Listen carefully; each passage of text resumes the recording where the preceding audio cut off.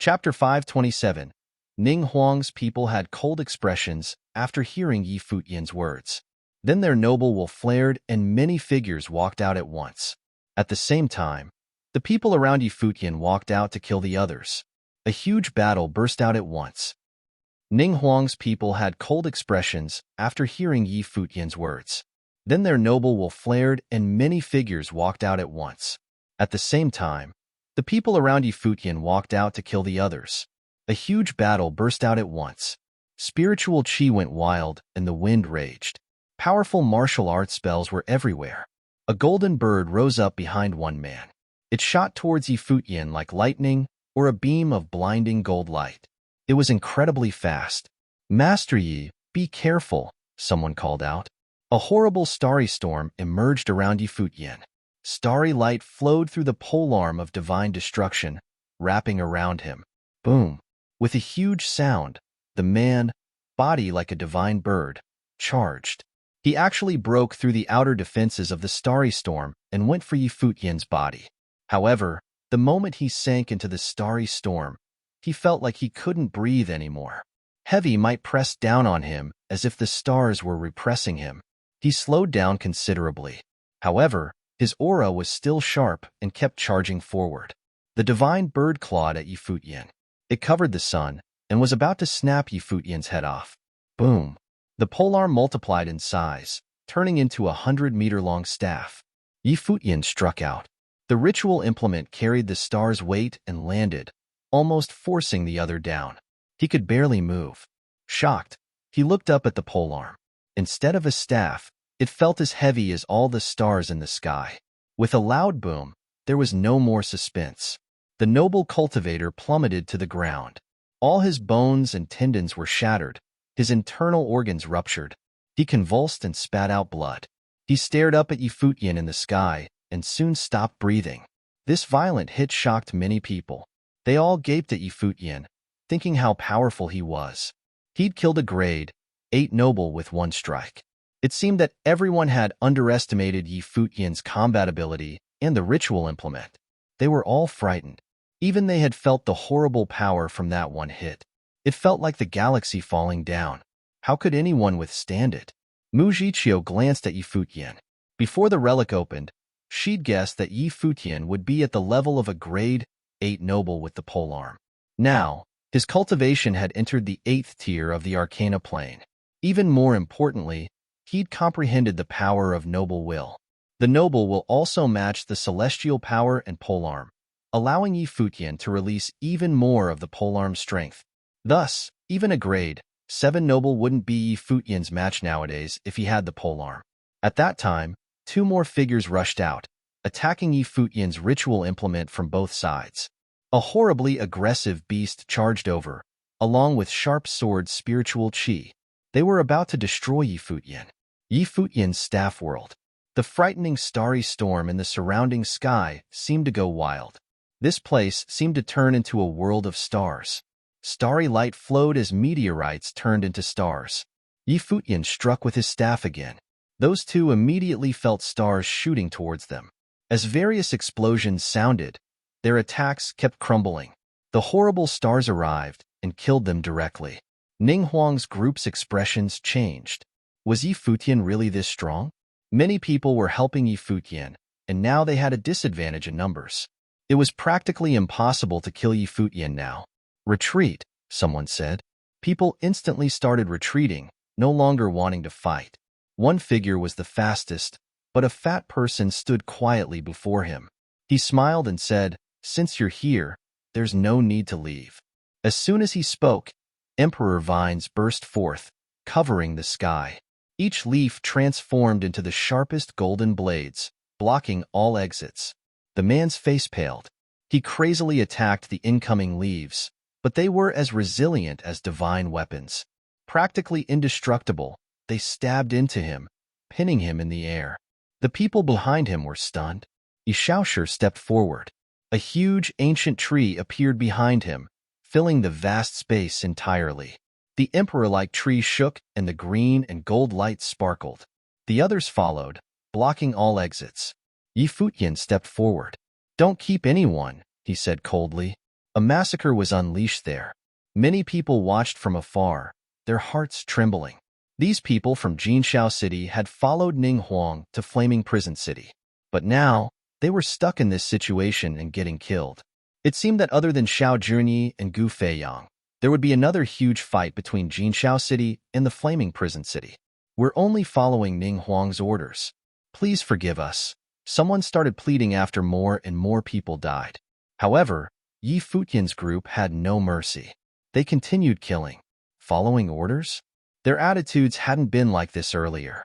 They thought they were with Ning Huang, so they could be arrogant.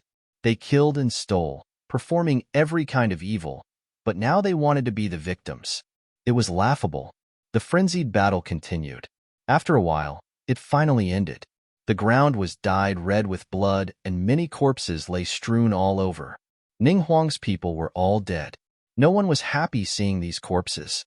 They deserved to be dead, but they were still Ning Huang's men. Once Jinxiao City received the news, they would most likely come for revenge. If Ning Huang and Imo Jun arrived, it wouldn't be this kind of ending. Brother Yi, you are talented and now have this kind of power. You won't be weaker than Ning Huang in the future. You should avoid the spotlight now, someone standing on the ground advised Yi Futian. Yes, stay alive to fight another day, someone added. They advised Yi Futian because they felt grateful. They didn't want him to die in Ning Huang's hands. This news will spread to Jinxiao City soon. Brother Yi, speed is important. Ning Huang's men took my friends, Yi Futian said. Everyone's faces darkened. Ning Huang's actions were extremely lowly, but if Yi Futian went now, it was basically suicide. Plus, many of the people who cultivated with us in the relic these past days may have died in the hands of Ning Huang's people, Yi Futian continued. Brother Yi, don't be impulsive. Someone felt something was wrong with Yi Futian's words. Would he really go to Jinxiao City? What difference was there from killing himself? The thousands of cultivators in Jinxiao City were enough to completely destroy Yi Futian even if Ning Huang wasn't there. Since you cultivate with me, can you all help me with something? Yi Futian asked everyone. Of course, someone said, nodding. I'm sure many people will watch when I go to Jinxiao City this time. I will enter the city myself. There's no need for you all to risk it with me. But can you all help me and seal the city? Yi Futian asked. Seal the city? Everyone's eyes hardened as their hearts trembled. Jinxiao City? Yes, Jinxiao City. Yi Futian nodded. Brother Yi, someone tried, looking at Yi Futian. However, Yi Futian waved his hand. I've already decided on a battle in Jinxiao City. What if you don't return? Everyone looked at him. He definitely wouldn't return from the city this time. Then I don't return. If I die, Ning Huang won't take his anger out on you all. At that time, you all can leave, Yi Futian said. If I live, then he will escape. Can you all kill those who run from the city? Crazy, everyone thought. Yi Futian actually said that the people of Jinxiao City would run away. All right, someone said, nodding. If that moment comes, we will definitely do it. Many people stood out. More and more wanted to join because they were affected by Yi Futian's charisma. If he dared to fight inside Jinxiao City, how could they be scared to seal the city? They would only be guarding outside. If Yi Futian really died within, they wouldn't be in any danger. Let's go, Yi Futian said. He stepped forward and the vast crowd immediately rose, marching towards Jinxiao City. In the Flaming Prison City, everyone was shaken when they heard that Yi Futian was heading towards Jinxiao City. They followed as well, so the crowd grew bigger and bigger. It formed a huge force. Other top prides also went forward to other cities. The news quickly shook the entire Holy Road. Yi Futian had stepped out of the relic and was heading towards Jinxiao City. After hearing this, Chu Shang and Bing Yi of the mortal world both felt that Ning Huang was too cruel. He'd actually forced Yi Futian to take this step. It seemed that even if he was so talented, Yi Futian would still die this time. They took a warship and hurried towards Jinxiao City. After the other forces received the news, the monstrously talented figures all set off with strong cultivators, heading for the city. Jinxiao City quickly became the focus of everyone's eyes. At this time, the huge crowd had already arrived outside the city. Yi Futian stood by the gates. There were many people in the city. Seeing Yi Futian, they sneered. Had he come to die? Yi Futian nodded at the crowd, and his people spread out. The disciples of the Starry School were there. There was only one entrance and exit of cities along the Holy Road. The other three directions were all places of nothingness. Thus, it was easy to seal the city with enough people. Many people spread out as if coming to watch. Gu Yunxi looked at Yi Futian, a bit worried. However, she knew that if Yi Futian had decided, it was impossible to change his mind. "Be careful," Gu Yunxi whispered. "Yes." Yi Futian nodded. Then he said, "Seventh senior brother, Yu Shang, Condor, follow me into the city." As soon as he spoke, he stepped out towards Jinshao City. Yi Shaoshi, Yu Shang, and the Black Wind Condor followed behind. The wind blew, and dust flew. Their backs seemed tragically heroic. Li Sun was inside the city, along with many strong cultivators. They sneered at this scene. He'd really come to die. Chapter 528.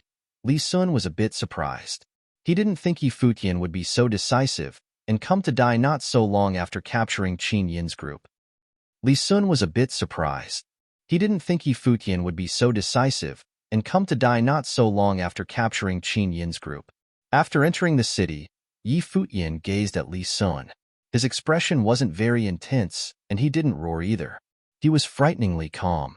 "I'm here," he said coolly. "Where are they?" "Brother Yi is indeed loyal.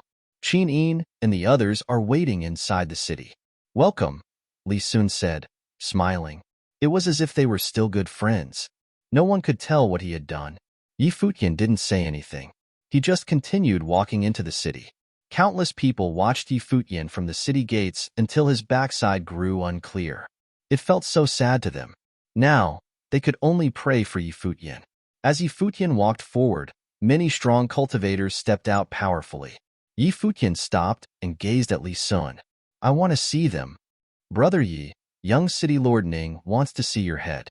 If he sees your head, Qin Yin and the others will be fine." Li Sun was still smiling. Since Yi Futian was inside Jinshao City, he wouldn't be able to live anymore. As for Qin Yin's group, Li Sun had never thought about releasing them so soon. In the near distance, the disciples of the Blazing Sun School arrived as well. They hovered in the air and stared coldly at Yi Futian's group. The son of the Starry School was extremely brilliant and had inherited the divine path. He was known to be unparalleled in the eastern region of the barren state. Was he going to die here on the Holy Road? "All here," Yi Futian muttered. It seemed that many of the people who wanted him dead were gathered in Jinshao City. The polearm of divine destruction appeared in his hand. Dazzling light spun around him and flowed into the ritual implement. Instantly, the polearm shone blindingly. A starry world formed in the surrounding sky.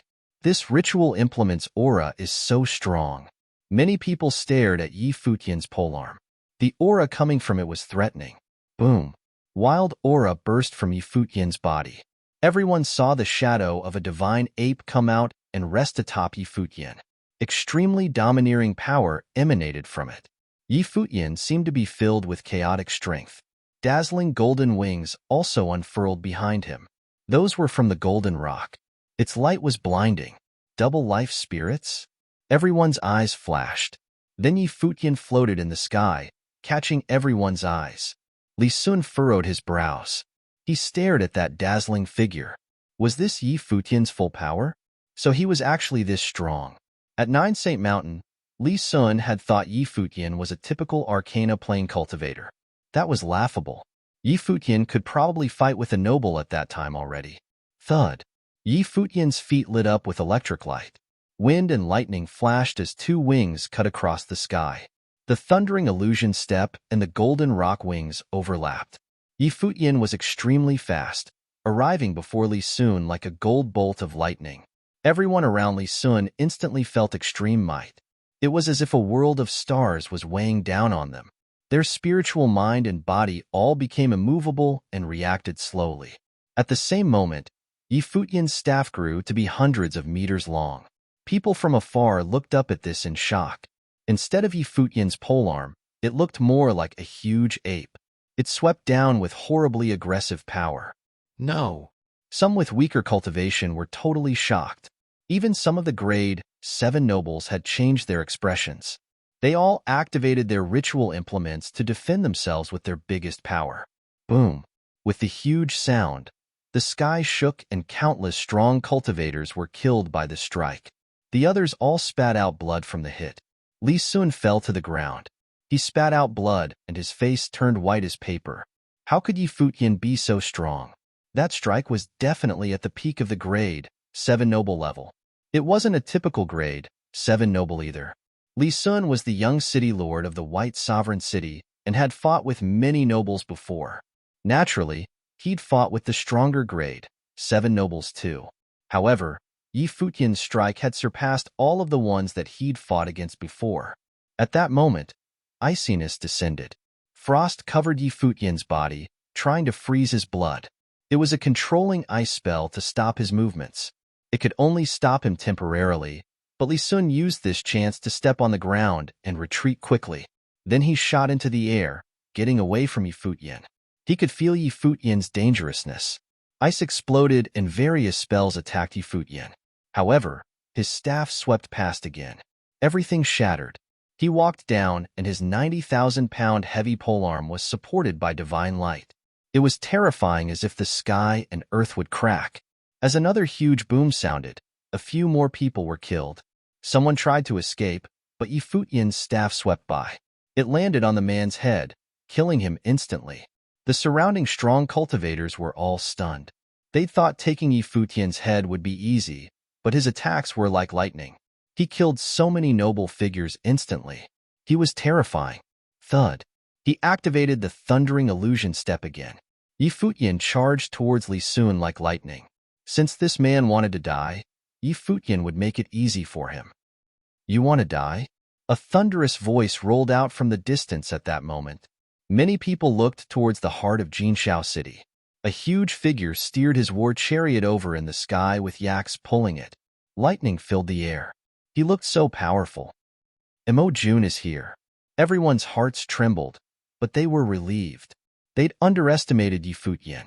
He'd suddenly attacked with such frightening combat ability and killed several nobles instantly. They all felt reassured after seeing Emo Jun now. Li Sun sucked in a deep breath. It felt like he just had his life saved. What kind of ritual implement was Yi Futian holding? Why was it so scary? The horribly aggressive yak pulled the war chariot.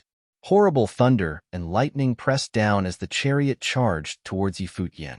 Yi Futian gripped his polearm tightly. A star appeared around him like a god of stars. The yak-pulled chariot crushed down and the star cracked. The figure coming from the sky seemed to be undefeatable. In that instant, Emo Jun arrived, crushing down. The yaks and chariot galloped past like an army of thousands of horses and soldiers. They could flatten everything. The star shattered, and Yi Futian twirled his polearm. He struck towards the sky, almost splitting the heavens. Boom! The extremely violent collision seemed to crack the sky. Yi Futian plummeted down, his arms shaking. The power contained in the hit must be terrifying. He'd comprehended noble will, but his cultivation plane was still in Tier 8 of the Arcana plane. He could fight a noble with his power or kill a grade 7 noble with his polearm and divine light. But Emo Jun wasn't a typical grade 7 noble. He was the most powerful and talented. He was unparalleled. Emo Jun continued walking down. A horrible image appeared in Yi Futian's mind. It felt like countless yak-pulled chariots brought thunder down on him. The sky and world cracked apart, shattering his will. This was how powerful Emo Jun's noble will was. Yi Futian's body flew. He struck down in the sky. The divine ape roared and thousands of staff shadows appeared. They fell upon the war chariot and everything crumbled. Hand it to me. At that moment, another figure came, shining brightly. It was Yi Shaoshi, who had released his Emperor Vine's life spirit. It swept forth towards Emo Jun. Yi Futian didn't say anything. He turned and started walking forward. Li Sun's expression changed. He turned and walked without hesitating at all. Yi Futian stepped forward. The strong cultivators in the city gathered in his direction. At that moment, a powerful noble released a spell. Without hesitating, Yi Futian stepped in the sky. He shot forward like lightning and brought his staff down to kill the other. The people on either side were amazed at this scene. The The person young city lord Ning wanted to kill was this powerful? Yi Futian continued. People still attacked him, but they all died. Of course, the majority didn't rush to attack. They just watched Yi Futian walk step by step. Yu Shang stood atop the black wind condor, following Yi Futian. No one paid attention to them. They thought that with the two's cultivation plane, they could be killed at any time. Yi Futian was extremely fast. People going towards Li Sun and the blazing sun school kept retreating. The wind whistled, and an elegant golden pavilion appeared before him. Above the throne in the sky, there was a figure wearing an elegant robe and drinking wine. It was Ning Huang. He was surrounded by a countless number of strong cultivators. Nobles gathered from all directions. Jinshao City's eyes were focused here. Ning Huang continued drinking with his head down. He didn't look at Yi Futian. He didn't actually know that Yi Futian had come out of the relic, nor did he care. He'd handed it all to Mo Jun and Li Sun to take care of. He didn't know until someone reported that Yi Futian had entered the city. Ning Huang was a bit surprised. Could Yi Futian really arrive before him? Mo Jun and his men couldn't take Yi Futian's head. They really were a group of failures. Yi Futian deserved to die, but Ning Huang didn't want to kill him with these methods. Li Sun and the Blazing Sun School had suggested it though, so he had no objections. Now, it was taking this much effort to kill someone like him. Yi Futian was even going to appear before him. This was unacceptable. Raising his cup of wine, Ning Huang drank it at once. Setting it down, he whispered, "Kill him." Ning Huang didn't even raise his head to look at Yi Futian. Since the youth was here, he could only die. He really didn't know to treasure his life. Chapter 529. Yi Futian was not looking at Ning Huang. He was looking at the ones captured nearby. Qin Yin, Xiaowuji, Xianyuan Beishan, and the others. Yi Futian was not looking at Ning Huang. He was looking at the ones captured nearby. Qin Yin, Xiaowuji, Xianyuan Beishan, and the others. "Don't do this, Mr. Yi," Qin Yin uttered as she sighed. When they were captured and be held hostage against Yi Futian, she had thought they were all certainly going to die. They were, after all, little more than squad mates in the same party with Yi Futian, probably casual friends at most. They had never thought Yi Futian would have actually bothered to show up. "We are in the same party. It's a given that no one gets left behind," Yi Futian said with a smile. The hearts of Qin Yin and the rest of the captives were filled with warmth even though they were rendered speechless. However, they dared not imagine being able to walk out of it all alive, given their current dire predicament. "How loyal of you indeed. Well, we shall send you all on your way then." Members of the Jin clan were among the ones holding Qin Yin and the rest captive, and it was obvious that they had submitted to Ning Huang. Everyone who wanted Yi Futian dead had gathered at Jinshao City. The mighty ones surrounding Yi Futian walked towards him. Thousands were seen in the vast space, and there were many more on their way. Most of those present were noble plain figures, and it was an utterly terrifying scene. Spiritual chi exploded in the skies. Sun God Sword, Ice Seal, Golden Palm, and a variety of other deadly skills and techniques lashed out against him as they seemed to have blocked out the sky altogether. All of them seemed to want to reduce him nothing in just one go. Yi Futian's polearm of divine destruction stood tall before him as starry storm whipped out above him. It was as if he was clad in stars all around him. He stepped forward as countless spells came for his head. The polearm lashed out in response, meeting the spells head-on, but it made it very difficult for him to move forward. He boosted himself with a variety of tricks, yet his own plane proved inadequate and his basics lacking, rendering him incapable of swatting everything out of his way simply by blasting out his spirit. That was something only the likes of Ning Huang, who was a mighty one who had reached a certain level, was capable of doing. Seeing Li Sun, whose body was thrown back by the retaliation, Li Qingyi glared at him, who was then in shambles with cold eyes, and asked, "Li Sun, do you realize that you look like a dog now?" Slap. Li Sun slapped Li Qingyi's face hard. There was no gentlenesses on his face anymore. Even the fake smiles were nowhere to be found. All there was left on his face was utter gloom and darkness. He was almost killed earlier by Yi Futian and had to endure Li Qingyi's shaming right after. A five-fingered mark was clear on her face, and blood spilled from the corner of her mouth. She, however, continued glaring at him with cold eyes as she spat. I have long thought that while you were an utter fake, you at least had some reputation back in White Sovereign City. From the looks of things now, I have clearly overestimated you. Your life is forever a lowly servant's. Li Qingyi, I have many underlings who had a thing for you. I'll give you up as a reward as soon as I get home. Li Sun spoke in a gloomy tone while Li Qingyi never took her cold eyes off him. She turned her gaze to Yi Futian shortly after and saw most of his defenses were wrecked one after another by countless spells. His life was hanging by a thread, and she worried for him. Yi Futian's polearm of divine destruction worked hard to tear down the attacks around him as if it was barely hanging there.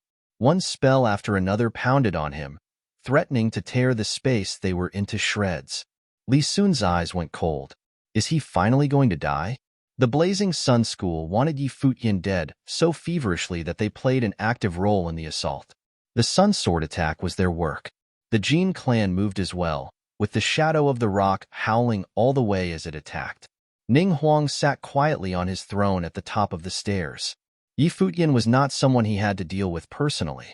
He had moved against the young man that day for the holy badge. Since Yi Futian no longer had a holy badge with him, there was simply no need for Ning Huang to do anything himself. Another burst of blinding light emerged from Yi Futian. As the attacks piled on him, a burst of violent energy seemed to have awakened within him, making his blood boil and strands of blinding light leak out from his body. Everyone present had troubled looks on their faces by then. Just what is with that light? But no matter what, all the attacks will end up killing him eventually, and Yi Futian's end is near. Yi Futian took up the polearm of divine destruction and took flight. Thousands of mirages of the weapon whipped out in astonishing brilliance, shaking both heaven and earth. Spells of all kinds were dispersed and shattered into oblivion, with one swing of the long weapon in his hand. What is happening?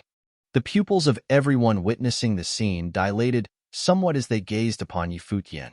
He simply stood there, covered by dazzling lights, as if he was clad with an aura of divinity. The air and bearing about him felt totally different and utterly peerless, like an emperor of sorts had descended upon mere mortals and demanded awe and worship from all. He stood right there, with the bearing of a king. The faces of Jin Yunlang and Chen Wang from the Chen clan went pale. The scene reminded them of what took place in the martial arts battlefield back then. Yi Futian had demonstrated combat capacity far beyond what those of his plane was capable of. So he had not used any secret arts, and something like this only happened right now? Just what had he done to make his powers enhanced? Seemingly without limit. Ning Huang, who was having a drink, seemed to have felt something and shifted his gaze to Yi Futian.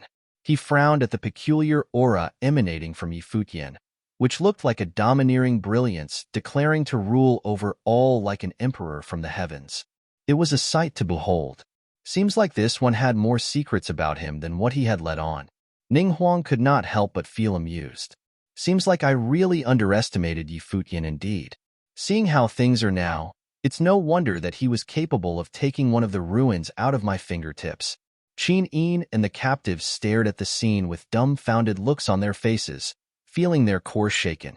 They clearly have had misunderstood Yi Futian, seeing him to be someone seeking refuge from them.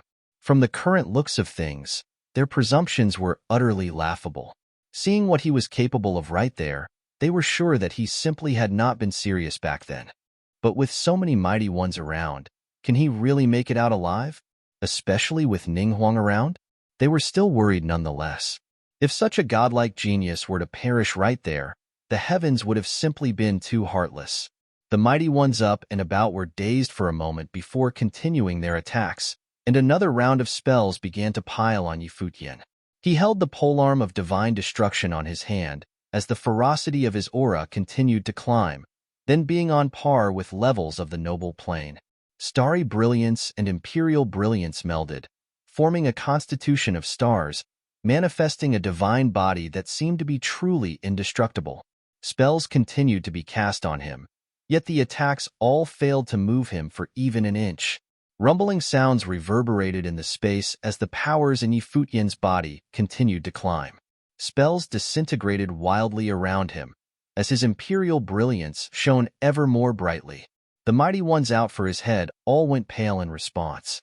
Golden feathers of the rock spirit gleamed. Futian stayed where he was and lifted his weapon to counter. A shadow of 1,000-meter-long shaft swept by, wiping out just about everything that stood in its way. Retreat. Many had a look of terror on their faces. How could he be so terrifying? The mighty ones at the Blazing Sun School all went practically colorless. At the very moment, Futian caught sight of them and went in their direction. Disperse. The mighty ones from the Blazing Sun School dispersed while looking terrified as they whipped out their sun swords. Futian swept a glance at them coldly, with will of emperors laced within his noble will. It was a terrifying thing to feel. All of the mighty ones from the Blazing Sun School felt as if they were shouldering a star on their bodies, making their movements dull, and their speeds reduced to sluggish lumbering. All of them looked at Futian with terrified eyes as he made their way to them. A sun glowed behind Futian, bright and utterly dazzling, blazing with undying fires. Another life spirit? Many were shaken to their cores. Just how many life spirits does this guy have? The ones from Blazing Sun School felt themselves trembling all over and little else, seeing endless fires dropping down from the top of the conjured sun, congealing into the divine sun furnace and shone directly onto their bodies, burning down everything. Chen Wang's body burned immediately. He shouted terrifyingly as he took notice of his body burning. No, spare me. Chen Wang's body remained burning with endless fires. He knelt, begging for mercy, while feeling the excruciating pain about as the fires danced on him. Futian's sun spirit flew out and turned into the true sun divine furnace, casting down on all the ones from the Blazing Sun School. The sun scripture. While they were terrified, they were nonetheless astonished. Just when did Futian learn the pinnacle art of our school? This is impossible. While he is indeed the son of Starry School, not even Chen Yuan knew of the sun scripture, let alone comprehending noble will with that. Unless, the martial arts battlefield, the lineage of the saint. Little did they know that Futian's sun scripture was taught to him personally by their own headmaster. Futian did not entertain their utter fear and begs for mercy. One body burned to ashes after another in despair under the divine fire of the sun. The sages of the Blazing Sun School was cruel enough to want him dead, and it was Headmaster Chen Yuan's declaration of his death that enabled him to escape, for fear of him being made a target in the future by the Blazing Sun School. He had come all the way to the Holy Roads and did not bother messing with them in the first place. They still wanted him dead. Nonetheless, there was simply one thing left to do with them: kill them all. The attacks around him never ceased. But as he had protection from the constitution of the stars, the attacks were rendered completely ineffective to him, as if he was a truly invincible being. Futian had been horrifyingly powerful even before. With his other secret art unleashed now, he became an even more fearsome being. What he had demonstrated at the moment probably enabled to him to truly fight toe-to-toe with Ning Huang. Li Qingyi, Qin Yin, and the others continued to stare blankly at him. That utterly imposing figure struck fear into the hearts of everyone present. Futian turned around and looked at the captives. The ones holding the captives were thoroughly frightened. The mighty ones from the Jin clan shook. It seemed that what happened to the ones from the Blazing Sun School was about to befall them soon. Divine beams of flame shot out from his eyes, imposing his noble will on all those holding the captives. They felt their own will burned in an instant. Those of lesser training shrieked in terror, as feeling one's own will being burned was not a pleasant thing. Even those of grade 7 noble plane struggled to resist Futian's fearsome noble will. At the very same instant, a domineering demonic bird of prey struck from behind at blinding speeds. The demon bird lashed out with its claws, tearing one body after another apart. Chapter 530. The demon bird killed several people before swooping about, flapping its giant swings, separating the captives and the ones serving Ning Huang. The demon bird killed several people before swooping about, flapping its giant swings, separating the captives and the ones serving Ning Huang. The captives knew immediately what to do next. They leaped into the air and landed onto the demon bird's back. The bird turned around and left immediately. It shot up and rose to a height of more than 1,000 meters with one flap of its wings. Many cast their gaze at the bird and immediately felt the domineering bearing about it. The prideful bird's eye turned to look at all of them, and none dared to make any move against it. It was exacerbated by the fact that Futian was still around down there. Ning Huang spared a glance at the demon bird and thought it to be a truly unique being as well. That darn beast had actually worked with Futian and saved them all. He, however, did not care anything about it, for Qin Yin and the rest served no purpose to him. It was the idea of those working for him, and he simply delegated the task to said people. It did not matter one bit to him whether Qin Yin and the rest ended up dead or alive. What piqued Ning Huang's interests at the moment was the dazzling and seemingly peerless Futian. He knew that if he remained where he was, there was no one working for him who would have been able to get out of this deadlock with Futian. Top-class figures were incredibly rare. Proud sons and daughters of all sorts walked the Dawn Road, and only a handful were of such caliber. Those who reigned supreme on the Dawn Road were all fearsome figures capable of taking down an army of 10,000 on their own. And it seems that Futian is now one of those figures. Before Futian was able to unleash his full power, he was limited by his plane, and as such, he was not anywhere near being top class.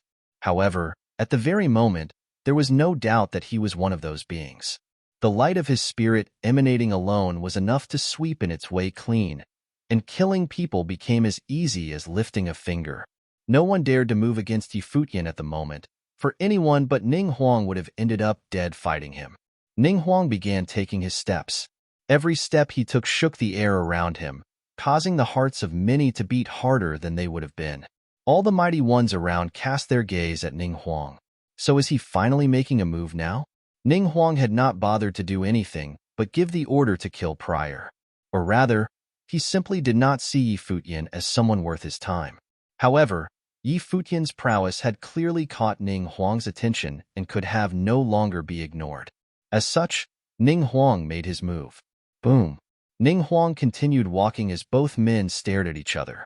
While they were quite far away from each other, the step nonetheless weighed on Futian's chest, making his heart beating harder than it would have. Futian pointed at the polearm of divine destruction and was surrounded by starry brilliance as he locked his eyes at Ning Huang, who was walking in his direction. Futian wanted to experience for himself the power of the one who was lauded to be the supreme mighty one on the Dawn Road. Boom! The stars around Futian's body shook and cracked. A peculiar feeling welled up in his head. The step that Ning Huang had taken seemed to be a giant beast stepping on his chest, so heavy that it would have been enough to literally crush one's heart. Such was the testament to the pressure Ning Huang exuded. The broken constitution of stars returned to normal. Seeing Ning Huang continue to walk, Futian unleashed a terrifying ray of the sun's fires, as if the divine sun furnace was shining directly on Ning Huang's body. Even if this secret art is something that let your powers enhance to such levels, you are still far from being my match, Ning Huang commented coldly. Dazzling lights burst, and an infinitely divine-looking demonic beast appeared behind him. The beast had a dragon's head and a lion's body. Golden scales gleamed on its gigantic body, and every scale seemed to be the most sturdy armor plate that could have been made. The roar of the giant beast made it seem like a divine beast had descended upon them, demanding mortals to bow to it in reverence. A Qilin. Futian's eyes were fixed on the spirit that just appeared. The giant, golden-scaled body was bathed in fearsome, gleaming fires. Its imposing figure spoke volumes of divine will. The large irises of its eyes swept around, seemingly to be an act to have all before it to yield. Futian finally understood why Ning Huang's steps were able to suffocate those around him as if a terrifying beast of war had just walked over them. When Futian looked at Ning Huang's eyes, he was able to feel the might of a Qilin, the mighty beast of war, right inside them. The pressure the eyes exuded weighed heavily on his will. Ning Huang kept walking in his direction. Even if Ning Huang himself had no intentions of doing any harm to those around him, those nearby still felt thoroughly intimidated and shaken nonetheless. Futian fixed his gaze on Ning Huang without any intention of running away. There were the divine ape and the rock in his eyes, squaring off at the Qilin in an equally fearsome manner, standing their ground and budging not even an inch. When Ning Huang took his next step, Futian swept with his polearm. "I don't care how fearsome you look or feel, I'm going to swat you like a fly." The terrifying buildup of pressure disintegrated immediately. The strike went straight for Ning Huang as if countless stars were falling onto him. Ning Huang shouted coldly, and the Qilin, the beast of war, took off.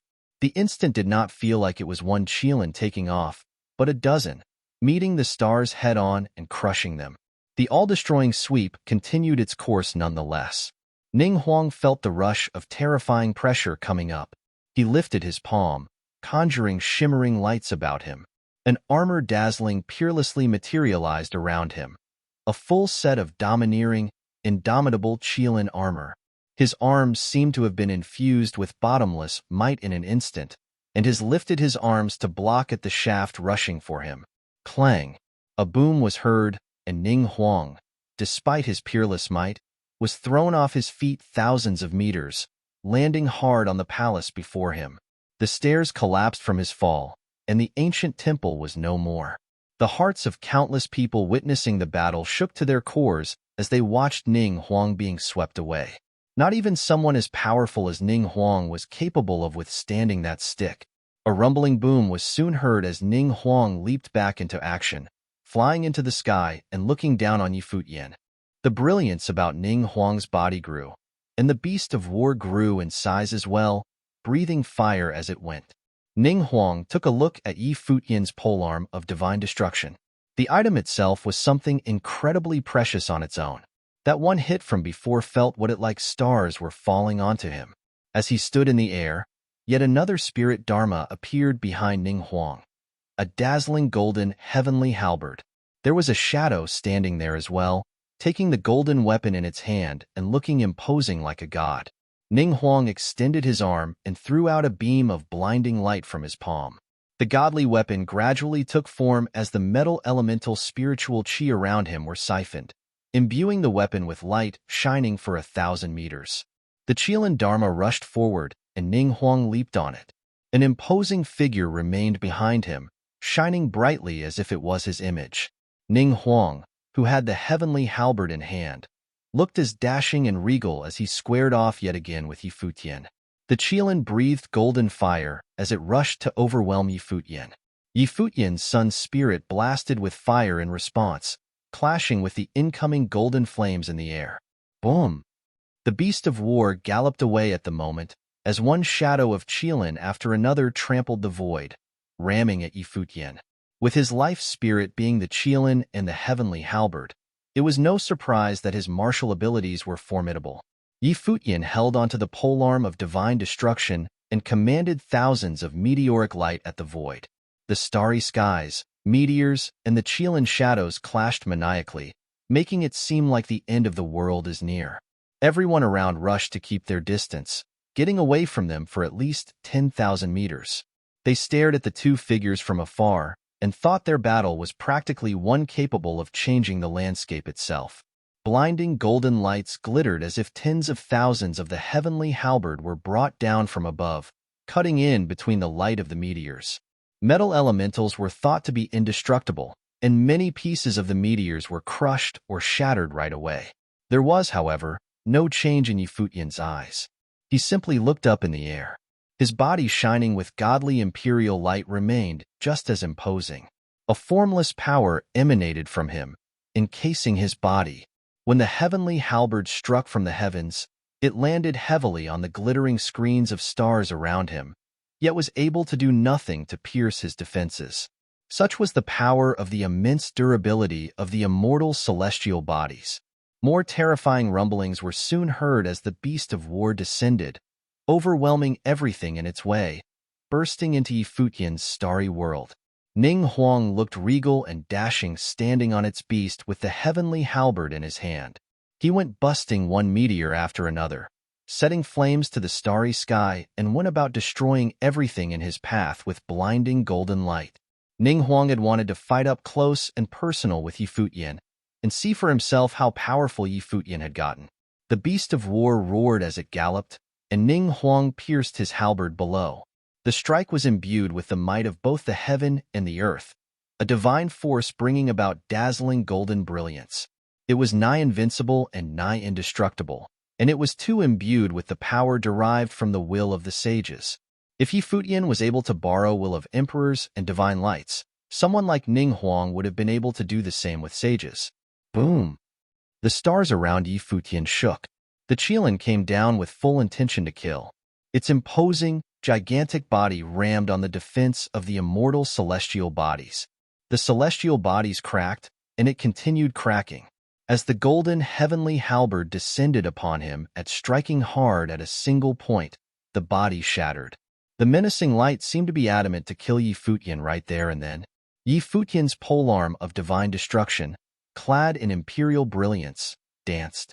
Countless beams of light seeped within, and he went on to lift it up high against the charging Ning Huang, then bringing the weapon down with earth-shattering force. As both weapons clashed, incredibly dazzling lights burst. The beast took Ning Huang's body around and galloped around Futian, aiming to strike at his flank, attempting to catch Futian in a pincer attack of sorts. Divine fire of the sun on top of Futian shone with blinding light, encasing his body with the divine sun furnace, dispelling the looming death upon him. It locked the front of his body tight as he took steps in the air. Seeing Ning Huang's halberd come yet again, with thousands of lights from the weapon congealed into one point and intending to burst with heaven-splitting force, his polearm of divine destruction split into thousands of images as they swept about. Boom! One rumbling roar was heard, as the light of the heavenly halberd was completely shattered. Ning Huang was thrown into the air again as the two weapons clashed. "Now I'll see how many hits can you take," Futian said as his aura grew increasingly power. He leaped forward, roaring with the might of the heavens and the earth, imposing his will on all. Chapter 531. Outside Jinxiao City, countless experts from the Dawn Road gathered and stood outside the gates, looking in the direction of the city. Many of the elites had also arrived. Bing Yi and Chu Shang from the mortal world on the air warship, Yin Jiao from the Sword Saint Villa, Xia Ho from the Xia clan, Nan Hao's group from the Nantian House, and Yuan Zhan from Mount Taixing. They all stood in different directions, not knowing exactly what was happening in Jinxiao City. Outside Jinxiao City, countless experts from the Dawn Road gathered and stood outside the gates, looking in the direction of the city. Many of the elites had also arrived. Bing Yi and Chu Shang from the mortal world on the air warship, Yin Jiao from the Sword Saint Villa, Xia Ho from the Xia clan, Nan Hao's group from the Nantian House, and Yuan Zhan from Mount Taixing. They all stood in different directions, not knowing exactly what was happening in Jinxiao City. They had heard that Futian had only brought 2 people and a demonic beast with him into the city and gone all the way into the center of the city. Those guarding Jinxiao City had not returned yet. Could it be that the battle was still not over? Nan Hao from the Nantian House had an interested expression. Ning Huang was from the Ning clan. Although the Ning clan was not an elite clan and was already on the decline, there was a fearsome elder who had risen up in the current Ning clan. He was an extremely authoritative figure in the Holy Ji Palace, even though normal people might not know this. But as a person from the Nantian House, he naturally knew all this. That person in the Holy Ji Palace had high expectations for Ning Huang, and entering the Holy Road was merely a formality for Ning Huang. In reality, he had entry to the Holy Ji Palace to cultivate since a long time ago, and that person had taught Ning Huang a lot. He should be expecting Ning Huang's performance in the Holy Road to be the most outstanding and enter the Holy Ji Palace brilliantly. Knowing Ning Huang's personality, he probably had not bothered to understand Futian.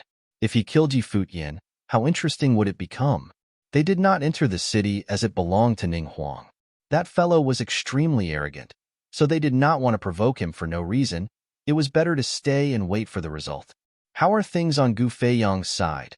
At that moment, Nin Hao looked towards the rest and asked.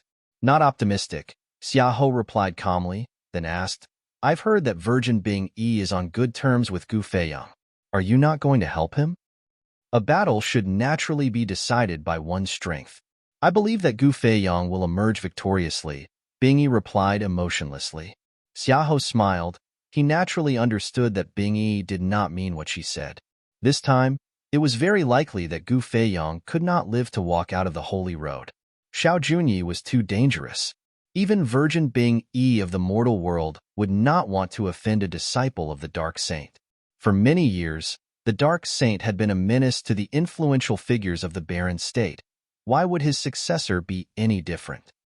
Presently, in Jinshao City, Ning Huang was struck back once again. The countless figures watching in the huge area were stunned. Yi Futian's rod skills were too overbearing, and his aura was becoming even stronger as it accumulated. The crowd had a ludicrous thought. Could it be that Ning Huang was going to meet his demise here? Ning Huang's expression became exceedingly serious. Through the 2 times they clashed, he could feel how strong Yi Futian was. He stood up straight, his battle beast Kirin returning to his back, converting back to its life spirit form and merging with his body, since the life spirit alone was unable to even get near Yi Futian. The armor he was wearing appeared to be burning, with rays enveloping his body. Ning Huang stood above the heavens, the halberd in his hand aimed at Yi Futian. In an instant, a tremendous amount of strength entered the heavenly halberd. The flame and metal element spiritual qi in the air gathered towards it, and the light emitted by the halberd became even more terrifying than before. Is Ning Huang finally going to use his secret move? The crowd was startled. Although the majority of those following Ning Huang did not come from strong clans, there was a small group of them who were of superior origin. There were a few among them who knew that Ning Huang had learned an imposing halberd skill. It was his strongest move, the god-slaying halberd. It was a skill known for its overwhelming offensive ability, claiming that the halberd could eliminate everything in front of it, even if it was a god. Yi Futian's rod skills were evidently also a super offensive ability. Ning Huang had no choice but to use his strongest move to face him in battle. Previously, nobody treated Yi Futian seriously, and they did not expect that he could force Ning Huang to such an extent. Nobody knew that he would be a one-man army after revealing his true strength. This kind of person was too scary, especially when he only showed an Arcana Planes cultivation level usually. The current Ning Huang was dominant and unparalleled. The god-slaying halberd's strength was unmatched, each stroke containing extraordinary offensive ability and extremely hard to master. Yi Futian had asked him how many strikes of the rod he could withstand. He wanted to know the answer too. Yi Futian's body flew and gathered force as he struck towards Ning Huang yet again. The polearm of divine destruction was like a raging dragon, and even Ning Huang had to acknowledge its strength. However, the heavenly halberd in his hand did not budge an inch as he took a step forward, the air shaking under their force, as though attempting to trample Yi Futian's confidence. The heavenly halberd pierced forward. At that moment, it was like Ning Huang, the battle beast Qilin, and the heavenly halberd had combined into one with the heavens. A remarkably brilliant giant halberd that could match the polearm of divine destruction's shadow and strength appeared in the heavens. An invisible wave crashed down, and the space between the two of them was crushed. The people watching from a distance felt a feeling of asphyxiation. The halberd strike was unbelievably tyrannical, killing all enemies in its path. The god-suppressing strike, as the halberd struck, it suppressed the polearm of divine destruction. The huge crowd watched as the polearm of divine destruction and the heavenly halberd clashed. They were shocked by it. They were too strong. It was hard to imagine that it was a battle between a lower noble plane and arcana plane cultivator. When the polearm of divine destruction clashed with the heavenly halberd, they felt as though their hearts would be crushed under the pressure, and an invisible might cause them to feel suffocated. An extremely frenzied aura erupted from both people, and they retreated thereafter. Yi Futian's will of the emperor remained overbearing, the polearm of divine destruction wielded in his hands, golden clouds following along. Yi Futian acted as though the halberd strike had not affected him, continuing to accumulate might for his next blow. Ning Huang stared at the front, the heavenly halberd pointing towards the sky. He took another step forward, the halberd aiming towards Yi Futian. In an instant, a myriad of golden flames flew forward alongside the heavenly halberd. Yi Futian's starry defense was penetrated at the places that the golden flames passed and shattered to pieces. As the heavenly halberd landed, tens of thousands of golden flames descended as well. This was the god's burial skill from the god-slaying halberd. Yi Futian's polearm of divine destruction roared and struck out, creating a brilliant light veil, striking the air and with an ear-shattering sound. The golden flames flew backward, and at the same time, the heavenly halberd landed on the light veil, and Ning Huang retreated again. The god's burial skill was even less of a threat to Yi Futian than the god's suppressing strike. At that moment, Ning Huang's body disappeared, and after-images appeared in the heavens. In the air, countless Ning Huang shadows and heavenly halberd silhouettes appeared, eventually combining into one and dashing forward. This was an extremely powerful technique from the god-slaying halberd, the god execution strike. At that moment, Yi Futian felt a strong threat incoming. He closed his eyes, the will of the emperor shining brightly around his body, as though entering a state of enlightenment. His senses were heightened, and he could catch a glimpse of Ning Huang's figure. Tens of thousands of shadows had combined into one, strongest Ning Huang. His memory brought him back to the mountain behind Qingzhou Academy, where the snow ape had shown him the 9 heavenly attacks, each strike resonating with a corresponding cultivation level, the 5th strike likely to resonate with the noble plane. The divine ape growled and merged with him. An immeasurable might gathered in an instant. It was a noble will that formed in an instant and resonated with the heavens. Yi Futian's body moved, stepping forward, and the polearm of divine destruction sweeping forward. When the strike landed, the crowd felt as though there was a colossal divine ape howling and trying to crush everything beneath its feet. The halberd's shadow arrived, and the polearm of divine destruction cleaved forward at the same time. A piercing light burst forth, and the crowd saw Ning Huang's body turn into a flash of golden lightning, crashing heavily into a distant palace. The entire palace collapsed, and Ning Huang shot right through it, his feet dragging along the ground. The heavenly halberd pierced the ground vigorously and created a rift in the ground. Only after that did Ning Huang stop moving backward. His head was lowered, blood streamed from his mouth, and nobody could see his expression. When they looked at Yi Futian, his body was still standing steadily in the air with the glow of the will of the emperor and an aura of arrogance. Defeated. Ning Huang was actually defeated in his strongest form. The crowd was appalled. Although the polearm of divine destruction was very strong, Ning Huang's heavenly halberd was also a powerful ritual implement that had resonance with him. When they saw Ning Huang's final blow, many of them had thought that Yi Futian would be in trouble, but eventually, the loser was Ning Huang. Nobody dared to imagine that when Ning Huang wanted to deal with an Arcana Plane cultivator, he would end up being defeated by that cultivator. This was a huge shock to them. Yi Futian basked in the emperor's glow and stepped forward. Ning Huang's head was still lowered. Nobody could understand how he felt right now. He had come to the holy road to be first, to plunder the most holy badges. He wanted to restore the glory of the Ning clan. This was also the expectation that the Holy Ji Palace's elder had for him. However, he had been defeated in battle today, to an insignificant character. Countless people stared at Yi Futian's figure, and those in the air around him did not dare to act rashly. Li Qingyi's eyes were red. He had won. Yi Futian had actually defeated Ning Huang. This was inconceivable. She could not believe that it was real. Who could have imagined that the handsome teen who had appeared on Mount Joxian could actually go so far? Beside her, Li Sun did not dare to imagine it as well. He was dumbstruck, but after the shock came the horror. If Ning Huang were to die, he could not possibly live. Out of all the people here, he would be first on Yi Futian's list. He was extremely regretful, but it was not the time for regrets. He wanted to live. His palms suddenly stretched forward and gripped Li Qingyi by the throat. Li Sun took out a dagger and pointed it towards Li Qingyi's throat and shouted to Yi Futian, "Stop!" Li Qingyi was stunned, a furious expression appearing on her face. Yi Futian's footsteps stopped, and he looked mercilessly at Li Sun. Li Sun had been correct. The first person Yi Futian had wanted to kill was indeed him. "She is your sister." Yi Futian's voice was frigid. "I have never treated her like my sister. She's just the daughter of a lowly maid.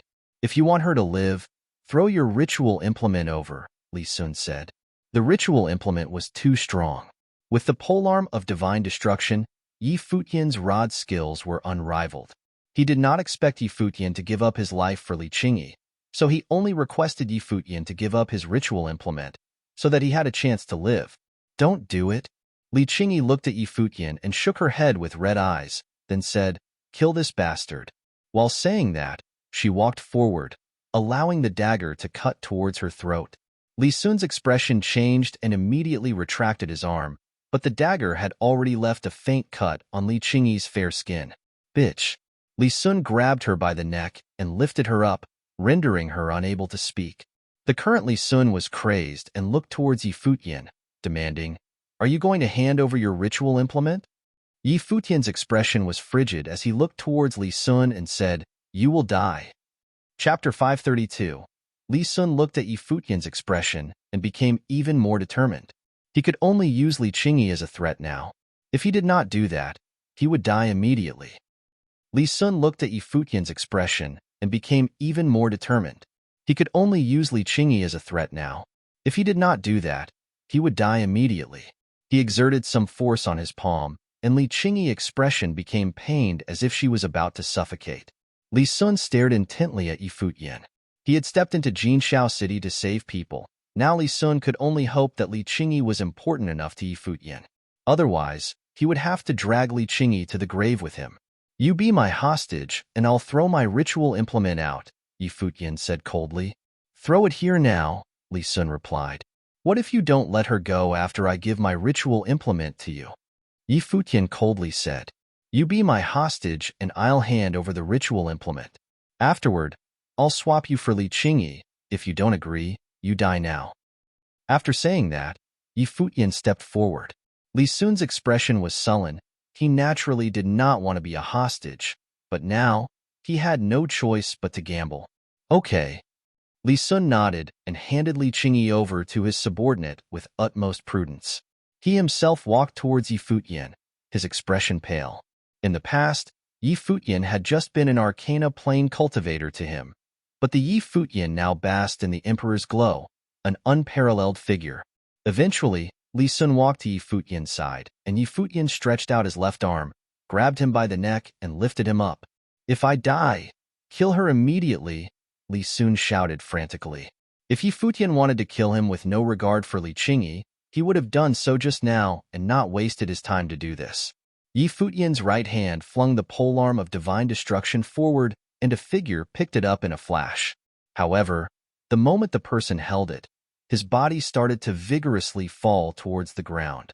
With a bang, the polearm of divine destruction nearly crushed his body and the noble might on his body erupted. Only then did he barely held on to the polearm of divine destruction. It was that heavy? Many people were stunned. "Take it away," Li Sun said. He wanted the polearm of divine destruction to weaken Yi Futian's strength and grasp a chance for survival. The person dragged the polearm of divine destruction and started to walk further away, but Ning Huang stopped him, grabbed the polearm of divine destruction, and started to scrutinize the ritual implement.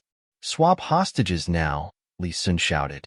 He was afraid that Ning Huang would give the order to kill Li Qingyi. He knew that Ning Huang did not care about his life. "Swap hostages now." Yi Futian stared at the other person and released his grip on Li Sun. The other person similarly let go of Li Qingyi, and both of them started walking to the other side.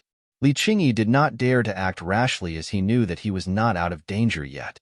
If Yi Futian wanted to kill him with his noble will, he could not escape death. Li Sun sped up all of a sudden and escaped far away. Yi Futian stepped forward at the same time, the thundering illusion step descending beside Li Qingyi in an instant. Li Qingyi looked towards Yi Futian, her head lowered and tears in her eyes. Why was he willing to swap for her?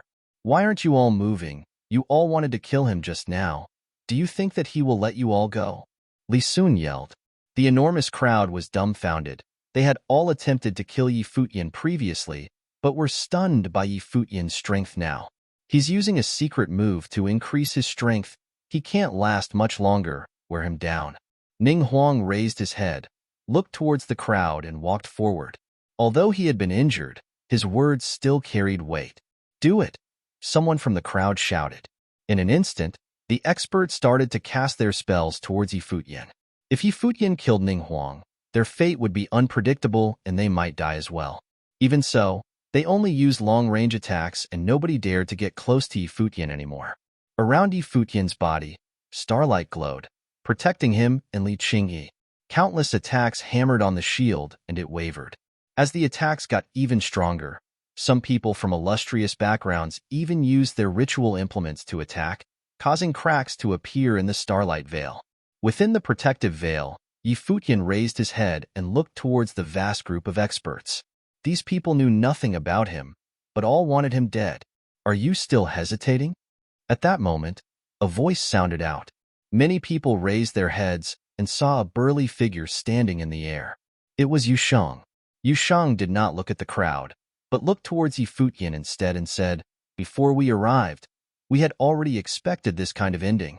When they helped Ning Huang to kill the people of the flaming prison city, they had no mercy. They never had any mercy towards killing you." Only Yusheng understood Futian the best. Before entering the city, Futian was furious and asked people to guard the exits and kill anyone who attempted to escape. However, when he saw the number of people who wanted to kill him, Futian still hesitated.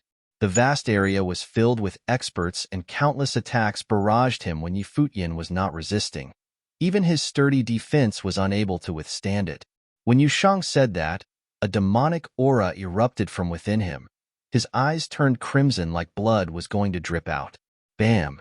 His demon-like wings spread open, and he was covered in demon might from head to toe, as though possessed by a demon. Behind him, an enormous demon shadow appeared behind him. "Yusheng," Futian mumbled. On the Sky Mountain, Yusheng had demonized and rampaged once to save him. Was he going to do the same now? Yusheng likely knew that his emperor's will did not have much time left. Perhaps the Arhat was right back then when he said that I'm destined to have blood on my hands. Those who attempt to kill you, even if there are millions of them, I will kill them all. Yusheng's voice was ice-cold, like a demon lord. Many people's hearts trembled. Even if there were millions of them, he would kill them all. They saw Yusheng move, his demon-like wings flapping and spikes appearing on his terrifying dark golden armor, turning into frightening spears. He drew the spears with both hands and rushed towards two people at breakneck speed. The two people felt like a demon was trying to invade their head and making them kneel, the pressure making them unable to move. With a squish, the spears impaled their heads, and as Yusheng flew past them, the two corpses fell towards the ground. Thump, thump. Many people's hearts thumped as they saw Yusheng gliding across the air with his demon wings. Wherever he passed, people dropped like flies. How could this be? Li Sun, who thought that he had escaped a crisis, stared intensely at the scene. It was groundbreaking enough for one arcana plane to reach the level of an elite genius. But now, there were two? "Surround and kill him," someone yelled furiously. Many people reacted and started to surround Yusheng. However, Yusheng's speed became even faster. Under the possession of the demon, he allowed the attacks to land on his body like he did not feel anything. He descended in front of an expert, and a battle axe appeared in his hand. He cleaved the person as though he was a log and continued forward. Bam, bam, bam. In the air, there were people falling continuously, all killed by Yusheng. It was as though he was making good of his word to kill millions of them. Seeing countless spells flying towards Yusheng, Futian felt pained. Although Yusheng's defense was strong, it was impossible for him to not feel pain. But even so, that was Yusheng. He understood that Yusheng did not have a ritual implement like the polearm of divine destruction and could not kill that many people. He was inciting him to step in. He naturally understood as well that Yusheng was not stupid. He saw things more clearly than anyone else. Suddenly, Futian smiled, but his smile was desolate. He had thought of two people all of a sudden, Donghuang the Great and Emperor Yiqing. Back then, the two brothers had traveled the world. He wondered what experiences they went through to create such a magnificent piece like the ukiyo. The piece attempted to trample the heavens and become the ruler of the world. Futian sat with his knees crossed, surrounded by a brilliant glow. His Guqin spirit appeared in front of him, causing the crowd's attention to focus on him again. He still had another life spirit? Futian held the Guqin, and pleasing melodies started to play from the Guqin. Futian's aura changed yet again. Although the emperor's will was circulating around his body, he appeared to be cut off from the rest of the world, as though superior to all of them. Strong imagery brought everyone else into it, from calmness to passion, and onwards to attempting to trample the heavens and reach the peak. Rays of the Emperor Will's glow started to rise up, the golden light enveloping the entire area as the Guqin melody reached every corner of the battlefield. In an instant, many people felt as though the area was changing. The spiritual qi became more apparent and landed from the air, merging into the Guqin melody. Ning Huang's expression froze. He had seen a radical scene. The spiritual qi in the heavens appeared to be controlled by the Guqin melody, accompanying the light of the Emperor's will, resonating with Yi Futian's will. The Guqin melody was influencing the spiritual qi in the area. At that moment, around Yushang, a group of people was casting spells to attack him. But before they were able to finish the spell, it had already dissipated into nothingness. Their spiritual energy was unable to control the spiritual qi in the air, causing them to be unable to cast their spells. They were flabbergasted and looked downwards at Yi Futian. The Emperor's light was shining radiantly and golden fatal entanglement vines were forming at their feet, coiling around their bodies. Thereafter, golden blades pierced their bodies, nailing them in the air. There were people being coiled in succession, and they were terrified. How could this happen? What Guqin spell was that? When the Yukio sounds, no spell can exist. Ning Huang stared blankly at the situation. In the skies, all spells were forbidden. The only person who could cast spells was Yi Futian. In the vast area, everyone's life was under his control. Even Qin Yin's group, who was a distance away, were petrified. They shivered uncontrollably, looking at Yi Futian playing the Guqin. It was as though it was just a dream. Everything was too surreal. In the skies, the experts were being hunted rapidly, but Yi Futian was not affected at all. His aura was remarkable, and the Guqin melody was like a god's piece, not meant to appear in the human's world. The feeling was indescribable. No. In the air, when Li Sun's body was coiled, he let out a blood-curdling scream, but the golden blades pierced his body one by one like a harsh punishment, slowly draining him of life. Li Sun felt pain beyond belief and looked towards the figure below.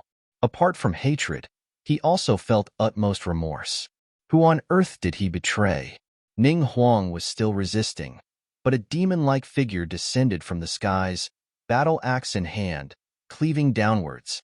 Blood trickled from between Ning Huang's brows. He stared at the figure in front of him and said, "My death is not undeserved." He had finally understood before he died what kind of figure the person he had tried to kill off casually was. Yushang's palm gripped his head and ripped it off. Then he turned around and walked into the air. The demons might rampaging. Yushang said mercilessly, "If word of what happened today spreads, I will kill you." Qin Yin's group heard Yushang's words and were startled. They naturally understood that those words were meant for them. The usually silent, burly teen was now a demon. Yushang flew towards the outside of the city, and he saw Yi Shaoshi still battling with Imo Jun. He cleaved Imo Jun with one wave of his axe. Outside Jinxiao City, there were countless people. At that moment, a distance away, demonic aura was brimming. A demonic might flew rapidly towards them, and everyone's gazes turned towards that direction. Next, they saw a scene that they would never forget. Yushang's body landed on the city's gate, and he placed Ning Huang's head there.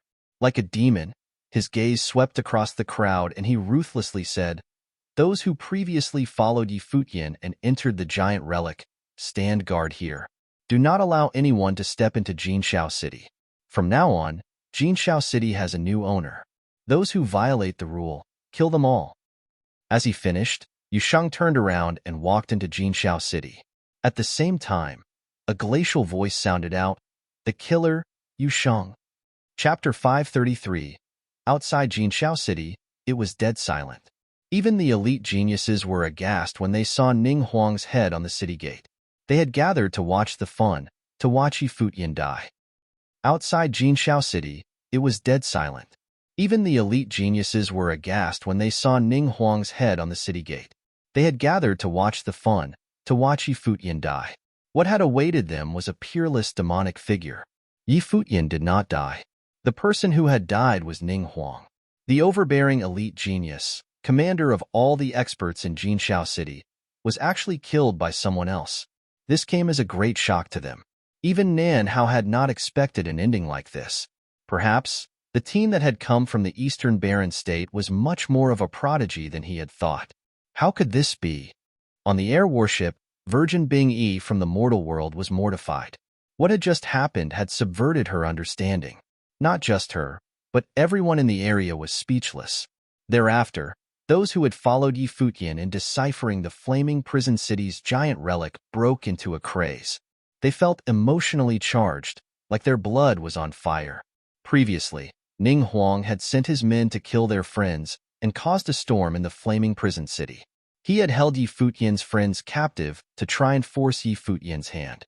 When Yi Futian stepped into Jinxiao City, they had felt tragic, but never in their wildest dreams did they imagine that they would bring out Ning Huang's head after Yi Futian went in. Ning Huang himself probably never expected it either. Otherwise, he would not be overbearing. Mu Zhiqiu and the Starry School's disciples were the most startled. Nobody knew what had happened in the city, and they were unable to imagine what the situation in the city was. Jinxiao City did not only have Ning Huang, but it also had thousands of his followers. Where were they? At that moment, they started to stand up one by one, their auras bursting out. The experts who had followed Yi Futian all stood up proudly, guarding the city. Now, they would naturally take orders from Yusheng as they could partake in the glory as well. They were very clear that with the Jinxiao City's changing of ownership, Yi Futian was likely to open a second giant relic, which would be another opportunity for them. Although those guarding could not possibly fend off all the experts outside, who would dare to recklessly charge in? Ning Huang's head was on the city gate. Even if they could manage to break through and enter Jinxiao City, were they not scared to die? Yi Wuchen, Lulan Shui, Mu Zhiqiu, and the rest of Yi Futian's friends moved into the city in a flash. They wanted to see what had happened. Previously, Yi Futian had not allowed them to enter the city. They naturally understood that it was because their cultivation level was too low and would only be a burden in Jinxiao City. "I'll go and take a look," Gu Yunqi said quietly, entering the city as well. She had only seen Yusheng and did not know how Yi Futian was doing, so she was a little worried. Moreover, with her relationship with Yi Futian, Yusheng would not kill her. When Yi Wuchen and the rest arrived at the battlefield, they saw the floor littered with corpses and were startled. Qin Yin and the rest were clearing up the battlefield and preparing to bury the people. They knew that everything that they had just experienced had to be buried deep within their hearts. They could only treat it as a dream, but the dream was far too realistic and shocking. "Lu Lan, do it," Yi Wuchen said. He stepped forward and walked away, then drove his sword into the ground. The ground tore open, revealing a horrifying crack. Mu Zhiqiu also went forward to help, her strong celestial will erupting and causing the earth to shake as though an earthquake was happening. The Holy Road opens once every 3 years and experts from all areas of the barren state will gather. Moreover, the death rate in the Holy Road is extremely high, so even if there are people who die in the Holy Road, generally people will not know how they died or who they were killed by. These people that are buried here should have no other companions, but after we have buried them, we cannot let anyone else step into Jinxiao City, Mu Zhiqiu said to Yi Futian, who was sitting cross-legged a distance away. Her expression was solemn. Yi Futian did not say anything, but Qin Yin's group was extremely uneasy. They knew what Mu Zhiqiu meant. Apart from them, nobody else knew that they had come from Mount Jiuxian. If they had all died in Jinxiao City, nobody would know how they had died. Unless it was someone like Ning Huang who had died, then it would be inevitable, since everyone knew him. However, the number of people that had died in Jinxiao City this time was huge. There might be people outside who knew that they had entered Jinxiao City, so there was still certain risk. The Holy Road is a trial by the Holy Ji Palace. Entering the Holy Road means to put one's life at stake. However, Ning Huang's death might probably cause us some trouble. One of his elders is an influential figure in the Holy Ji Palace. Mu Zhiqiu looked knowingly at Yusheng. She did not know how Ning Huang had died, but Yusheng's roar was to tell everyone that Ning Huang had been killed by him. Seeing the situation in front of her, she knew that the truth was not that simple. Yi Futian was extremely weak now, like he had just been through a huge battle. It was Ning Huang who wanted to kill us. Moreover, this is the Holy Ji Palace's Holy Road. Even the influential figure can't do anything to us, right? Li Qingyi stood beside Yi Futian and asked Mu Zhiqiu. Ning Huang naturally deserves to die. However, everyone has their own stand. The influential figure in the Holy Ji Palace had high hopes for Ning Huang and is his elder, so his stand would naturally be on Ning Huang's side. Now, Ning Huang is dead, Mu Jiqiu replied. Li Qingyi bit her lip nervously. She naturally knew that what Mu Jiqiu was saying was not wrong. How should we deal with the other people in Jinxiao City? Yi Shaoshi stood beside Yi Futian and asked. During the battle, although many experts had gathered, Jinxiao City was huge. There were still people who did not join in and were in other parts of the city.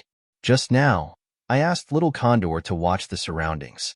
Since those people did not gather to assist Ning Huang, leave them be. They had previously followed Ning Huang, now they follow us, Yi Futian replied.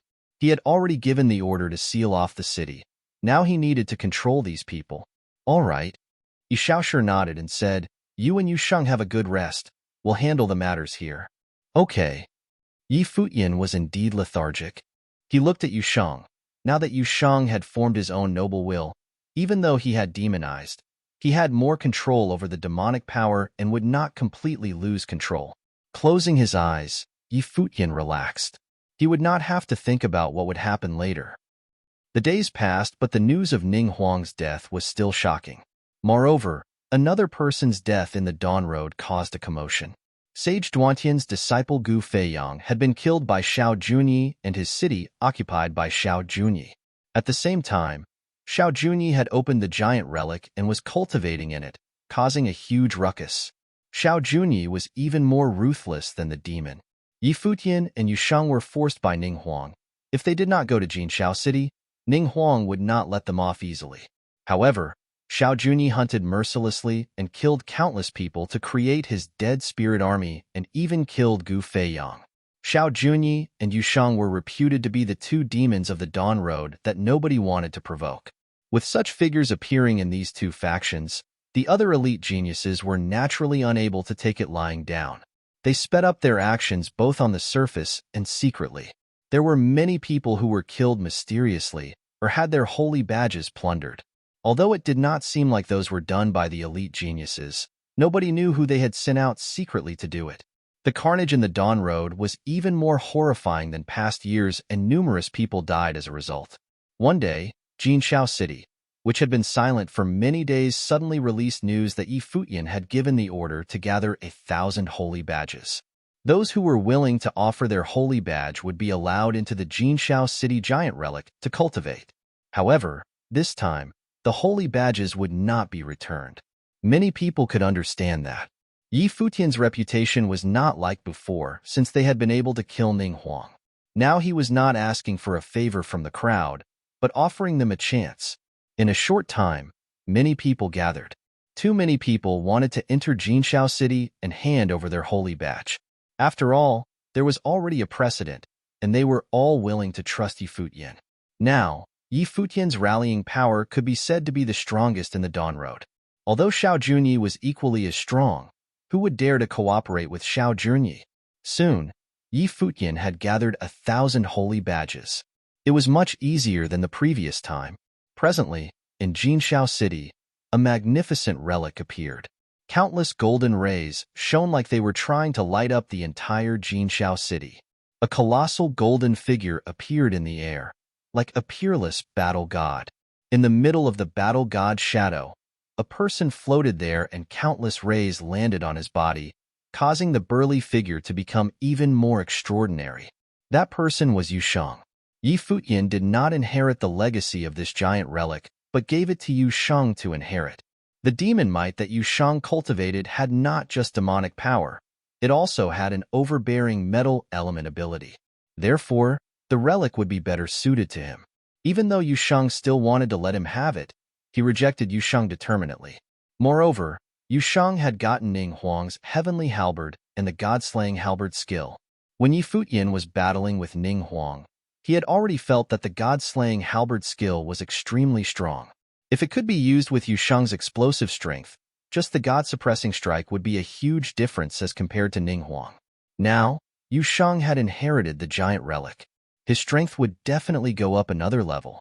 At that moment, Yi Futian stepped forward and walked into the relic, then looked at the crowd and said, You all may enter the relic to cultivate. Understood. The crowd nodded and moved in a flash into the giant relic. Outside Jinxiao City, there was a person in the air looking in the distance. From extremely far away, golden rays started to rise up and the person said, "The relic is opened." They knew that after Yi Futian had gathered the holy badges, adding on what Ning Huang already had, he would be able to open a second giant relic. Thereafter, word started to spread throughout the entire holy road and countless people were astonished. Yi Futian had been able to open 2 giant relics by himself. Even the Jinxiao City's giant relic had been occupied by him. After they had received the news, the elite geniuses from the other factions started to speed up the gathering of the holy badges. They were determined to open a giant relic in the holy road as well. About 10 days later, Yi Futian and Yusheng both broke through their cultivation level and stepped into the 9th level of the Arcana Plane, the final level of the Arcana Plane.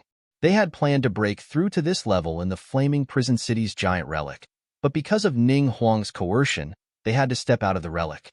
Now, they had broken through in the 2nd relic. They were only 1 step away from the noble plane. Chapter 534.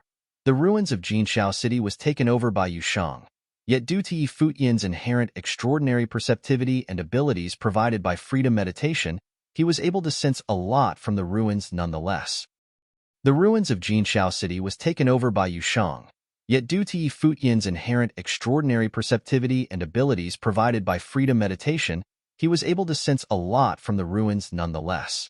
A terrible metal elemental storm whipped up around Yi Futian that day. Pieces of gold-colored blades circled around him with immense aura speaking of unparalleled sharpness. The tornado of sharp blades gathered around his body, and a pair of incredibly dazzling pair of wings of the great rock congealed behind him. Every feather looked as if they were forged out of indestructible golden blades, capable of cutting through anything. Mu Zhiqiu watched him from the sides. Seems like he became able to comprehend metal elemental noble will. When the day comes where he steps foot into the noble plane, he would have become the noble with the sturdiest foundations there is, far surpassing any who is at noble plane at the moment. Yi Futian opened his eyes and saw a thread of golden light shimmer. Metal elemental powers have always been one of his fortes. He was pleased to see the breakthrough achieved at the moment, and he took a look at the ones by his side. Yi Xiaoshi's aura seemed to have become even more aggressive than it had been, a testament saying that he had made it to grade 7 noble plane, and had grown considerably more powerful. At the gates outside of Jinxiao City, there were people taking turns to guard the place from the very time the ruins were opened. There were few, yet due to the fearsome image projected by the scene of Yusheng having the head of Ning Huang on his hand, nobody dared intrude Jinxiao City as of yet. However, a figure arrived at the gates of Jinxiao City. The figure was a huge one, with a body that seemed to be made of gold. The figure took a look at the golden lights emanating from within the city and walked towards it. Yuan Zhan. Jinxiao City had given strict orders of allowing no one to pass. The ones told the ape as they shimmered about themselves. They watched the huge figure that was about to trespass with serious expressions. It was Yuan Zhan, and the ape was not something they were capable of stopping. Yuan Zhan paid them no heed. Every step he took shook the earth like an earthquake. Someone cast spells to attack him, which landed on him with rumbling booms. However, Yuan Zhan did not even bother defending himself. He simply spared a look at the one who had just attacked him. The attacker saw the intense wildness within the ape's eyes, which sent him shivering, and he took a step back without realizing it. Yuan Zhan of Mount Taixing, a top-class genius-level figure, whose seniors were the king of Mount Taixing, the one demonic beast who was ranked within the Baron Sky ranking. He was an extraordinarily powerful being and a peculiar one, as well as one who was acutely protective of his own shortcomings. Yuan Zhan was one of those beings that anyone could least afford to mess with. Yuan Zhan did not bother doing anything else to the one who attacked him after giving the man the looks. The ape continued moving forward, and no one dared get in his way. They knew none of their efforts would have amounted to anything anyway. Rumbling noises continued to be heard as Yuan Zhan zipped past at frightening speeds. The guards at the gate looked at each other with bitter grins. So what now? If Yuan Zhan insisted on getting his way, there is simply nothing we can do here. He is obviously after the ruins there. But since Yushang was the one inheriting the ruins lineage, it would do Yuan Zhan no good getting in there anyway. One of them answered, and everyone nodded in agreement. All there was left to do was to see how Yi Futian would have dealt with all that. Yuan Zhan, who took large steps in his way in, arrived shortly near the ruins. Everyone stared at him with big eyes, given how he did not bother to do anything to conceal his presence. Yi Futian gazed at the demonic beast's silhouette with cold eyes and said, "Did you not hear that Jinshao City was off-limits? Ning Huang promised me that when the ruins were opened, I was to be allowed to train here. And that was why I handed Jinshao City to him in the first place," Yuan Zhan answered as he kept his gaze at Yi Futian. "That was your business with Ning Huang. Jinshao City belongs to us now," Yi Futian answered coldly. "I want to see for myself how powerful are the ones who killed Ning Huang." Yuan Zhan's eyes turned to look at Yushang, eyes filled with wild ferocity. "Older brother." Yi Futian turned to look at Yi Shaoshi. "Capable people are always busy," Yi Shaoshi murmured, and shimmered his plump body forward to face Yuan Zhan. Yuan Zhan's eyes might have as well rolled seeing Yi Shaoshi coming forward. The ape felt disdainful. A fat one like him probably doesn't even possess much power in the first place. How is he supposed to fight anyone? Yuan Zhan raised his palm, and terrifying rumble was heard all over the place. An incredibly huge golden palm lashed out at Yi Shaoshi's direction, overshadowing their air before it with terrifying might. Yi Shaoshi remained unfazed. He extended his arm, which kept extending like vines whipping at the palm. His body blinked, and a shining trajectory was seen reaching for the air behind the palm, arriving shortly after before Yuan Zhan. Yi Shaoshi extended both arms at the same time, which seemed to conjure countless arms in an instant. They reached out and went tangling the huge body of the ape. Yuan Zhan's arms shook for a bit and shattered the vines, entwining them.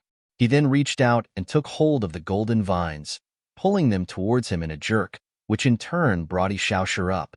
The incredible force of the pull caused Yi Shaoshi's body to drop sharply, heading in the ape's direction. Pairs of shadows of arms flickered about in the air, as if thousands of arms were born at the same time. Fearsome metal elemental spiritual chi whipped about as they moved, coalescing into a giant golden palm pressing downwards. Yuan Zhan saw multiple golden palms filling the sky in an instant, attempting to suppress him where he stood. Yi Shaoshi, whose previous attacks have been comparatively soft ones, struck with incredibly aggressive might with the palms instead, showing that he was indeed capable of blending softness and hardness in his art. "Roar!" Yuan Zhan roared, and the air before him trembled. He lifted both arms and swung hard at the great golden palm, like some arrogant ape god. Boom! A crazed metal elemental might swept about, and the air rumbled with it. Yuan Zhan's body was somewhat shaken, a testament of the ferocity of Yi Shaoshi's attack, which looked way more aggressive than it had suggested.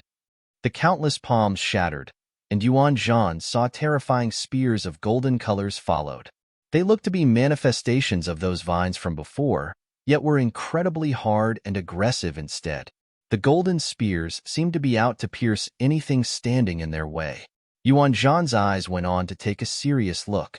He stepped hard on the ground, and his body shook with overpowering might. A screen of golden light burst forth from his body, like a horrifying torrent out to defend against everything coming at it. The golden spears zipped at the ape, piercing the seemingly unbreakable defense, and continued on their intended target. A golden staff of spiritual chi was conjured on Yuan Zhan's hand. He whipped the staff at the air before it shortly after. Yi Futian stepped out from the ruins. His eyes sparkled as he watched the battle rage on before him. Others were doing the same. Their minds were completely shaken as they became aware that Yi Futian's group was at the moment the most powerful one in Dawn Road.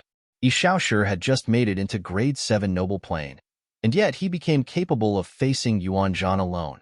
The attacks of both combatants grew increasingly ferocious and violent. Yuan Zhan's art with a staff was out of this world and demonstrated unparalleled powers. Do his staff techniques have a name? Yi Futian asked Mu Jiqiu, who had just walked out of the ruins. 81 strikes of heaven-traversing staff techniques of the apes of Mount Taixing. The art bears incredible might, and this is actually the first time I've laid eyes on it personally. From the looks of it, It looks rather similar to how you go about with your staff, Mujicio elaborated. Looking at Yi Futian. Heaven-traversing staff techniques, eh? Sparkles were seen in Yi Futian's eyes. His techniques with the staff were named by Senior Snow Ape to be 9 heavenly attacks. And Senior Snow Ape was of the apes as well. Yi Futian activated his freedom meditation abilities and watched the staff techniques demonstrated by Yuan Zhan. It was more than looking similar. He was able to feel somewhat that the 9 heavenly attacks were actually an evolved version of the heaven-traversing staff techniques instead.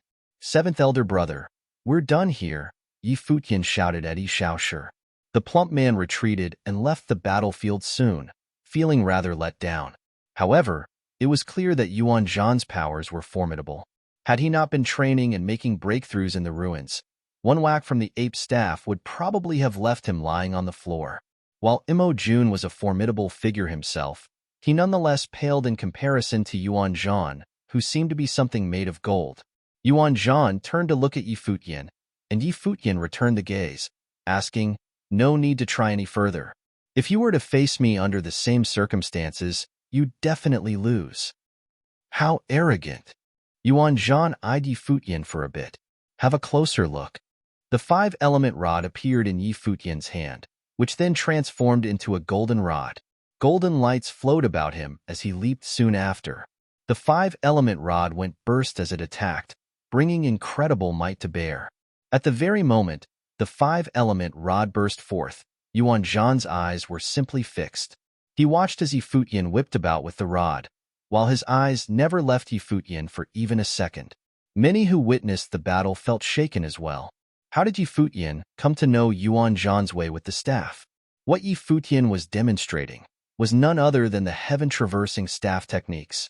Yi Futian stopped shortly after, and Yuan Zhan asked coldly, "Where did you steal those techniques from?" Yuan Zhan took a step forward as soon as he was done talking. A golden staff materialized in his hand, bearing an aggressive aura.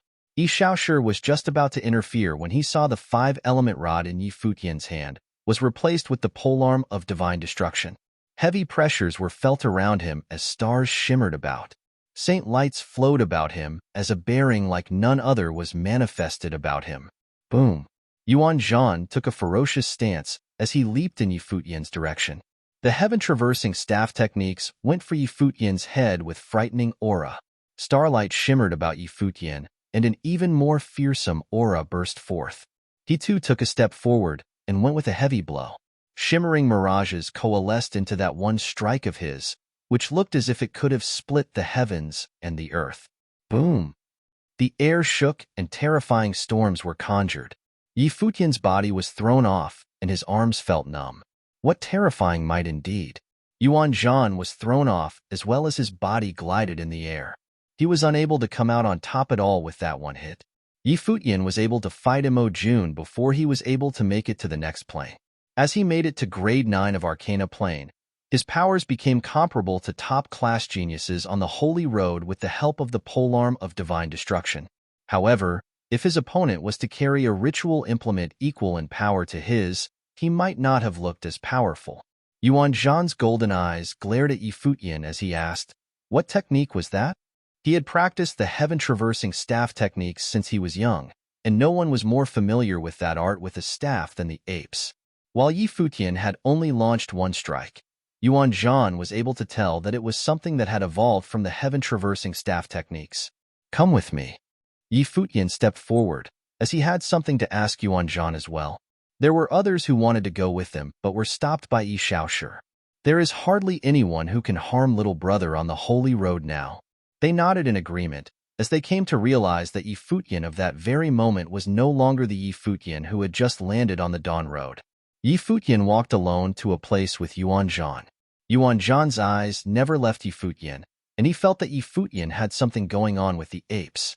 "If you want to know where my staff techniques came from, there are some questions I need to be answered first."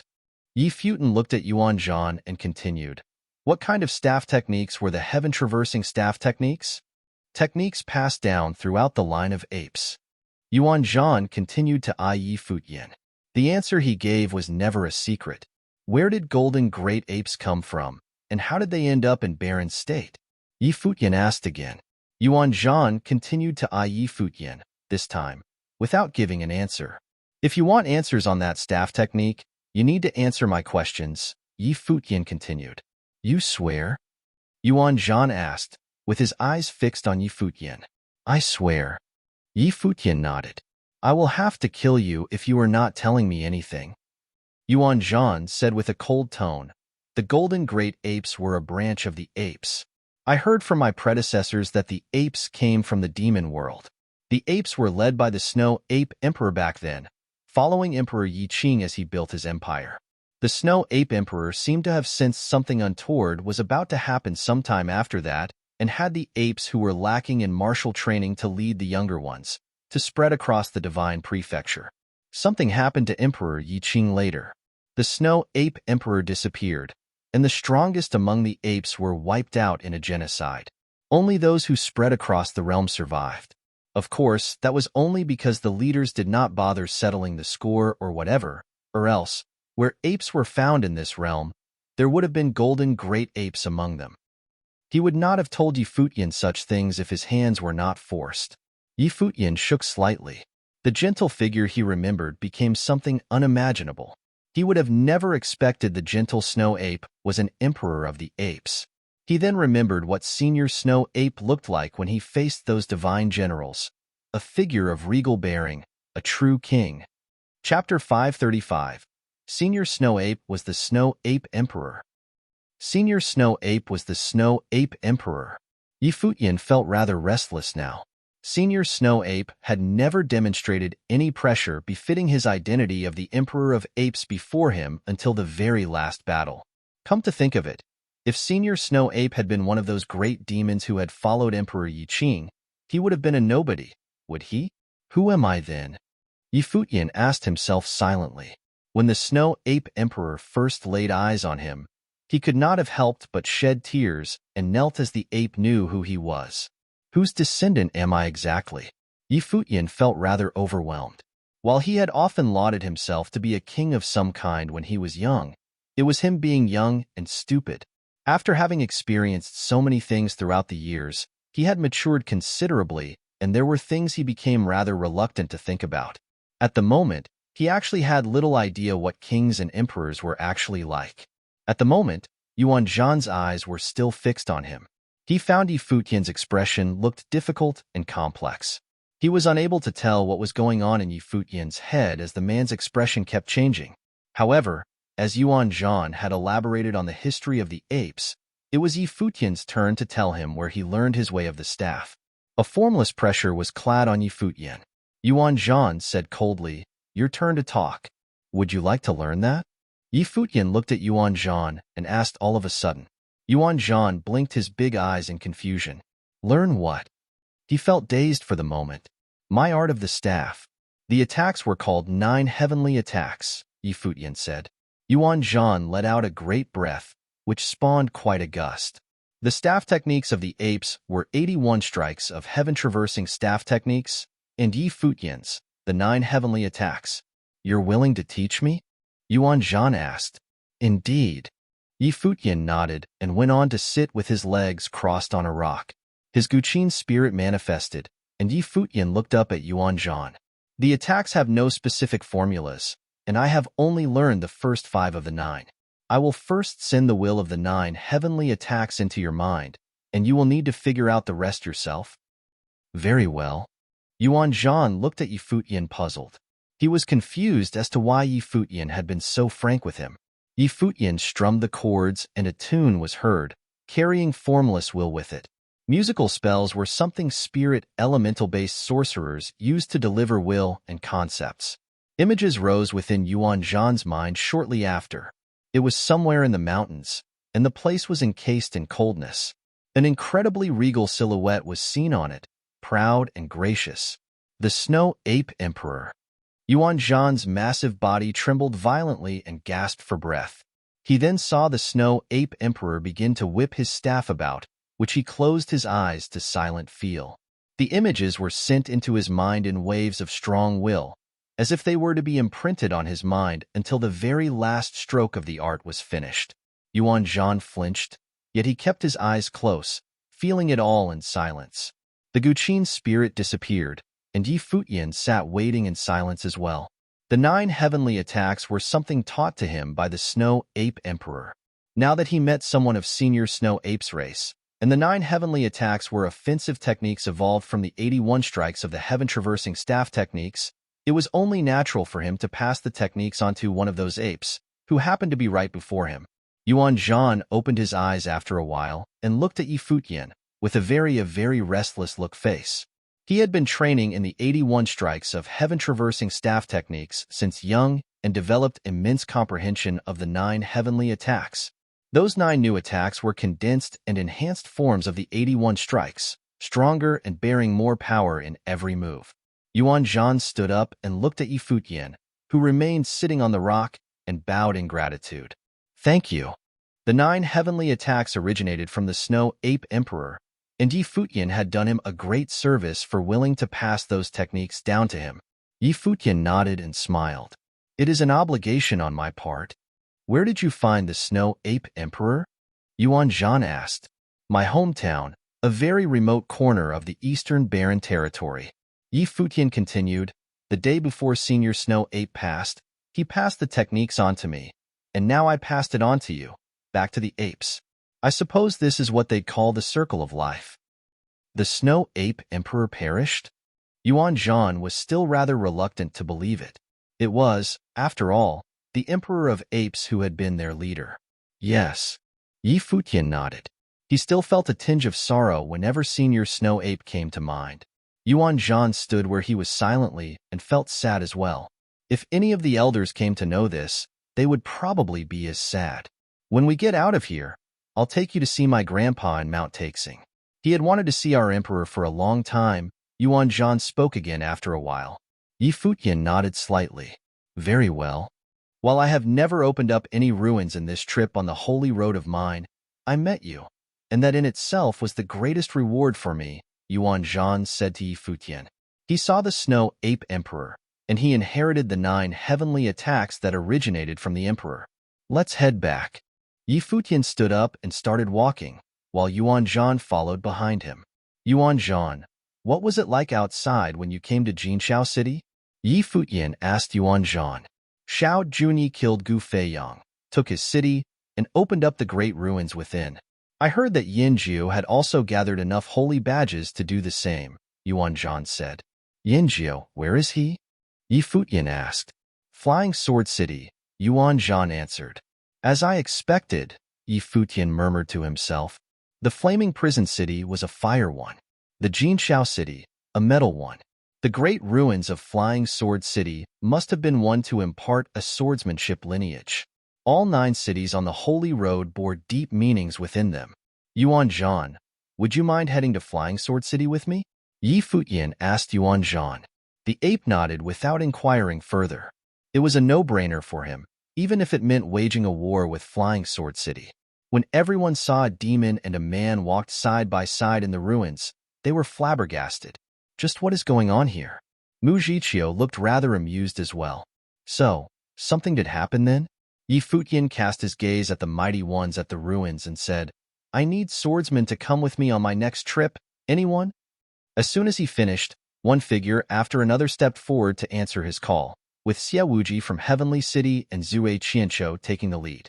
Mighty ones in the hundreds stepped out of the ruins, all of them swordsmen. Everyone came forward without asking any questions, a testament to the powerful charisma possessed by Yi Futian.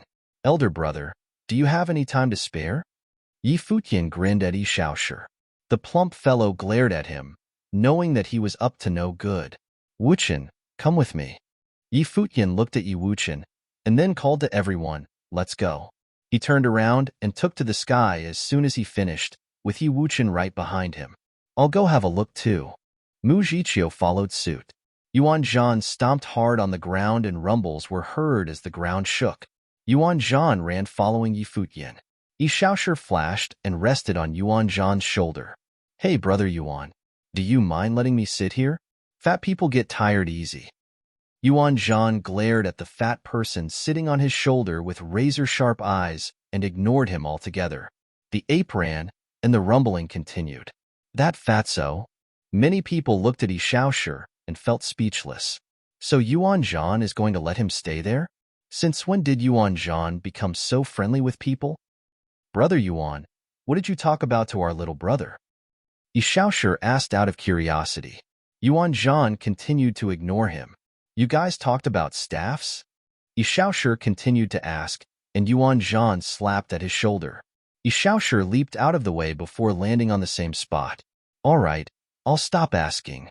Dust was kicked up as the group went further and further away. Countless sent them off from the ruins. Students of Starry School stood up and someone asked, So, is Yuan Zhan now a pet of the sun or something? Maybe. They felt restless inside. They were at the Holy Road. Yet Yi Futian continued going around kicking up trouble. Are they going to take a city? Someone asked. With the entourage consisting of Yi Shaoshi, Yuan Zhan, and hundreds of swordsmen, it was not hard to guess what they were up to. Yu Sheng and Yi Wuchen were his best friends, and the three were always seen together. Now, he got his own place, and Yu Sheng got a piece of the ruins too. All there was left was Yi Wuchen, the swordsman, and all he gathered were swordsmen, Gu Yunqi elaborated. Everyone was stunned before someone murmured, Looks like they're heading to Flying Sword City then. They were envious of Yi Wuchen, who had Yi Futian taking him to take a city personally. It was a pity that they did not share such amicable relationship with Yi Futian.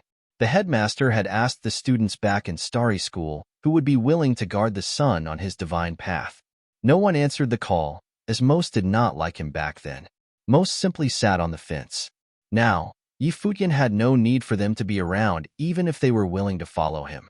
Many looked at Long Mu, as he was probably the closest among them to Yi Futian. It was such a pity. The Flying Sword City was a palace itself. Many mighty ones gathered while Yin Jiao remained in the air. His body remained upright and his bearing excellent. He looked at everyone and said, Everyone with me? With the holy badges being collected in ample numbers, they became able to open the great ruins in Flying Sword City, and he felt rather excited about it. Many made their way to the ruins, which was not far where they were. Loud noises were heard from afar, and the ground shook. Yin Jiao asked, What is that?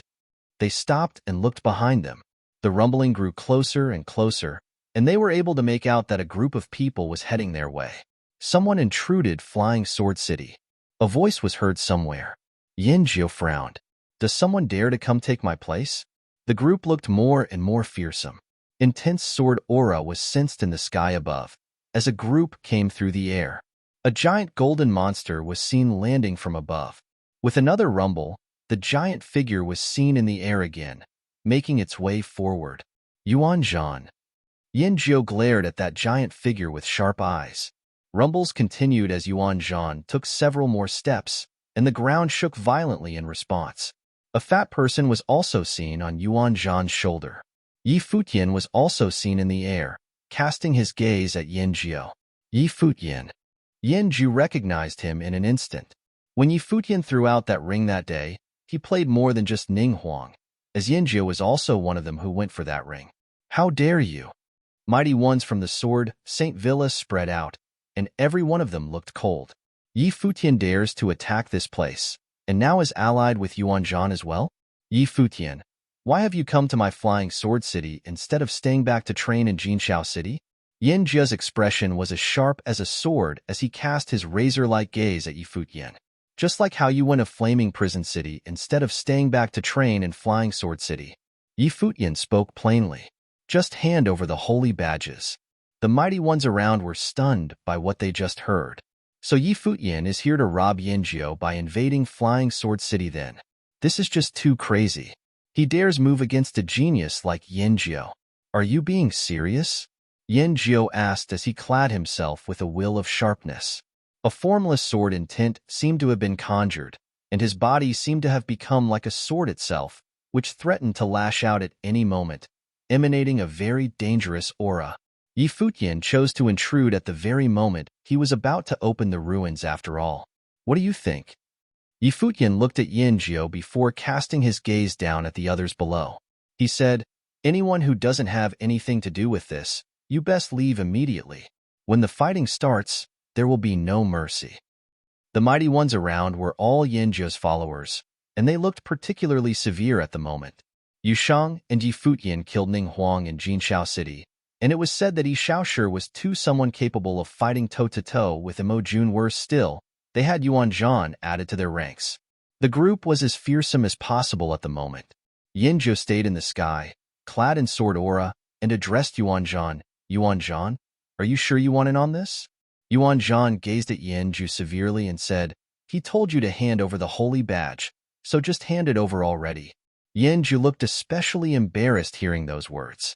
Yi Futian took a step forward and added, when Almighty One ganged up on me back in Flaming Prison City, the scene was simply magnificent. You all dared not rob each other and moved against only me instead. So today will be payback time.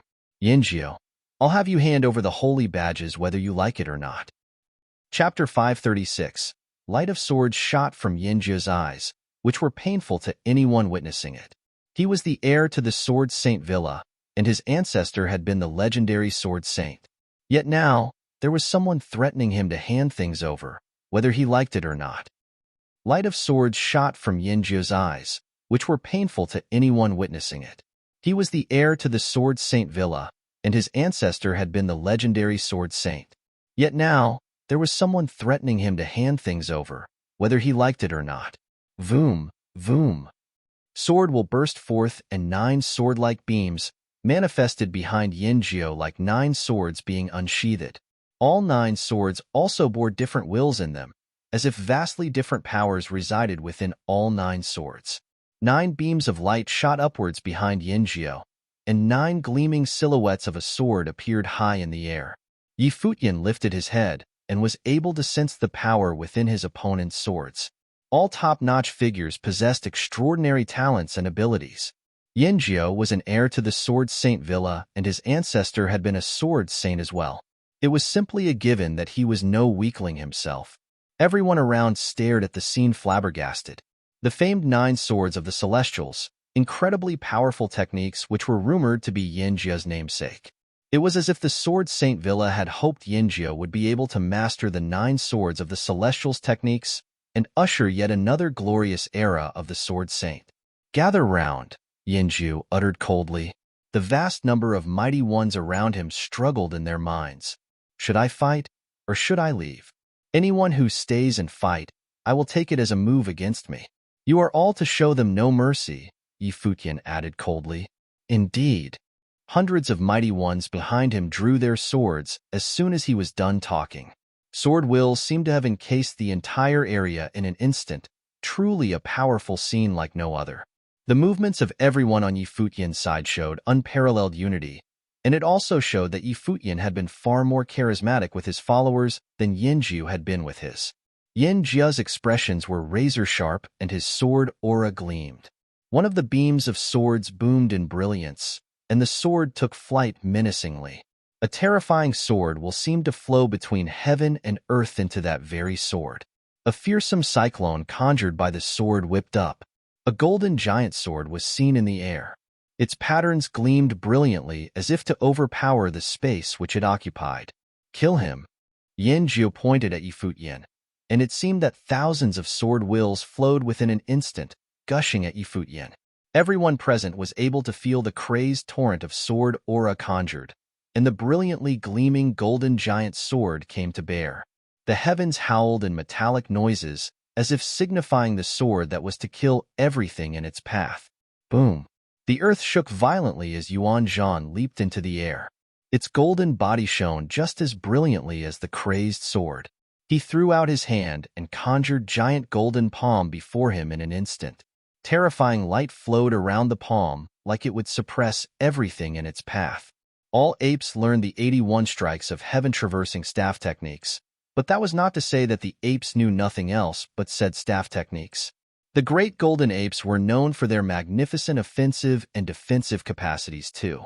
However, when the giant golden sword lashed out, it tore the giant palm right in the middle, which caused it to crumble bit by bit. But then again, the giant sword seemed to have lost its powers right after. It was quickly shattered as Yuan Zhan slapped it with his own hand. Stainless. Overwhelming sword aura whipped past in the air. Yinzhou did not show any intention of backing down by the attack mat. Yet another sword shot out from the 9. Shadows of swords seemed to have zipped through the air like bolts of lightning and went for Yi Futian and everyone else instead of just Yuan Zhan alone. The sword was called stainless, meaning that it moved so fast that it left no stain of any kind behind.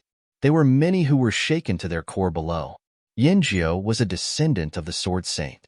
Every sword within his 9 swords of the Celestials seemed to be infused with notably different will and powers, yet all were just as fearsome.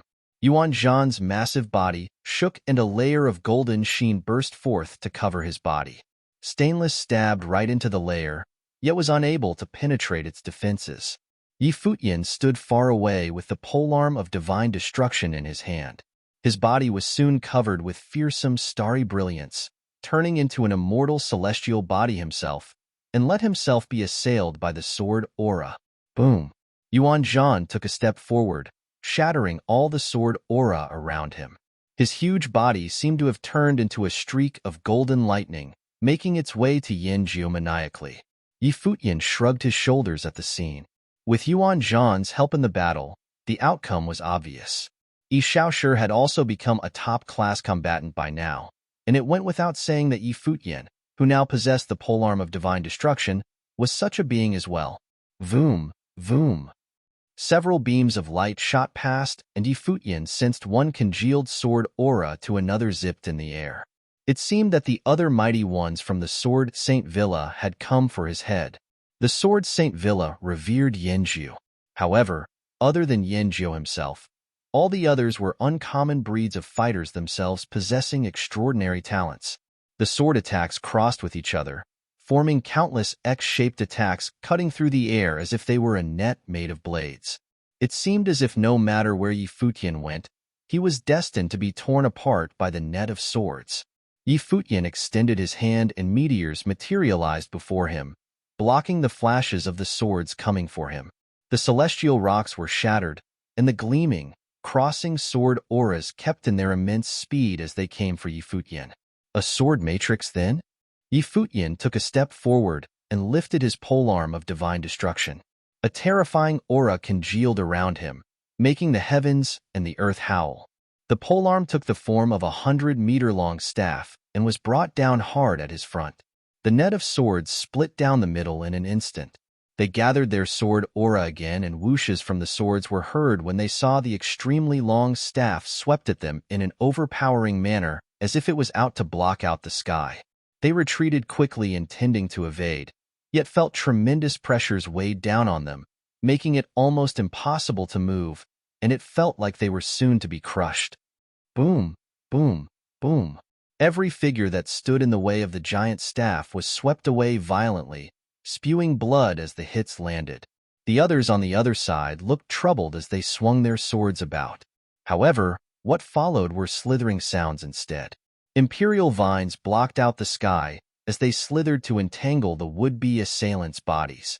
They attempted to escape, yet the leaves of the vines quickly extended to seal the entire space they were in, before entangling them tight. The assailants activated immensely sharp sword wills, yet none of the vines were able to be cut. "Just stay put already," Yi Shaoshi said lazily. The vines were thrown below shortly after. One silhouette after another dropped hard on the floor, and blood was seen soon enough. The battle had only gone on for a short time, yet many swordsmen from the Sword Saint Villa had already been removed from the game. The followers of Yanjiu below dared not try anything funny anymore. With Yuan Zhan being more than enough to take on Yanjiu, Yi Futian and Yi Shaoshi reigned supreme as they stood in the air. Anyone who dared tried anything was seen to be like someone having a death wish instead. Furthermore, all of the hundreds of swordsmen behind Yi Futian all drew their swords. As long as they moved, those hundreds would have moved as well. It would be the end of them as soon as they did so. Yanjiu, who was tangling with Yuan Zhan, saw that the fight was not in his favor and wanted to leave riding on his sword. However, Yuan Zhan would not have let him off easily. One strike with the staff had the air before it trembled, and Yanjiu had no choice but to turn around and resist the attack. All 9 swords were launched, and the shadow of the staff was shattered. At the same time, Yi Futian's lightning steps completely blocked off Yanjiu's escape as well, and Yi Shaoshi had also jumped to stand guard in another corner. The three mighty ones blocked Yanjio's way in the air off completely. Zoom. Yanjio took for higher altitudes at breakneck speeds, which was an apparent sign that he refused to be caged. Yuanzhan roared and took a step forward. His golden staff whipped in the air. The shadows conjured blocked the sky, as well as Yanjio's way high above. A streak of curved trajectory was seen by Yanjio's body, which surprisingly went for Futian. The sword flash was apparently the real deal, and what happened earlier was simply a feint. It was a setup. Yanjio's life spirit shone brilliantly, combining with the 9 swords, taking the form of 9 different sword wills that were dazzling to behold. The attack went straight for Futian, and countless currents of sword aura in the air, as 9 different wills of the sword flew at Futian as well. The combined attack seemed to one determined to make its own path, killing anyone who dared stand in its way. Futian's expressions became a severe one. All 9 swords were divine weapons, and they emanated stunning lights as they came for him. The air of the sword Saint Villa had truly been enraged. Starry storms whipped around Futian as he told hold of the polearm of divine destruction. His body danced about like flowing auroras, and one strike with the staff was lashed out in the air. The strike, which shook the air before it, however, was not meant to attack anything. It was charging up instead. Futian's movements were fast, yet they looked slow, emanating a unique rhythm. The ones around him were only about to see that he danced about while delivering a flurry of strikes with the staff. The resulting air of ferocity piled, yet the attack had yet to be seen. Boom!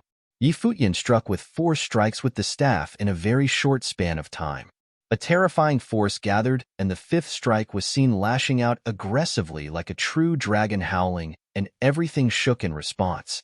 The light of the 9 swords arrived at the same time, conjuring proud flashes that aimed to kill everything, and clashed hard with the fearsome waves conjured by the polearm of divine destruction. That clash effectively conjured 2 harrowing currents. Yanjio's 9 swords of the Celestials burst with remarkable power. However, the attack was blocked by the strike with the staff. Attacks from Yuanzhan and Shaoshi reached their intended target at the same time. Yanjio shouted in anger, and all 9 swords returned behind his back and then went for higher altitudes. His ice-cold eyes glared at Futian, which congealed into terrifying will of the sword, cold to the point of freezing. A gust of crazed turbulence burst forth. Yanjio's rushed attacks were incapable of resisting attacks from both Yuanzhan and Shaoshi. He was stunned so badly that he ended up throwing up blood. Shaoshi's golden vines whipped him about like long whips, sending him flying. Futian took a step forward, looking at Yanjio, who was being swiped in his direction, with cold eyes. He lashed out with his staff without mercy. Boom! A loud boom followed, as the strike immediately broke the bones on Yanjio's body, and the poor man continued to throw up blood. His body remained levitated as his body, which was supported by sword aura, did not fall. His eyes remained sharp like a sword's despite seeing Futian coming to him. Is it anger or humiliation you are feeling? Futian spared a glance at Yanjio without any hint of sympathy. The top-notch forces had not been kind to Futian. They looked down on him from above, seeing him as nothing but prey. At that moment, however, he became the hunter, while Yanjio, the prey. The holy badges, Futian said coldly. Yanjio held out his storage ring and threw it at Futian.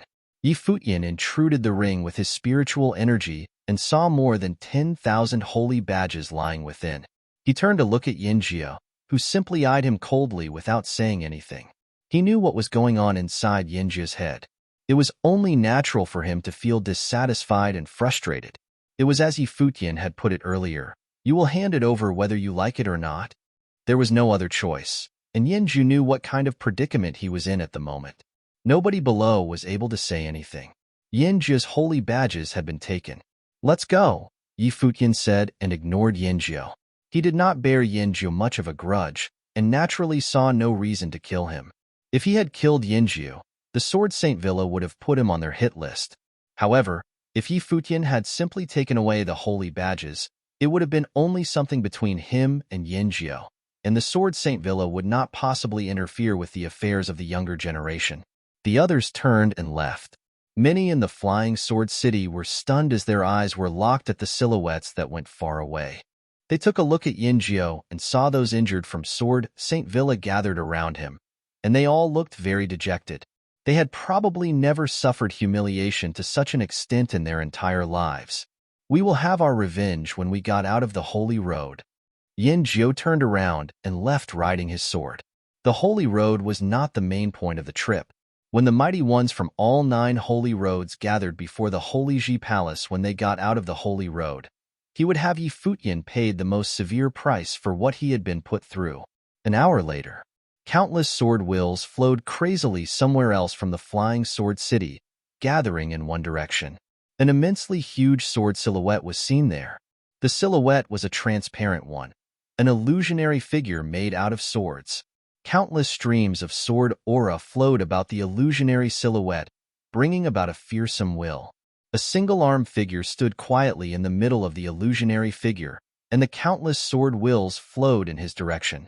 The figure was none other than Yi Wuchen.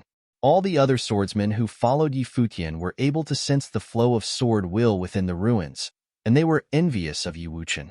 They were able to tell that it was the purest of swordsmanship lineages and an utmost treasure to any who trained with the sword. It was only a matter of time that Yi Wuchen metamorphosed into something else. Yi Futian went taking the ruins from Yinjiao, an heir of the Sword St. Villa, just for him. That alone spoke volume of their friendship. Yi Futian stood before the ruins, and he did not go up to feel at all. He was not a swordsman, and so he simply stood to see the ones who do there. He hoped that Wuchen would have been able to make a breakthrough, and it seemed that the day where the Holy Road was to be opened was closed. Chapter 537. News of Yi Futian snatching the holy badge of Yinjiao from Sword St. Villa naturally caused some commotion. Yuan Zhan of the Golden Great Ape Clan had actually partnered with Yi Futian. This made the other top forces feel danger and start discussing temporary alliances. If Yi Futian and Yuan Zhan dared to invade them together, they would unite and fight back. News of Yi Futian snatching the holy badge of Yinjiao from Sword St. Villa naturally caused some commotion. Yuan Zhan of the Golden Great Ape Clan had actually partnered with Yi Futian. This made the other top forces feel danger and start discussing temporary alliances. If Yi Futian and Yuan Zhan dared to invade them together, they would unite and fight back. Yin Ju had also gone there to get a share. Flying Sword City was taken now, so he could only put his hopes on the other cities. However, the relic in Flying Sword City was the only swordsman relic on the Holy Road. He was furious at this. However, Yi Futian didn't continue stealing. Yuan Zhan, Yi Shaoshi, and the others needed to cultivate. Yuan Zhan was a golden great ape, so he naturally had gold elemental power. Yi Shaoshi was the same. They'd both returned to the relic in Jinshao City to cultivate. Yi Futian prepared to cultivate quietly before opening the Holy Road. He hoped to make improvements in cultivation quickly. Days passed. In the blink of an eye, they'd been on the Holy Road for 3 months. That day, Yi Wuchen was inside a relic in the Flying Sword City. Thousands upon thousands of swords spun around him. Endless sword will whistled. Yi Wuchen's eyes were shut tightly as domineering power emanated from him. Crackle, crackle. Even more terrifying sword will float over, wrapping around Yi Wuchen and gathering before him. His entire body was silvery white like a sword. He transformed into a true sword body. At this moment, sword light flashed above him. Thousands of sword will buried into him, turning his body into a sword. He bore horrible power right now. He trembled. The sword chi around him transformed into a frightening storm that swept towards him crazily. Countless eyes in the relic turned towards Yi Wuchen. Hearts trembling violently, they wondered what he was doing. He's entering the next level, someone said. Thousands of sword will entered him, and his body turned translucent like a sword. He was using the relic sword will to smelt his body into a sword and break into the next plane. Doing this was dangerous because the sword will here was so frightening. Not only did he have to comprehend it, he also had to swallow the sword will. This was crazy. He could die from the sword will's backlash. He'll break into the next plane sooner or later. Why do this? Someone lamented. Some people were truly crazy for cultivation. Yi Wuchen was evidently one of those people. Sword chi completely submerged Yi Wuchen, almost tearing him to pieces. Cracks appeared in the sword body that he hadn't completely formed yet. He could break apart at any time and turn to dust. Right now, Yi Wuchen was completely concentrated. His mind was clear, and he allowed the sword will to enter him without moving. Finally, terrifying sword light burst from him. All sword will fell silent in an instant. Then they started flowing orderly. Yi Wuchen opened his eyes. The sword will entered his body and gradually dissipated. However, his entire temperament seemed to change. He was like a sword standing there. Noble. Everyone's eyes flashed. Yi Wuchen had entered the noble plane. Yi Wuchen had been in the 9th tier of the Arcana plane. After being bathed with the relic's purest sword will, he naturally improved greatly. He wasn't like Yi Futian either. He only cultivated swordsmanship, so he fit the relic perfectly. This suited him better than the relics that Yi Futian and Yu Sheng found. Thus, he broke through the boundary of plane and entered the noble plane. Is everyone done cultivating? Yi Wuchen asked. The holy road will open soon. Let's stop here. Shall we regroup with Master Yi in Jinshao City? Someone asked. Okay. Yi Wuchen nodded.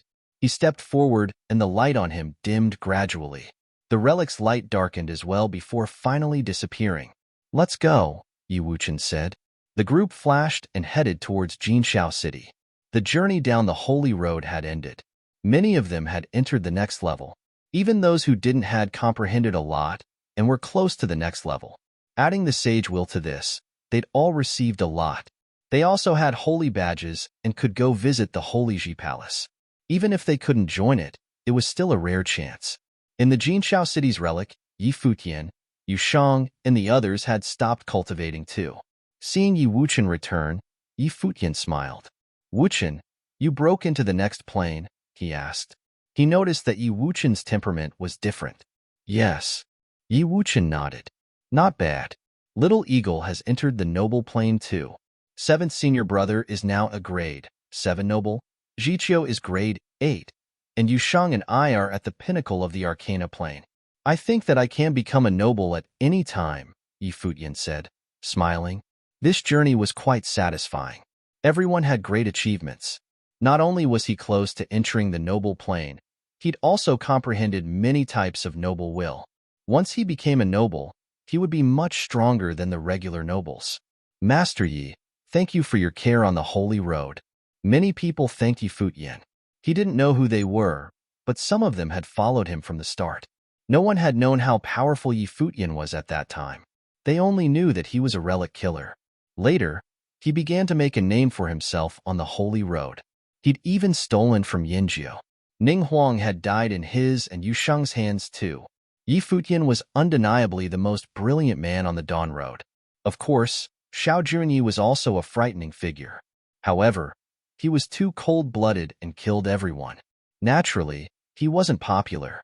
We helped each other. I didn't take care of anyone, Yi Futian said, chuckling. The holy road will be open soon. I hope everyone will have good luck. Yes, we'll reach the Holy Ji Palace soon. I'm a bit excited. I wonder what this holy land will be like, someone mumbled. It's rumored that the Holy Ji Palace is a palace in the sky. It's grand and majestic, with many floating islands around it. It's the most miraculous place in the barren state. I heard that before too. Now, I can finally see it with my own eyes. Cultivators from all over were excited to see the cultivation paradise of the barren state. If they could become a disciple and cultivate in the Holy Ji Palace, then they'd heard that the Holy Ji Palace's disciples were mostly in the Sage Plane. However, they didn't accept many disciples.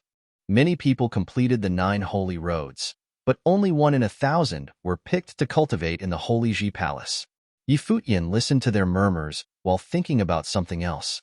He was curious about the Holy Ji Palace, but he didn't care that much. He cared more that he could see Jieyu and 2nd senior sister soon after exiting the Holy Road. It had only been around 2 years, but it felt like a century. Right then, everyone felt the ground shake. Then a sound rolled over.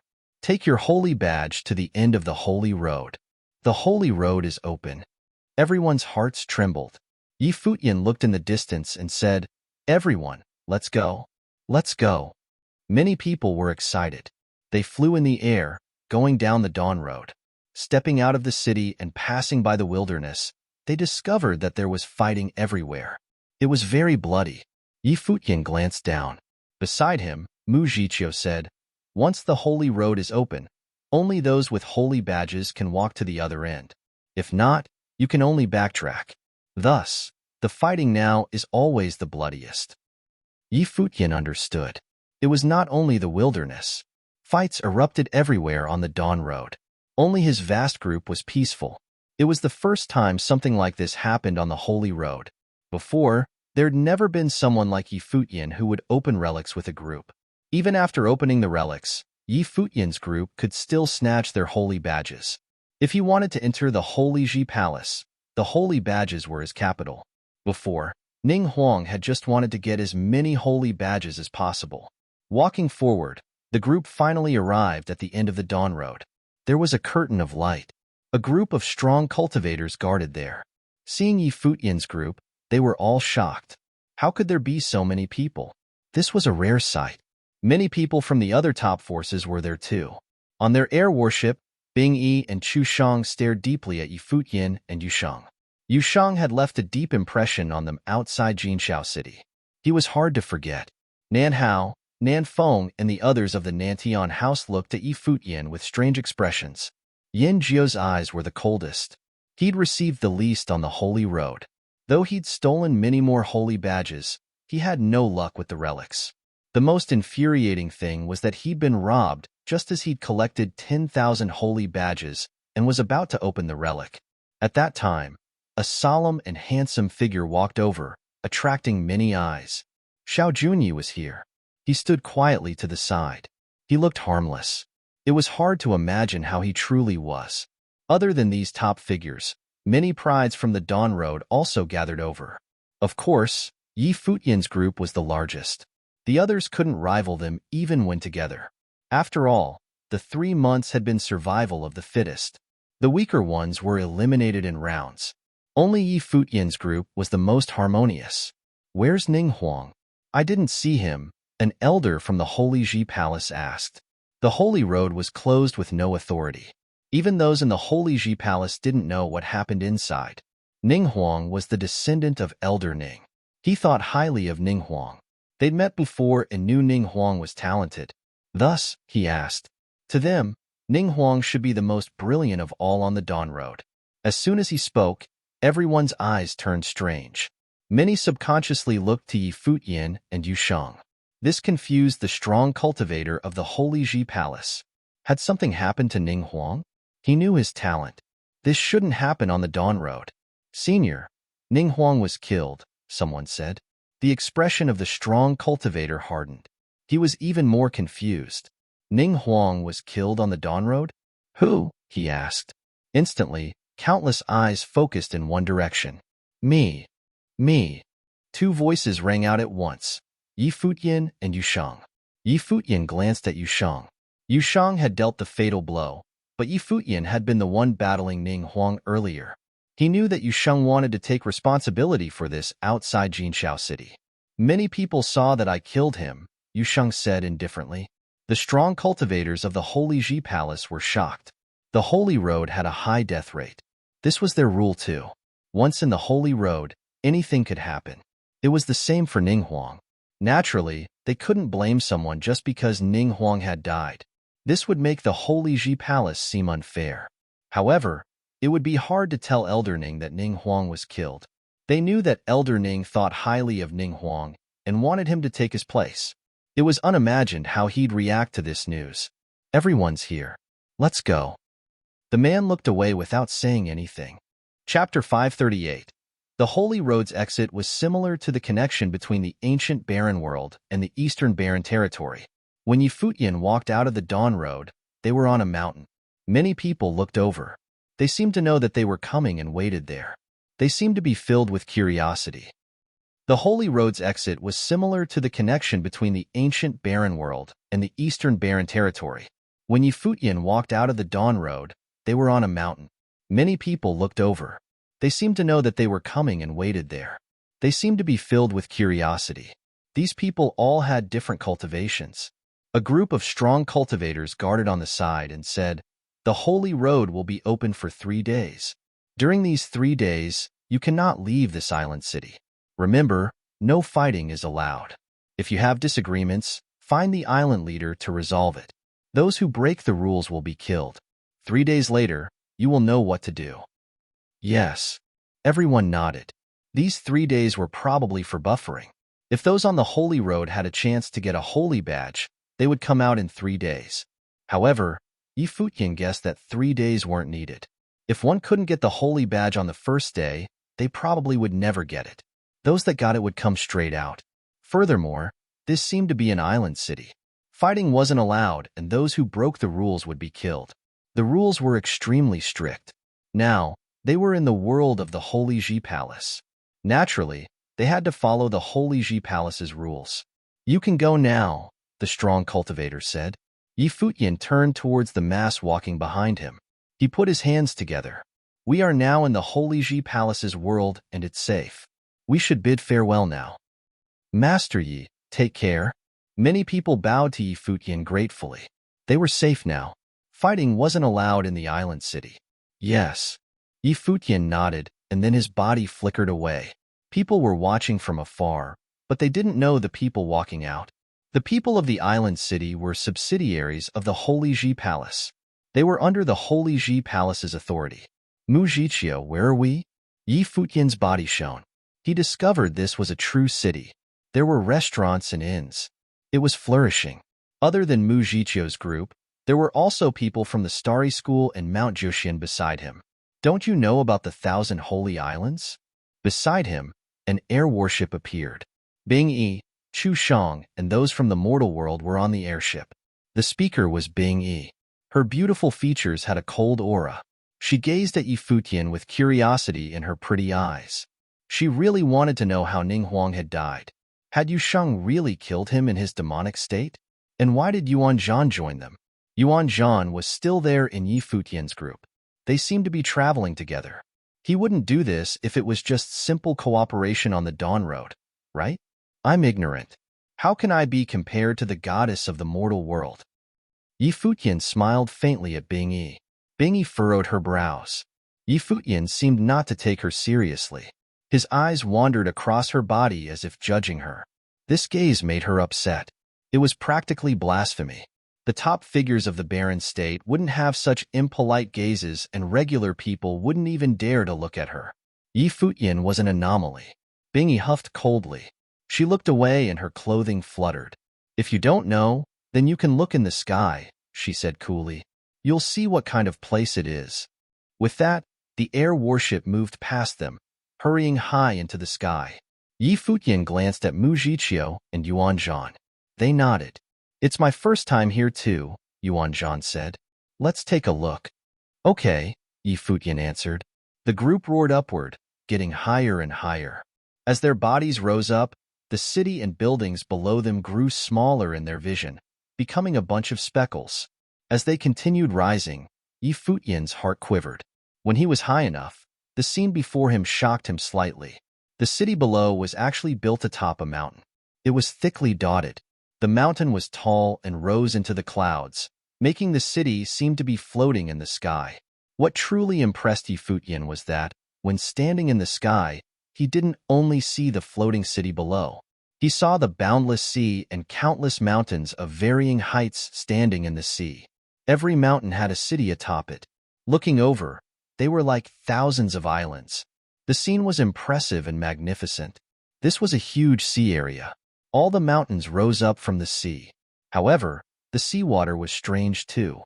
Instead of angry waves, it was calm. In fact, the blue sea reflected the blue sky, white clouds, and the various mountains. The 1,000 holy islands. Futian's heart trembled. The air warship wasn't too far away. Bing Yi glanced at Futian and said coolly, "This is the Holy River. The 1,000 holy islands on the river all belong to the Holy Ji Palace. All the island leaders come from the Holy Ji Palace." At first, they were the family of the Holy Ji Palace disciples. As the generations passed, more and more family members lived here, forming the 1,000 holy islands of the present day. All disciples who complete their cultivation and wish to remain here will receive an island and become the leader. That island would belong to him. Yi Futian nodded slightly. After countless years, the Holy Ji Palace was no longer just a simple palace. Everything on this holy river belonged to the Holy Ji Palace. There were innumerable strong cultivators. He scanned the 1,000 holy islands. His gaze landed on the floating mountain range in the center. It was extremely magnificent, and a majestic palace stood atop the peak. That's where we're going 3 days later, the Holy Ji Palace. Are you ready? Bingy asked. Then she steered her air warship away. During these 3 days, they had to prepare for what was next. Now, all the prides of the 9 holy roads had come out and were in different islands. Yi Futian stood in the sky for a long while before descending. Let's go, he said. Everyone nodded and entered the island city. After the holy road opened and the many prides arrived, the island became lively. All the restaurants and inns were busy. People would often ask about what had happened on the holy road. They would even communicate with other island cities to learn about other roads. 2 days later, someone was discussing the holy road in the island's biggest restaurant. Apparently, Ning Huang, the descendant of Elder Ning, was killed by Yu Shang, a demonic figure. He's still not a noble, but he can enter the demonic state and become a horrible, murderous god. He beheaded Ning Huang. He's like the god of death. On the Dawn Road, it was rumored that Xiao Junyi's the inheritor of the Dark Saint. He's a horribly frightening existence and may be the strongest of the Dawn Road. What about Yin Jiao from the Sword Saint Villa? Yin Jiao was hurt by Yi Futian and Yuan Zhan working together. Even his holy badges were stolen. He probably will never forget this humiliation. Who are Yi Futian, Yu Shang, and his group? They came out of nowhere and are so powerful. The enrollment will be very interesting this time. The Dawn Road alone has so many talents. Indeed, this is only the Dawn Road. The strongest 3 holy roads of the 9 are usually the Barren Road in the center, the Nether Road of the north, and the Heaven Road of the west. I'm sure shocking figures have appeared from these roads too. The Barren Road gathers the prides from the central region. It's always the holy road with the most monstrously talented figures. Their average skill level is the highest too. There's nothing more to be said, someone said, chuckling. 8 of the holy roads crossed through the Zhongzhou City region to the central region. The 9th road was right inside Zhongzhou City. It was where the strong cultivators in Zhongzhou City gathered. Zhongzhou City was the biggest main city of Barren State. One could imagine how bustling it was. The Zhuge family wasn't within Zhongzhou City. Instead, they were outside in what was called the Zhongzhou lands. The Mortal World, Nantian House, Sword Saint Villa, and many other forces were in this area. Going east, it was the eastern region of the Barren State where the Zhaixing House and Divine Sky City were. I heard that a young lord came from White Cloud City. He's extremely talented and young. He's only around 20 years old, but he's already in the noble plane and has frightening combat ability. He's comparable to how the young city lord of White Cloud City had been. Didn't someone crazy from the Zhuge family come too? If you add that woman, then there are 2, but the woman's plane is slightly lower. Some people came from the Demon God clan too. Tomorrow, we'll be able to see all the monsters of the 9 holy roads. Just wait and see. Everyone discussed animatedly. At that time, someone stood up and left the restaurant. Many people followed him. Yi Futian arrived at the edge of the island city. There was an abyss before him. He gazed at the city in the distance. He wondered which island Jieyu was in. They would meet tomorrow. At that time, Hua Jieyu was cultivating in an inn on another island. Footsteps sounded. Hua Jieyu opened her pretty eyes. She was too beautiful to be from this world. Senior sister. Hua Jieyu smiled. Cultivating again? Zhuge Mingyue grinned. This island was part of the Holy Ji Palace and outsiders shouldn't be able to step foot inside. Zhuge Mingyu wasn't really an outsider though. Her father and brother had all cultivated here before, so she was an exception. Yes. Hua Jieyu nodded. Senior sister, will he come? Who knows? Zhuge Mingyue smiled. Oh, that annoying guy brought a handsome youth here. Apparently, he's some powerful figure from White Cloud City here for a visit. Would you like to see him? Hua Jieyu naturally knew that the annoying guy, was the young city lord of White Cloud City. Senior sister, you know me? Hua Jieyu smiled gently. Yes, so I rejected him for you. Zhuge Mingyue chuckled at Hua Jieyu. Don't know where that kid got his luck, so that you only think about him. Jieyu, what's so good about him? Him? Hua Jieyu thought of that bad boy and smiled brilliantly. Nothing's good.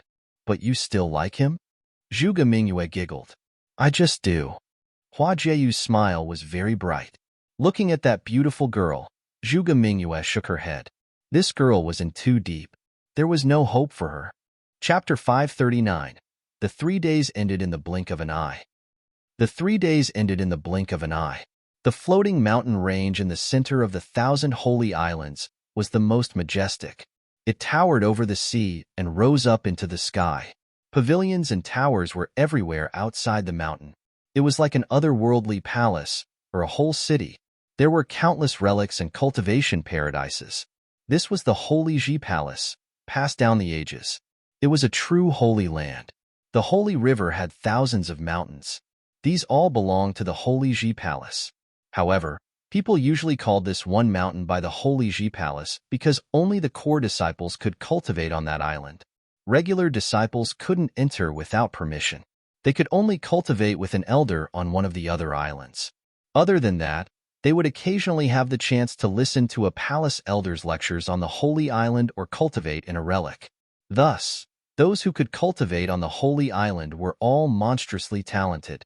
They were all the best of the barren state. In the east of this majestic, heavenly palace of the Holy Ji Palace, there was a shorter island neighboring it. There was a vast empty space on the borders. At the foot of the Holy Ji Palace, one could see stairs when raising one's head. The stairs led up to the Holy Ji Palace like the steps to heaven. This was truly at the foot of the Holy Ji Palace. At the moment, there was a mass of people gathered here, stretching as far as one could see. They were the disciples cultivating on the 1,000 holy islands and their family. Other than that, many important figures from the barren state had come too from the various top forces. They knew this was the end of the holy road. Those who'd exited the 9 holy roads had gathered here. Today was the day. Many elders who had high hopes for their juniors were here to watch. Of course, there were also some top forces who were close to the Holy Ji Palace and had come to give gifts. This vibrant scene happened once every 3 years. All talents of the barren state were gathered here. To the younger generation of the barren state, this was true magnificence. To the important figures, some of these juniors may become significant in the future or even enter the barren sky ranking. At the moment, someone was playing the guqin beautifully. It was mesmerizing. Even many important figures were affected by the artistic conception in the song. They looked over to one place. They saw a youth in a purple-blue robe sitting quietly on a smooth stone on the steps leading to the Holy Ji Palace. He plucked at the strings and created heavenly music. From serenity to a powerful melody, it seemed to depict an epic poem. This youth was untainted and had defined features. He was as handsome as a god. He didn't seem to be from the mortal world. Countless people from the vast space below the Holy Ji Palace looked up at the youth. Many of the younger generation were filled with respect and worship, even if they were prides too. They wished to become someone like him in the future. Many beautiful girls had expressions of admiration too. It wasn't an exaggeration to say that the youth on the mountain was the most beloved man of the girls of the barren state. Even the strong cultivators from the Holy Ji Palace, sitting beside the mountain path, looked appreciatively at the youth. The people of the barren state were clear that this youth would be one of the most brilliant figures in the future. In fact, he already was. In the distance, strong cultivators from the other island cities arrived. People instantly looked up at them. They were the ones from the 9 holy roads who'd gathered here now. The people below looked at the incoming strong cultivators with anticipation. Were they finally here? Look there. The prides from the arid road are here. Everyone looked over and saw people walking over. One of them was a very young and handsome youth. His eyes were like lightning, shining like stars. That would be Bai Zhe. Many eyes fell on this youth. Bai Zhe was an extreme talent from the White Cloud City. He joined the Holy Road after entering the Noble Plain. Apparently, he'd opened countless relics on the arid road. No one could stop him. Now, His cultivation had reached the pinnacle of grade 8 noble plane. He was probably one of the strongest this time. The nether road is here too. Someone looked in another direction and saw figures appearing gradually. Look there. Someone pointed in a direction. A group was walking over. Everyone was attractive, especially two of them. Zhuge Xing, Hua Jieyu. Many people murmured. They recognized these two. Zhuge Xing was the pride of the Zhuge family's younger generation. Hua Jieyu was Zhuge Mingyue's sister. As beautiful as the rumors say. Many more gazes fell upon Hua Jieyu. Her appearance seemed to add color to this vast space. She was so beautiful to look at. Seeing her was an enjoyment. "We're here," Zhuge Mingyue said, smiling as she appeared beside Hua Jieyu. There was another innocent beauty beside them. Apparently, she was Beitang Xinger, Zhuge Mingyue's junior sister. She was always beside Zhuge Mingyue. Yes. Hua Jieyu nodded. Delectable, many people praised after seeing Zhuge Mingyue standing with Hua Jieyu, Qi Ming of the Demon God clan. At that time, someone's eyes fell somewhere behind Hua Jieyu on a youth. He had a beastly figure and a blood-red line between his brows. It looked extremely demonic and was the mark of the Demon Gold clan. The barren road is here too. The people looked towards yet another direction. The mass of strong cultivators had arrived. They came from 9 different directions. There were many talented figures amongst the sea of people. When the people of large forces saw their juniors, they smiled faintly. At that time, Qin Yuan appeared somewhere with an elder beside him. It was the leader of the Zhaixing house with a youth beside him, Mu Zhifan. "Chen Yuan, you're the only one here from the top 3 schools. Why are you so active? Are you waiting for Yi Futian? He's talented, but you think he can survive the holy road with his cultivation?" The head of the Zhaixing house said mockingly. These two were old rivals. He was still angry about how Chen Yuan had taken Yi Futian into the Zhaixing house to take the polearm. "You don't have to worry," Chen Yuan said coolly. "Zhiqiu is also in the Dawn Road. You better pray that the guy didn't run into Zhiqiu. Otherwise, the polearm would probably be back with the Zhaixing house," the man said, laughing. He seemed very confident. When Mu Zhiqiu entered the Holy Road, she was already in the noble plane. He was free, so he decided to visit the Holy Ji Palace. After all, Mu Zhifan was also cultivating here. Qin Yuan gazed at the head of the Zhaixing house and gave an ambiguous smile. "What are you smiling about?" The head of the Zhaixing house asked after seeing Chen Yuan's odd expression. "You shouldn't pray that they meet. Your granddaughter is quite pretty. I heard that the son of my school isn't only talented in cultivation." Chen Yuan smirked. The head of the Zhaixing house's expression changed and he scoffed. "Don't speak nonsense. Your little heir isn't qualified. Zhiqiu will become a disciple of the Holy Ji Palace, like Zhifan. There are many people cultivating on the 1,000 holy islands. He's just a disciple on an island. What are you so proud about?" Chen Yuan mocked. "How many from your school has entered the Holy Ji Palace?" The other shot back. Neither let each other go. They argued, tit for tat, attracting much attention. Those that could come all had extraordinary statuses. Not even sages could come if they wanted. But these two old guys were arguing. At that time, people gradually walked over from the distance. Qin Yuan and the head of the Zhaixing house stopped arguing. They looked at the incoming group. The Dawn Road's people had finally arrived. They attracted a lot of eyes too. Just then, a huge figure started walking over. It was a huge golden ape. Seeing its appearance, Qin Yuan and the Zhaixing house head stared hard at it too. They knew that this was the Golden Great Ape clan from Mount Taixing in the center region. They ruled Mount Taixing and were a frightening force. The mountain leader was at the front of the barren sky rank too.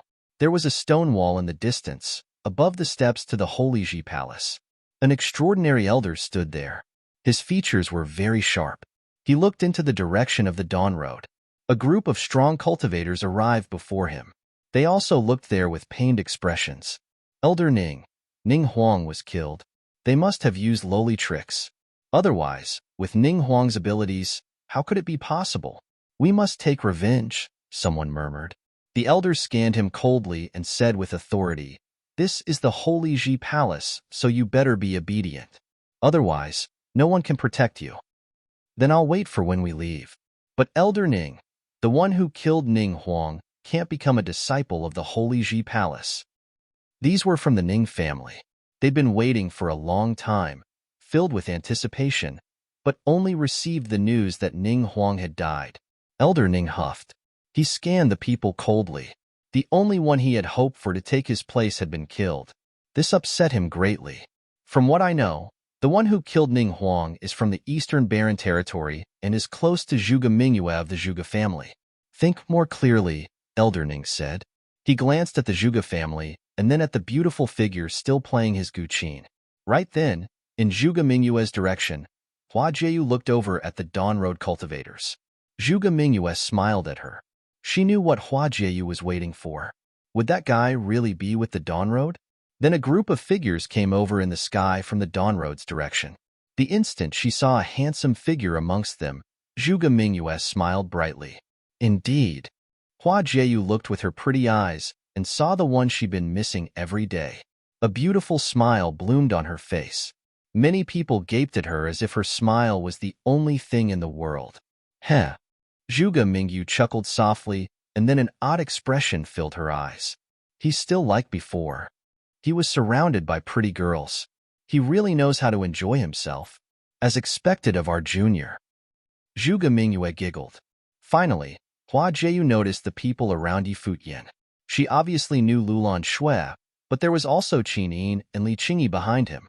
They were pretty, but not beautiful. But there was also Gu Yunxi with beauty worth a city's treasures. Mu Zhiqiu was even more beautiful. She looked a fairy, standing there quietly. Hua Jieyu blinked, and her smile turned resentful.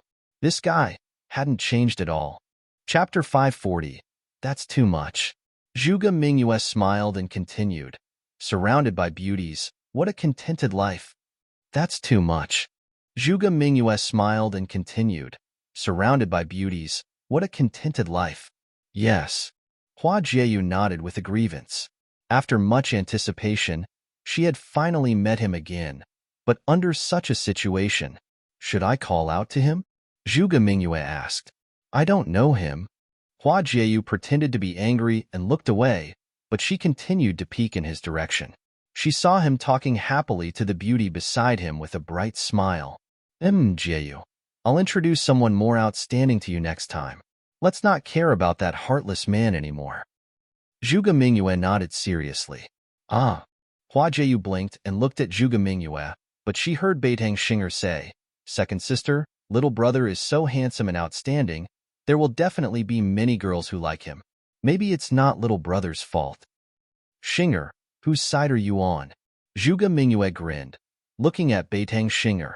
Beixing Tanger smiled and scratched her ear, while Hua Jieyu said in a touching tone to Zhuge Mingyue, Sister, maybe what Xinger said isn't wrong. Zhuge Mingyue blinked and grinned at Hua Jieyu. She had not even punished him yet. She was really hopeless. Hua Jieyu blushed shyly like Zhuge Mingyue had seen her thoughts. It made her look even more attractive, but that fellow was really too much. One or two would be fine, but he had 4 beauties by his side. Presently, Yi Futian did not notice anything. His gaze landed on the Holy Ji Palace's spectacular sky stairwell, on the teen playing the guqin.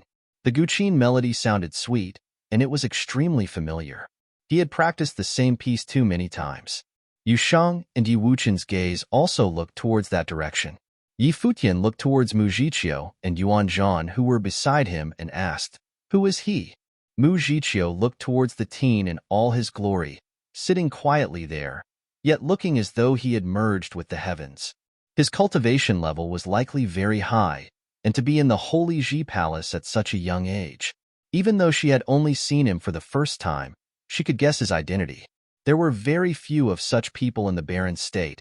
His impressive demeanor could be seen from one look, and he stood out from the rest. If I'm not wrong, he is the young city lord of the White Cloud City, Bai Luli, Mu Zhiqiu replied quietly. Yi Futian stared at him and smiled. He is indeed an exceptional person. I heard that young city lord Bai has entered the top 10 of the barren sky ranking? Yes.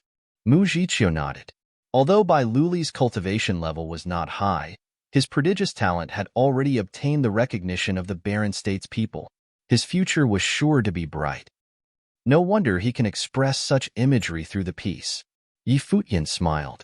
The piece that Bai Luli was playing was one of the top 10 pieces of the Divine Prefecture, the Ukiyo.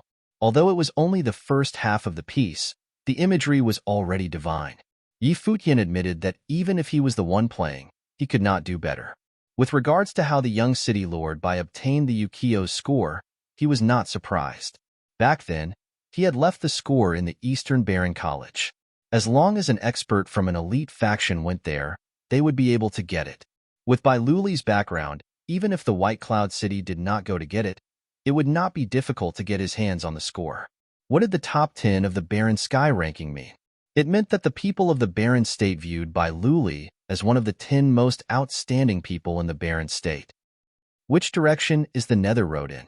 Yi Futian suddenly asked. Previously, the Ukiyo had caught his attention, but Yi Futian naturally would not forget about being able to meet Jieyu and his second sister. The crowd's gaze moved towards one of the 9 directions, and Mu Jiqiu said, "It appears to be there." Yi Futian looked towards that direction and scanned through the crowd in a distant location. He soon saw a beautiful figure looking at him with a weird grin. Her smile gave Yi Futian the chills. He was extremely familiar with that smile. Back in the cottage, whenever he saw that smile, 4th or 5th brother would be in trouble. Second sister. Yi Futian mumbled, then saw the girl standing next to Zhuge Mingyue. He saw Hua Jieyu avoiding his gaze, and he did a double take. Something was wrong. How could Jieyu not miss him? If second sister had seen him, it wasn't possible that Jieyu didn't. He saw Beitang Xinger winking at him, and Yi Futian had a realization. As though he had suddenly thought of something, he froze and looked to his left. Gu Yunqi was standing quietly there. He looked to his right. Mu Jiqiu was beside him, speaking to him intimately. Oh no! Yi Futian was dumbfounded. This was bad. Could he be blamed for this? Being too outstanding was a mistake as well. Jiqiu, Yunqi, you have to help me explain later on, Yi Futian said. Mu Jiqiu gave him a confused look while Gu Yunqi's eyes sparkled. Could it be? Jiqiu. At that moment, a voice sounded. Just as Yi Futian was about to walk over to Jieyu, he saw Chen Yuan and the Zhaixing house chief walking over to him. The Zhaixing house chief was glaring at Mu Jiqiu sternly. He was still arguing with Chen Yuan about this matter just now, and what did he see now? Mu Jiqiu was actually quietly standing beside Yi Futian. What was happening? Grandfather, Mu Jiqiu called out to him. Jiqiu, have you taken back the polearm of divine destruction? Mu Jifan's expression was grim. That day, when Yi Futian had taken the polearm of divine destruction, he had also arrived, but Yuan Qin's threat allowed Yi Futian to take it away. Mu Jiqiu immediately understood why her grandfather and brother looked unhappy and lowered her head in guilty. She had wanted to take it, but she had been defeated by Yi Futian again. However, her action made the Zhaixing house chief and Mu Jifan's expressions become even grimmer. Was this her silent confession? Could it be? What is going on? The Zhaixing house chief was extremely irritated. Futian, nice job. On the other hand, Chen Yuan was full of smiles and looked at Yi Futian appreciatively. Previously, the Gu clan leader had shared some thoughts with him. That was when he knew that the son he had picked was talented in other fields on top of his cultivation. Looking at the lineup Yi Futian had, he had to admit that he was impressed. The frigid beauty of the Zhaixing house had been won over by him. Impressive. Yi Futian blinked in suspicion. Could there have been a misunderstanding? Why did the Zhaixing house chief look like he wanted to tear him from limb to limb? Even when he first took the polearm of divine destruction, he didn't act like this. It was inevitable that the Zhaixing house chief would overthink. Not long ago, Yi Futian and Mu Jiqiu were enemies. Now, both of them were walking side by side jovially, with Chen Yuan's words in mind. How could he not overthink? Grandfather, it's my fault. I lost to him again in the Holy Road, Mu Jiqiu said quietly. Even if you've lost to him, you can't. The Zhaixing house chief was devastated. His granddaughter was beautiful and had outstanding potential. How could this be? Jiqiu, how could you be with a thief? Mu Jifan asked emotionlessly. He always felt that Yi Futian had stolen his polearm of divine destruction. Yi Futian and the people around him raised their heads and looked at Mu Jifan coldly. Yi Futian frowned. This Mu Jifan was being audacious. Senior, I think that there has been some misunderstanding, Yi Futian said to the Zhaixing house chief. It had better been a misunderstanding. If you dare to touch my sister, I'll chop off the hand that did it, Mu Zhifan interrupted ruthlessly. Idiot. Yi Futian looked at Mu Zhifan, annoyed. He then stretched out his hand and wrapped it around Mu Zhiqiu's shoulder and looked at Mu Zhifan provokingly.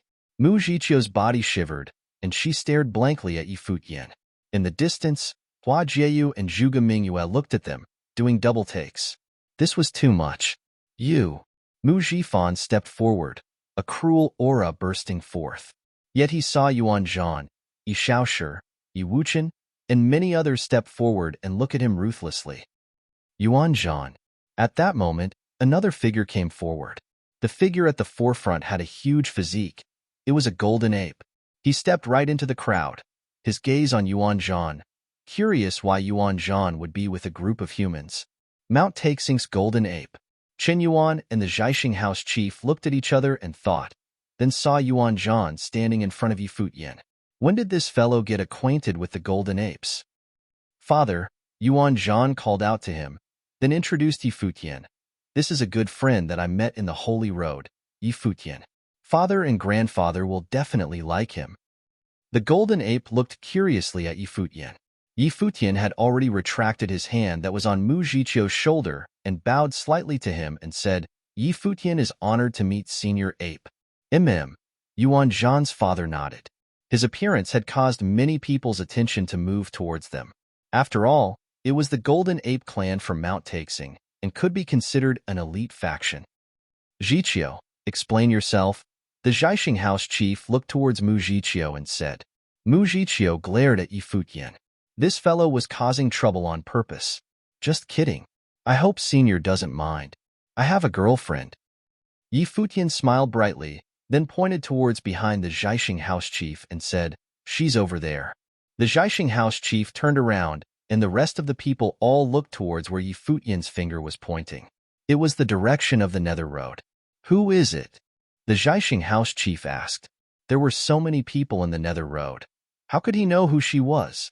Was Yi Futian making fun of them? The most beautiful one. Yi Futian beamed. The crowd instinctively looked towards Hua Jieyu, who was standing beside Zhuge Mingyue. Although there were many beauties in the Nether Road, the most beautiful one could be seen at an instant. If Zhuge Mingyue and Hua Jieyu stood there, nobody else could compete with them. Those who had heard Yi Futian's words all had suspicious expressions. It was not possible for it to be Zhuge Mingyue. So, he was referring to Hua Jieyu? Where did this idiot come from? You mean, Hua Jieyu? Mu Zhifan was cultivating in the Holy Ji Palace, so he had naturally heard of Hua Jieyu. Yes. Yi Futian nodded, smiling. Idiot. Mu Zhifan saw Yi Futian smiled, and his expression was disdainful. He looked at Yi Futian and said, Hua Jieyu, cultivating in the Zhuge clan, Zhuge Mingyue's sworn younger sister. A divine spiritual sorcerer, your girlfriend? Yi Futian looked at Mu Zhifan's expression and was irritated. He had been looked down upon. Don't create trouble for yourself, Mu Zhiqiu advised him softly. This kind of joke was not to be casually made. If he was heard by the people from the Zhuge clan, they would not let Yi Futian off. That's right, brother Yi. It's best not to joke about this. Behind him, Xiaowuji and the rest tried to persuade him as well. Yi Futian rubbed the peak of his nose, then walked forward. He was actually walking in the direction of the Nether Road. The crowd looked at him with weird expressions. Gu Yunqi's gaze had been on Hua Jieyu all this while. She had previously heard Yi Futian say that he had a girlfriend. She was always imagining what kind of remarkable girl Yi Futian's girlfriend would be. Now that she saw Hua Jieyu, she was like the beauty in her imagination, a goddess. As she thought of it, Gu Yunqi smiled brightly. Only this type of girl could be a good fit for him. At that moment, numerous gazes landed on Yi Futian as he walked gradually towards the Nether Road. Zhuge Mingyue and Beitang Xinger saw him walking over. Hua Jieyu also looked at him, then turned away. This fellow actually dared to touch other girls in front of her, shameless. Finally, Yi Futian walked over to the Nether Road area. He walked in front of the three of them and smiled jovially. The two of them looked at him with a weird grimace, then looked towards Hua Jieyu. Yi Futian saw that Hua Jieyu was not looking at him and was a little guilty. He said in a small voice, Jieyu, I missed you so much. As his voice landed, the entire space fell silent. It started from the Nether Road, then the other places as well. Countless gazes fell on them. Yi Futian's voice was not loud, but because of Zhuge Mingyue and Hua Jieyu, many people's attention was on them, and they had heard what he said. What did he say to Hua Jieyu? Do you have a death wish? Mu Jifan's expression was frosty. He had been paying attention to what was happening all the while. I don't know you. Hua Jieyu glared at Yi Futian with a pained expression. Evidently, she was still angry. However, the crowd did not pay close attention to Hua Jieyu's expression and only heard his words. In an instant, many people looked coldly at Yi Futian. What an impudent fellow. Where did this idiot come from? Someone even said mockingly. Hua Jieyu frowned. Even though she was feigning anger, she could not bear to hear others humiliate Yi Futian. Sigh. I've come such a long way to find you. How heartbreaking. Yi Futian sighed. Hua Jieyu turned around and glared at him resentfully. Who was the one being wrong now? As she thought of this, she took small steps towards Yi Futian. The numerous gazes froze as they saw Hua Jieyu walk to Yi Futian's side. Afterward, under their stunned supervision, Hua Jieyu stretched out her arm and helped Yi Futian to straighten his messy clothes with the gentleness of a lover. She had a look of helplessness in her eyes, and her gaze turned towards the Dawn Road and said pitifully, Who are they? Am I not good enough? Tell me, I'll change. Seeing the alluring beauty before him, Yi Futian felt as though he was about to melt. However, why did he have an ominous premonition? Chapter 541. At that moment, under the Holy Ji Palace, countless people's attention gathered towards where Yi Futian was. This was especially true for the disciples of elite clans and factions. Now, Hua Jieyu, who was extremely famous among the younger generation, had a boyfriend? At that moment, under the Holy Ji Palace, countless people's attention gathered towards where Yi Futian was. This was especially true for the disciples of elite clans and factions. Now, Hua Jieyu, who was extremely famous among the younger generation, had a boyfriend? This is too much, Zhuge Mingyue smiled faintly and said. Beixing Tanger did a double take and asked softly, Second sister, will younger brother be in trouble now? I don't know. Zhuge Mingyue smiled. Beside her, Zhuge Xing's gaze landed on Yi Futian, a strange expression appearing on his face. As a younger generation of the Zhuge clan, he naturally knew that Yi Futian had a boyfriend who was one of the disciples of the Eastern Baron State's cottage. However, this was the first time he had seen Yi Futian, and he was indeed handsome. But if Hua Jieyu only focused on appearances, she would be too shallow. Among the Dawn Road's crowd, Chief Qin had a weird look on his face. It seemed like he had underestimated Yi Futian's potential. Impressive. Mu Jifan's expression was extremely somber. What a slap to his face. He should have been happy that Yi Futian had a girlfriend. However, when he saw that the girl was Hua Jieyu, he was unable to do so. Not because he was interested in Hua Jieyu, but because when Yi Futian first took the polearm of divine destruction away, he had been arrogant in front of Yi Futian. He was a disciple of the Holy Ji Palace and would take back the polearm sooner or later. However, now that Yi Futian had crossed the divine road to get here, was on good terms with Yuan Zhan of the Golden Ape clan and had Hua Jieyu as his girlfriend, this made him extremely dissatisfied. Mu Jiqiu, Gu Yunxi, Qin Yin, and the other girls looked towards them. It was as though they had never really seen Yi Futian's true colors. Mu Chuan, do you want to consider my offer? Since your favorite granddaughter is already by Yi Futian's side, why don't you join me in supporting the successor of the Saint Path? Chen Yuan asked the Zhaixing House chief. Mu Chuan glared at him and replied, In your dreams. How stubborn. You can't even see as clearly as your descendants. Yi Futian was only in the Arcana plane when he entered the Dawn Road. Look at the people who have gathered around him, your granddaughter, the younger generation of Mount Taixing. Can't you see who is at the core of the group? Chen Yuan said nonchalantly. After a few years, you might not even have the chance to get close. You think I care? The Zhaixing House chief scoffed. With who he was, so what if Yi Futian would become strong? You may not cherish it, but when the time comes, the Saint Path will crush your Zhaixing House, Chen Yuan said disdainfully. You can try. Chuan Mu stared at Chen Yuan and said. You think I dare not? Both of them glared at each other. At that moment, Yi Futian was being stared at by countless people, sending shivers down his spine.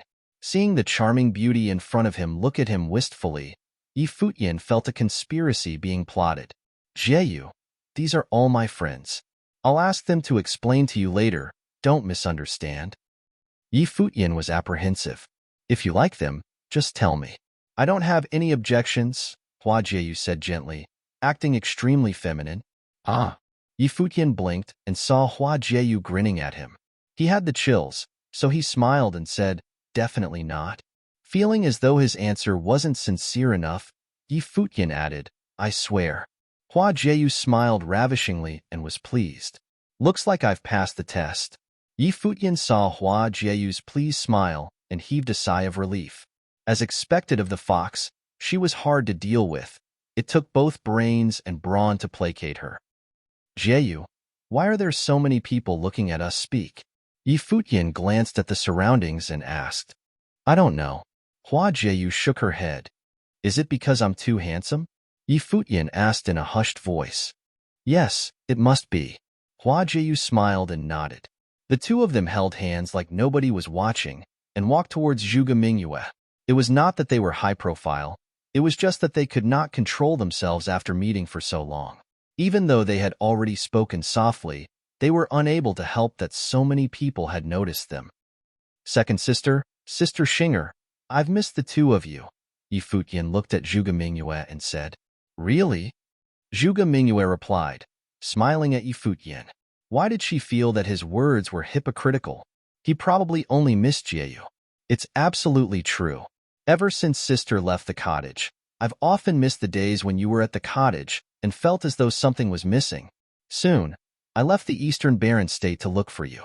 Now that I've seen that second sister has gotten more beautiful, I'm at ease now, Yi Futian said earnestly. Your words are so sweet that I almost believe them, Zhuge Mingyue replied. Looking at Yi Futian, this fellow was still such a sweet talker, even after 2 years. Nothing had changed. Beitang Xinger stood at the side, smiling gently. She was naturally happy to see Yi Futian. Back then in the cottage, the senior brothers and sisters all doted on him the most. Shameless.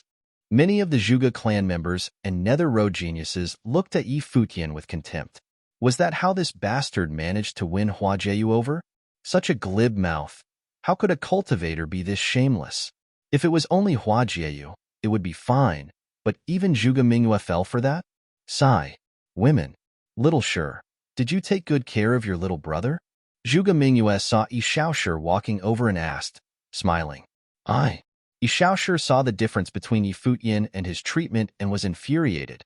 But when he met his second sister's gaze, he lowered his head and continued, naturally took good care of him. Little brother, is that the truth? Zhuge Mingyue looked at Yi Futian and asked. Seventh brother's performance was indeed passable. Yi Futian smiled and replied, causing Zhuge Mingyue to nod her head in satisfaction. The fatty sighed in his heart. Who is the big brother here? Sister, what about fourth and fifth brother? Yi Futian asked. Previously, Shui Yi and Luo Fan had come to the barren state alongside Yi Shaoshi, claiming that they wanted to find second sister. Now that Yi Shaoshi was here, where had the two of them gone? The two of them were lazing around, so I found something for them to do, Zhuge Mingyue replied. Yi Shaoshi shrunk back, thinking of his two seniors. He felt that his treatment was still all right. Seeing Yi Shaoshi's response, Yi Futian knew that his two seniors were probably in a sorry state. Looking for second sister for no good reason, they were just looking for trouble. Did they think that they were him? What about third brother? Have you seen him, second sister? Yi Futian also thought about Gu Donglu. The smile on Zhuge Mingyue's face faded, and she replied, don't mention him, trying to show off after he had just broken through his cultivation level. He was defeated by Bai Luli. I don't know where he's gone off to cultivate after that. Yi Futian looked at his second sister's expression. It looked like she was worried for his third brother. His gaze turned towards another direction and Yi Futian looked at the outstanding figure by the Holy Ji Palace's sky stairwell, the White Cloud City's young city lord Bai Luli. Being able to enter the Barren Sky Rankings top 10 at such a young age, how could he be defeated easily? Knowing third brother's personality, He was probably off somewhere cultivating hard. At that moment, in the direction of the sky stairwell, there were important figures descending from the Holy Ji Palace. Their gazes swept across the vast area, and wherever they looked, there were people. It was a sight to behold. Moreover, this was the group that had already passed the Holy Road selection, or there would be a terrifying amount of people. This was the Holy Ji Palace's triennial disciple selection, a spectacle of the barren state. Apart from a few stubborn fellows from the Alchemy City and the barren state Northern Continent's Holy Temple region, the vast majority of the barren state's factions would participate. This was the influence that the Holy Ji Palace had built up over the years. Even the Demon God clan experts were willing to come forth. At that moment, numerous gazes looked towards the direction of the sky stairwell. They heard an expert from the Holy Ji Palace say, "The Holy Ji Palace will be selecting its disciples now. Those who are not involved, step out from the central region." Once his voice landed, many figures retreated. Even the influential figures from all areas retreated out of the central region. "Those from the 9 holy roads, assume your positions," the expert on the sky stairwell continued. Yi Futian held Hua Jieyu's hand and said, "I'll go over first." "Okay." Hua Jieyu nodded gently. Yi Futian and Yi Shaoshi left, walking in the direction of the Dawn Road. In the Holy Ji Palace's triennial admission, they would open up 9 holy roads, namely the Barren Road, Dawn Road, Travel Road, Nether Road, State Road, Arid Road, Separation Road, Frost Road, and Decay Road. Out of the 9 roads, only the Barren Road corresponded with Zhongzhou City. The other 8 roads corresponded with the 8 major bearings of the Barren State. At that moment, in the extensive area, there were 9 words inscribed in the 9 major bearings. Yi Futian and the people from the Dawn Road stood in the region where the Dawn word was. They looked like a huge army. Even after the elimination from the Holy Road, there were still countless figures standing. The disorganized area became much more orderly and distinct. Among the 9 holy roads, it was the most evident that the Dawn Road had the most people. This caused many people to think, looks like the competition in the Dawn Road this time wasn't that fierce. The fiercer the competition over the holy badges in the Holy Road, the fewer people could stay until the end. However, the crowd was unaware that what had happened in the Dawn Road was unlike the other holy roads. When Yi Futian returned, Mu Zhiqiu, Gu Yunxi, and the rest continued to stand by his side.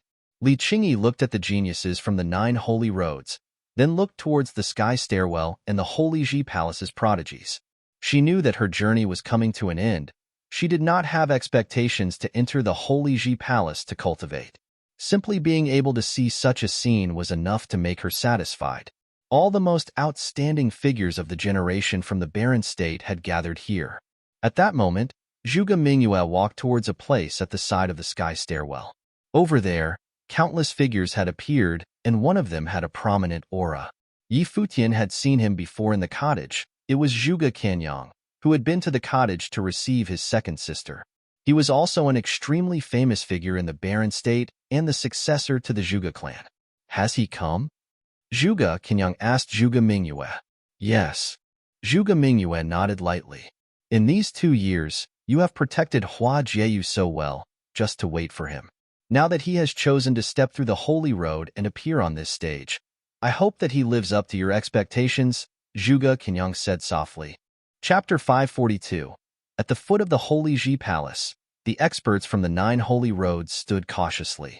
They all knew that the Holy Road was merely the first stage of the selection. Walking out from the Holy Road did not mean that they were a disciple of the Holy Ji Palace. It was far too early. At the foot of the Holy Ji Palace, the experts from the 9 holy roads stood cautiously. They all knew that the Holy Road was merely the first stage of the selection. Walking out from the Holy Road did not mean that they were a disciple of the Holy Ji Palace.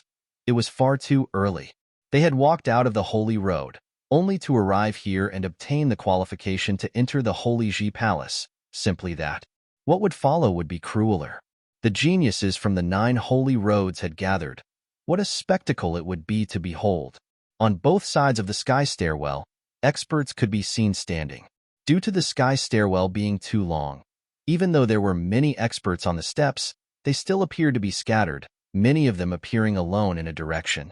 There were those like Bai Luli playing the Guqin piece, like Zhuge Kenyang and Zhuge Mingyue observing silently, and those who were drinking tea and watching. Now, many influential figures from the Holy Ji Palace had arrived because it involved the selection of their disciples.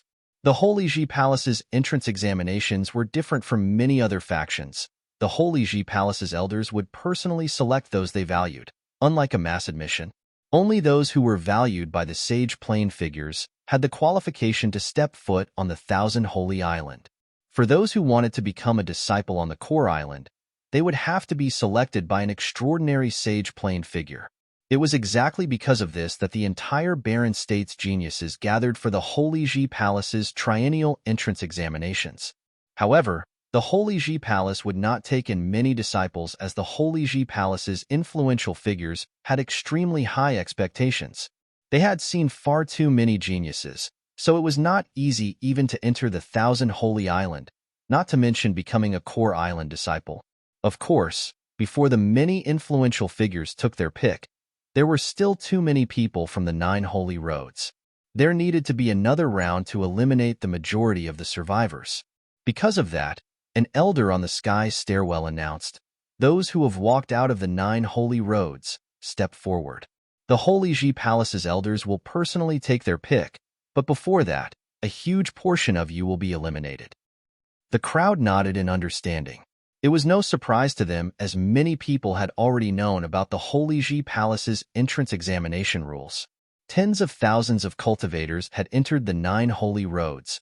How were the influential figures of the Holy Ji Palace going to decide? Evidently, there needed to be a mass elimination. From the 9 bearings, everyone stepped forward into the vast area in the middle of the 9 words. At that moment, a blinding light emitted from the 9 words signifying the 9 holy roads and turned into light veils.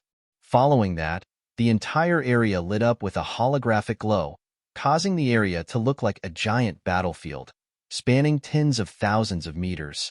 A normal human's vision could not even see the edge of the battlefield. However, all those who had gathered here were cultivators with extremely high cultivation levels, so sight was not an issue to them. Tens of thousands of meters was a mere stone's throw for them. At that moment, the 9 words appeared to transform into 9 doors, with an expert guarding each door. All of you have stepped out from the holy road and have a holy badge in your hands.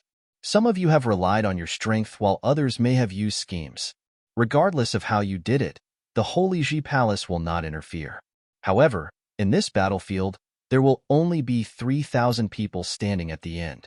You may all use your methods, and there are no restrictions. Those who concede can raise their holy badges, and no one is to attack you. Step out from the 9 bearings. That is the exit. After you have stepped out, return your holy badge to the people from the Holy Ji Palace.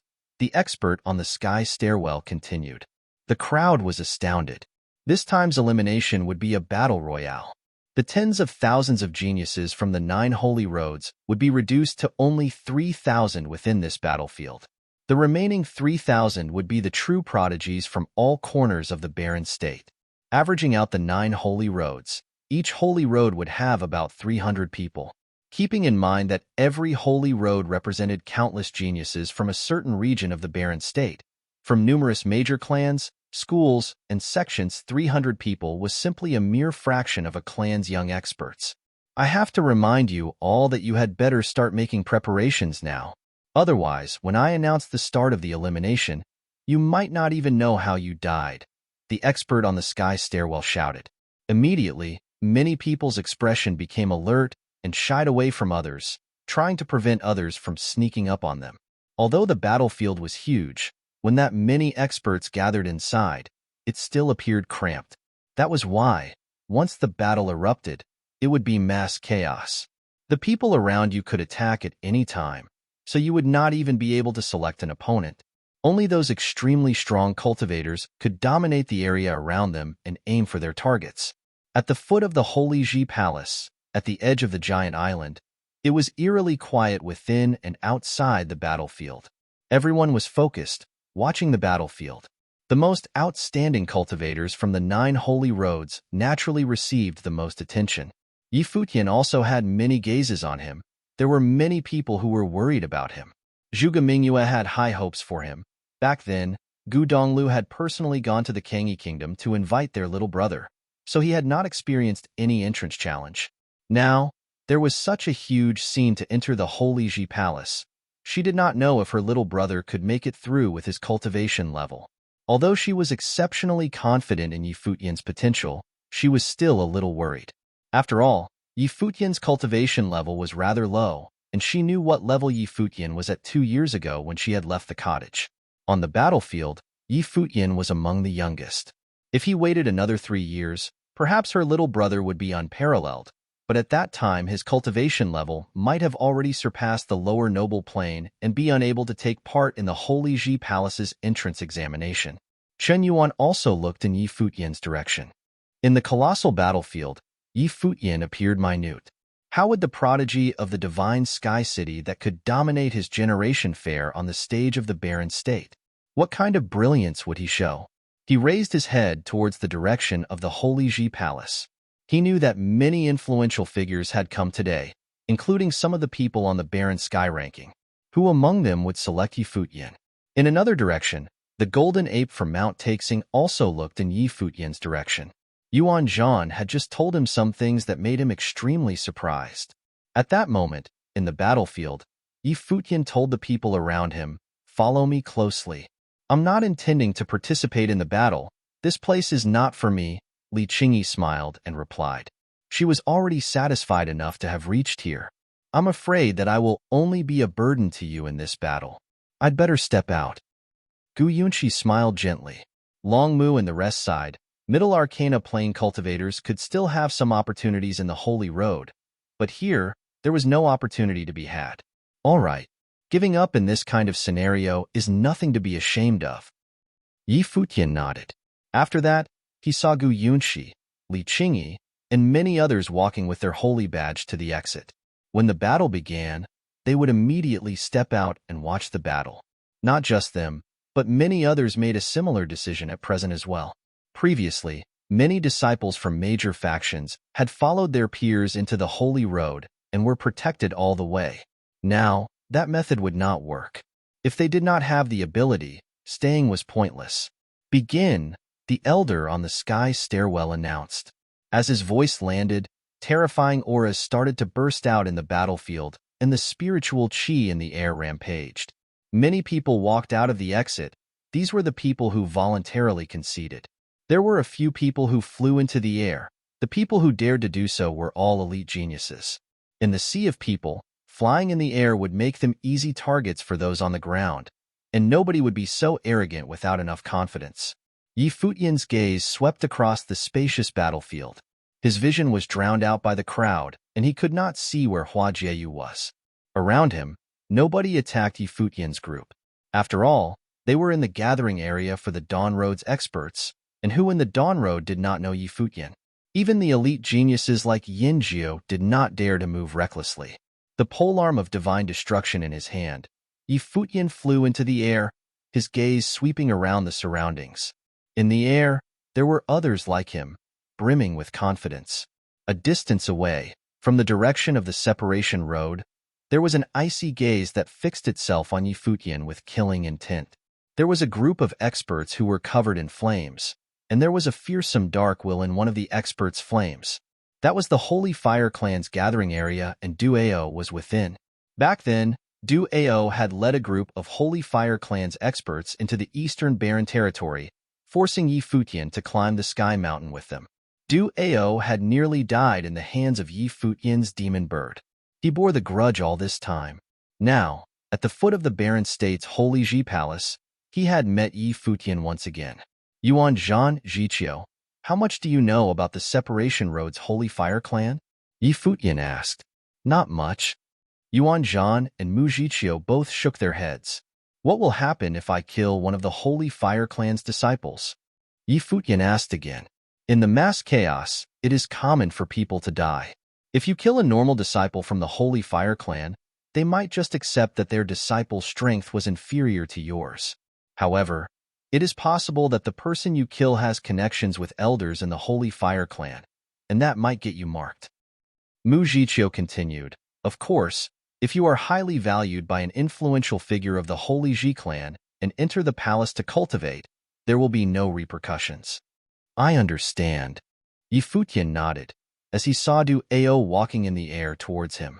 He moved in a flash towards the ground and looked at Du Ao, as though intentionally avoiding him. Du Ao's killing intent was rampaging.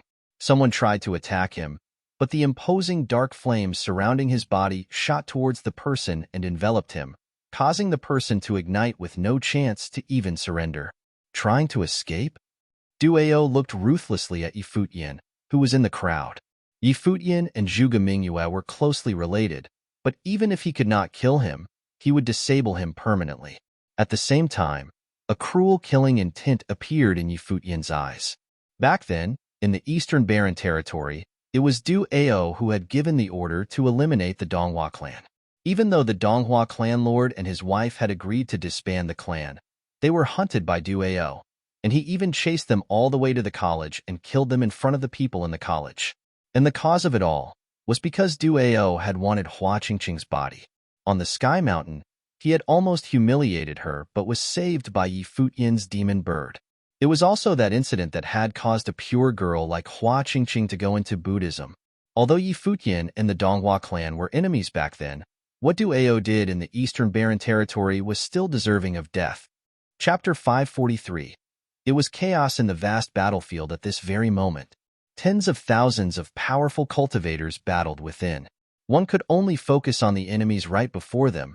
There was no choosing one's opponent. The number of people that failed was increasingly rapidly as well. A constant stream of people left the battlefield, having admitted defeat. It was chaos in the vast battlefield at this very moment. Tens of thousands of powerful cultivators battled within. One could only focus on the enemies right before them. There was no choosing one's opponent. The number of people that failed was increasingly rapidly as well. A constant stream of people left the battlefield, having admitted defeat. Many important figures observed the ongoing events from the top of the sky stairwell and the other side of the battlefield. Naturally, the insanely powerful geniuses whose talents were top-notch got the most attention. Bai Zhe from White Cloud City, who was the younger brother of Bai Luli, was an obvious target for observation. He was mind-bogglingly talented, and as he stood proudly in the sky, no one dared to approach him. It was clear to all that some people were simply not to be trifled with. Qi Ming from the Demon God clan marched into the crowd.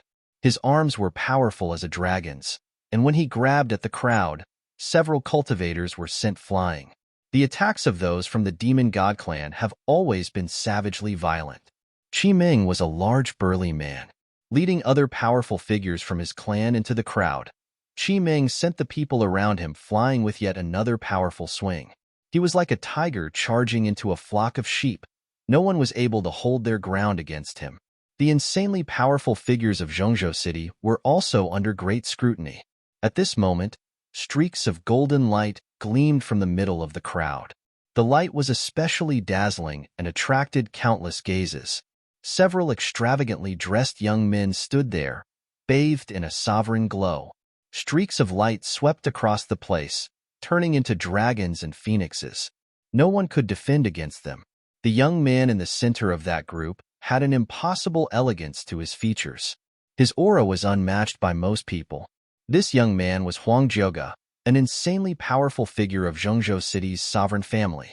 The sovereign family was one of the most powerful families in Zhongzhou City and even the Barren State.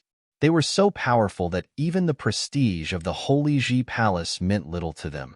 They claimed to be descendants of Ran Huang and were arrogant beyond measure, calling themselves the sovereign family. But everyone else thought that the sovereign family thought too highly of themselves. There were countless powerful figures in the world. The vast divine prefecture may have figures like the emperor and Ran Huang, but the Barren State did not have the capacity to contain such figures. However, the people of the Barren State still recognized the strength of the sovereign family. Those from the sovereign family who had come to the divine road were not aiming to enter the Holy Ji Palace to train. Instead, their motivation was to see the talent the Barren State had to offer and to barrel through all competition effortlessly in order to prove how powerful the sovereign family was. It was also a good opportunity for them to train and improve their own abilities. Other than the sovereign family, those from the Tingxue house in Zhongzhou were equally frightening as well. Murderous energy emanated from an area in the battlefield. Those from the Tingxue house were carrying out vicious attacks there. A large empty space quickly emerged around them. The people around them had fallen to the ground, defeated and bloodied. No one else dared to approach those from the Tingxue house. The Shiman clan and the Lightning Court were also one of the most influential powers in Zhengzhou City. Their younger generations of members were all brilliant, and they wanted to take this opportunity to shine amongst their peers by defeating them all. But they had not started clashing with each other yet. This large, messy free-for-all was but the first stage of elimination. The real battles lay towards the end. As such, they were not too hasty about things, knowing that the fight now was only a prelude to greater things at the end. Other than the powerful figures from the 3 different paths of the Divine Road who were under the most scrutiny, there were other insanely talented people from the other paths as well. The abundance of talented people on the battlefield made it a dizzying sight to see. There were so many powerful figures, and they had not even displayed their full abilities yet. In the battlefield, the 9 swords glinted behind Yanjiu, and after scaring the competition, no one else dared to touch him again. The same went for many powerful figures from the mortal world and Nantian house. Their gazes turned towards Futian, who was being hunted down, and a peculiar expression settled on their faces. When Futian wielded the Divine Destruction polearm, his battle ability was definitely top-notch. And with Yuan Zhan and Yi Shaoshi by his side, he had no need to run from being hunted down. Chu Shang from the mortal world and Nan Feng from the Nantian house knew about the bad blood between Du Ao and Futian. The Sacred Fire sect had gone to the eastern region of the Barren State as well back then, and Du Ao seemed to still be unaware of Futian's abilities now. Watching Du Ao chase after Futian into the chaos alone, they knew that Du Ao was in trouble. Futian was obviously sure of what he was doing. Hua Jieyu stood in the sky. She was watching Futian as well. However, the battlefield was chaotic, and her sight was obscured at times. Futian seemed to be intentionally heading towards the center of the crowd as well. He seems to be being chased, Zhu Guxing commented, looking over at Hua Jieyu who was next to him. Do you need me to do anything? There's no need, Hua Jieyu replied calmly, not looking at Zhu Guxing. She saw that Yi Shaoshi was not rushing to defend Futian. Since the cottage disciple was not worried, she understood that Yi Shaoshi believed in Futian's ability to solve this himself. Futian was probably intending to take revenge on behalf of Du Ao's victim back then. Looking at Hua Jieyu's profile, Zhu Guxing did not comment any further. He turned back to where Futian was. Futian had run to the middle of the chaotic battlefield on the dried-up path. He saw the gleam of starlight before meteorites began to appear in the sky. It seemed like that part of the sky had been sealed off. Futian stopped and turned to look at Du Ao. Bathed in dark fire, Du Ao was a frightening sight to see. Staring at Futian, he spoke, "Don't worry, I won't kill you. At most, I'll just permanently destroy your powers. I heard that your girlfriend is a divine spiritual sorcerer now, and that she's unmatched in her looks. There are many people out there who want a taste of her. Maybe she'll become someone else's woman once your powers are destroyed." Du Ao leered at Futian. He believed that if it hadn't been for Futian's meddling back then, he would have managed to secure Hua Qingqing, a startling beauty within the eastern region of the Barren State. Hua Qingqing was beautiful enough to bring down cities, and she was pure without a single blemish. Her aura was deeply attractive to him. It was a pity that Futian had gotten in his way twice, once on Sky Mountain and the other time at the college. "Do you know why I brought you here?" Futian asked. A flicker of hesitation flashed across Du Ao's face before he asked, smiling, "Why?" "It'll be easier to kill you without anyone following us," came the reply, before a burst of lightning exploded from under Futian's feet. Futian's body swayed to the wind and lightning around him, and shadows of his figure appeared in the sky. It was the thundering illusion step. In an instant, Du Ao felt an incredibly strong surge of noble will descend upon him. Within his mind, it was as if a starry sky had appeared and was pressing down upon him, covering his body and his spiritual will.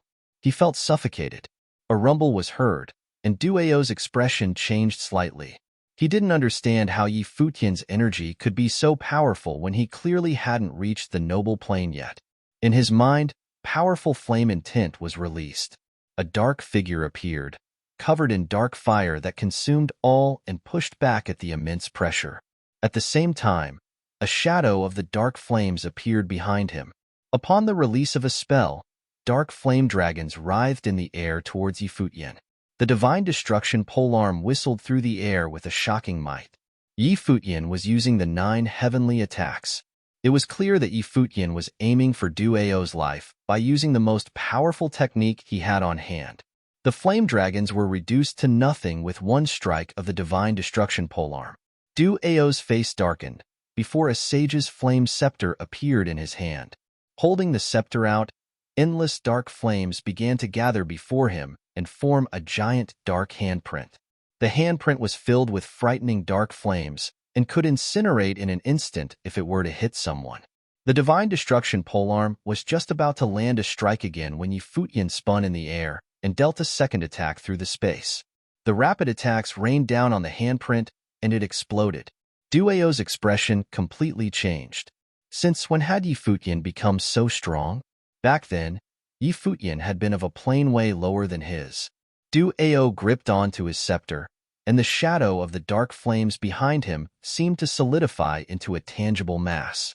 The dark flames spread rapidly and covered the surrounding space, almost like an invader preparing to massacre a city. At this moment, Futian launched a third strike as he spun in the air. The distance between the two was great, and Duao laughed at the fact that Futian was attacking from so far away. But then, he saw that the divine destruction polearm was rapidly increasing in size as it descended upon him like a polearm from heaven. No! Duao's face contorted in shock as the polearm struck down upon him. His flames may have been strong, but they would not be able to incinerate the polearm. His specialization in flame attacks was being countered squarely by the violence of Futian's attack. Duao sent out one defensive spell decree after another. When the divine destruction polearm descended upon him, the spell decrees glowed with a brilliant light and blocked part of the attack. However, Duao was still sent crashing to the floor by the impact. The ground trembled with the force of which Duao had crashed into it, and Duao's arm hung by his side, broken. He spat mouthful after mouthful of blood. With his left arm, Duao reached for the storage ring on his right hand. At the same time, he was retreating quickly, ready to admit defeat and pull out of the situation. However, Futian was planning to end everything right here and right now. Get lost! Duao shouted, and frightening flames surrounded the crowd that was in his way. Someone was incinerated in an instant by the flames. However, enormous ancient vines curled towards Duao from behind, and at the instant Duao took out his spell decrees, the vines passed through the flames and stabbed through his arm, making him drop the spell decrees in his hand. In the next moment, his body was surrounded by the ancient vines, and they crept up the sky with him. Futian, who had been preparing to kill Duao, was taken aback. It had not been him who had attacked Duao, but a powerful figure from the dried-up path. Futian looked behind Duao to see a copper-skinned young man in tattered clothing standing there, staring coldly at Duao. "I admit defeat," Duao howled. "I'm a disciple of the sacred fire sect." The young man paid him no attention. A sharp vine pierced straight into Duao's heart, killing him in mid-air. Futian's expression changed. Duao had died in the hands of a powerful figure from the dried-up path. Shifting his gaze, Futian saw the person who had been burned by Duao's flames. He seemed to be dressed similarly to the young man. A woman had appeared by the person's side, and a dazzling jade-green glow could be seen. The glow enveloped the body, as though healing it. Then, powerful figures from the sacred fire sect rushed over. Their expressions upon seeing Duao's body were ugly. Duao had held great status within the sacred fire sect. He possessed outstanding abilities, but he had still died on the spot. In the sky, a flash of dark fire shot through the eyes of Xieji, who was from the sacred fire sect. The dark flames went straight for the young man who had killed Duao. Xieji was the best of his generation in the sacred fire sect, and he was scarily powerful. The power of his will shot through his eyes, infused with the burning of silence, flame, and tint. However, the young man looked up to meet his gaze without hesitation. Xiaji's body began to burn with frightening flames, and the many-hued flames merged into dragons that charged towards the young man. But ancient vines appeared on the young man's body and curled towards Xiaji as well. There were questioning looks on many people's faces at the young man using wood elemental spells to fight flames. Furthermore, those were no ordinary flames, but flames that came from Xiaji. The flames started to burn on the ancient vines in an instant. However, the ancient vines remained intact and even became more frightening as they continued heading for Xiejia, flames and all. Xiaji took a step back, and his expression changed. Looking at the young man, he asked, "Which part of the southeastern region are you from?" "The Immortal Village," the young man replied calmly. "The party from the Immortal Village is here as well. The important figures who were on top of the sky stairwell, as well as a distance away from the battlefield, had noticed the developments here as well." Duao of the Sacred Fire sect was probably the first top-notch powerful figure to have fallen in this chaotic battle. The Immortal Village was situated within the southeastern region of the Barren State, where it was just a wasteland. They had no contact with the outside world and had never come to the Divine Road before. But this time, they too had arrived. "Seems like the undying old man is having a pretty satisfactory time," someone commented calmly. The undying old man was one of the higher-ranking individuals within the Barren Sky ranking. "Look at the girl," someone said, noticing that the woman who had been healing her companion had finished her work and stood up. She raised her head to look at everyone. Dressed in simple white clothing, she was extremely clean and unblemished. While she had seemed very plain before, upon closer inspection, her features were actually stunningly beautiful, and she seemed to have a mystical glow about her. "It's been rumored that the undying old man has had a successor. It could very well be this girl," someone from the Holy Ji Palace speculated. "There was a new bell in the Barren State now. The ritual implement that guy's using seems to be an extraordinary one," someone commented, looking at Futian. "It should be the precious divine destruction polearm from the Zhaixing house," someone replied, seeming to know everything about the Barren State. "That young man is probably the son from Divine Sky City we heard about in the rumors. Since he's Zhuge Mingyuez Jr., he should be from the eastern region of the Barren State." Chapter 544. Xieji's eyes gazed at the figure before him. He had heard of the Immortal Village before. With someone like the undying old man emerging from the place, it was near impossible for anyone not to have heard of the place. Xieji's eyes gazed at the figure before him. He had heard of the Immortal Village before. With someone like the undying old man emerging from the place, it was near impossible for anyone not to have heard of the place. What the undying old man was known for was to keep things immune from decay, be it living beings or dead objects. His old vines were something that not even fire would be able to do anything about. Duao wanted to escape from the mess he was in and went about killing passers-by to do it, but he had not expected the one he had burned was someone from the Immortal Village, and ended up paying the price with his life for it. It was something that would have left many outside deep in thought. The war zone gathered many geniuses from all over the Barren State, which meant that any carelessness could result in dire consequences. Duao of the Sacred Fire sect would have probably been oblivious as to who killed him, even at the time of his death. Xiaji turned his eyes to look at Futian. He conjured a flame on his palm, and the space around him turned crazed in an instant. Streaks of black flames danced around Futian, which then turned into a fearsome dark lotus and went on to consume Futian. Futian frowned. "So you think you can push me around instead?" Futian then took hold of the polearm of divine destruction. Meteors gathered around him, yet the fearsome dark lotus coalesced inexhaustible fire spiritual chi and brought with it horrifying damage potential. A globe of dark flames encased the space, and the meteors burned by the flames. It seemed that the flames left terrifying marks on every piece of the meteors before lashing out at Futian. The mighty ones from the Sacred Fire sect surrounded Futian and all casted fire spells. He looked as if he was being locked inside a cage of fire for a moment. The ones from the Sacred Fire sect specialized in manipulating fires, and many of their fire spells had terrifying powers, and of course, remarkable damage potential. A pure golden palm struck Xiaji at that very moment, blocking out quite a bit of space above it. Xiaji flinched a little, and then struck at the golden palm with his own palm. His was a palm in dark flames. He was thrown behind somewhat as it clashed with the golden palm. He spared a look at the wild figure that jumped him, Yuan Zhan of the Golden Great Apes. At the same time, Yi Shaoshi lashed out with the imperial vines. Golden lights shimmered as his attack lashed out at the mighty one from the Sacred Fire sect. Yi Wuqian, Yu Shang, and the others made it there soon enough. Thousands of streams of sword aura whooshed about Yi Wuqian. As he pointed his finger before him, the sword auras congealed into a torrent, heading straight for Yi Futian's assailants. Qinin, Xinyuan Beishan, Xie Wuji, Zue Qianqiu had also become grade 7 nobles at the moment. They arrived at the scene and began attacking, turning the place into a battlefield where both sides were of equal strength. The ones staying on the battlefield were reduced by the minute, and many turned to look at it. Yi Futian fought his way out of the barricade and went heading for one specific person. He then lifted his staff and struck hard, forcing the mighty one from Sacred Fire sect to quickly back away. However, the golden vines around slithered past and blocked his escape, giving him no choice but to take the strike head-on. Boom!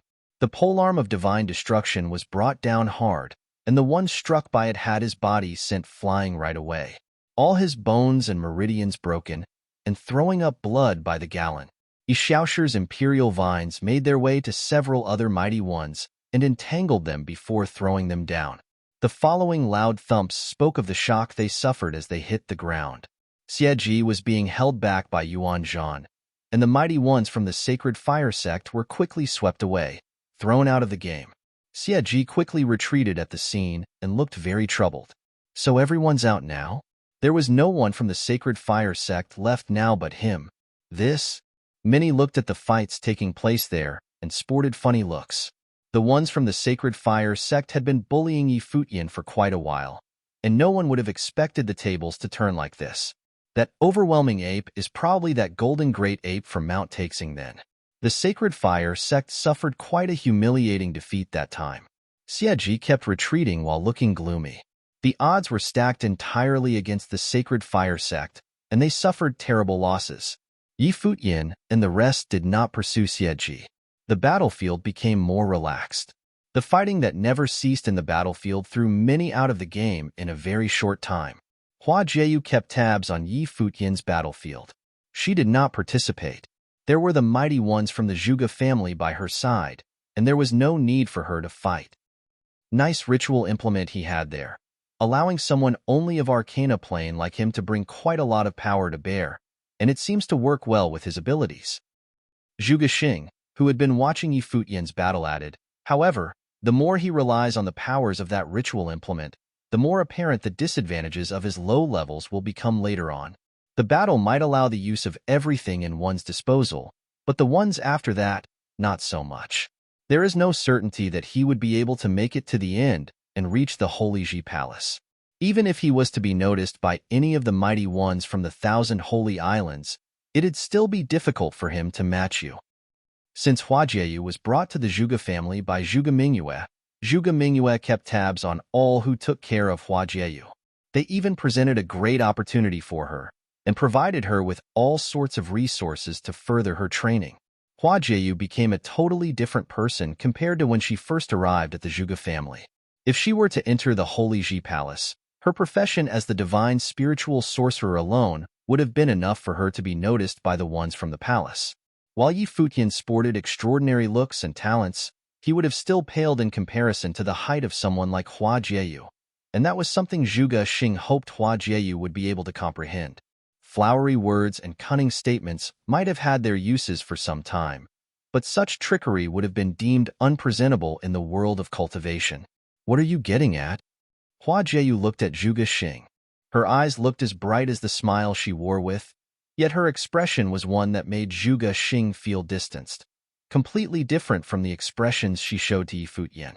Zhuge Xing looked at the beautiful young lady by his side. The strands at her forehead swayed about in the air, which made her feel very friendly and approachable.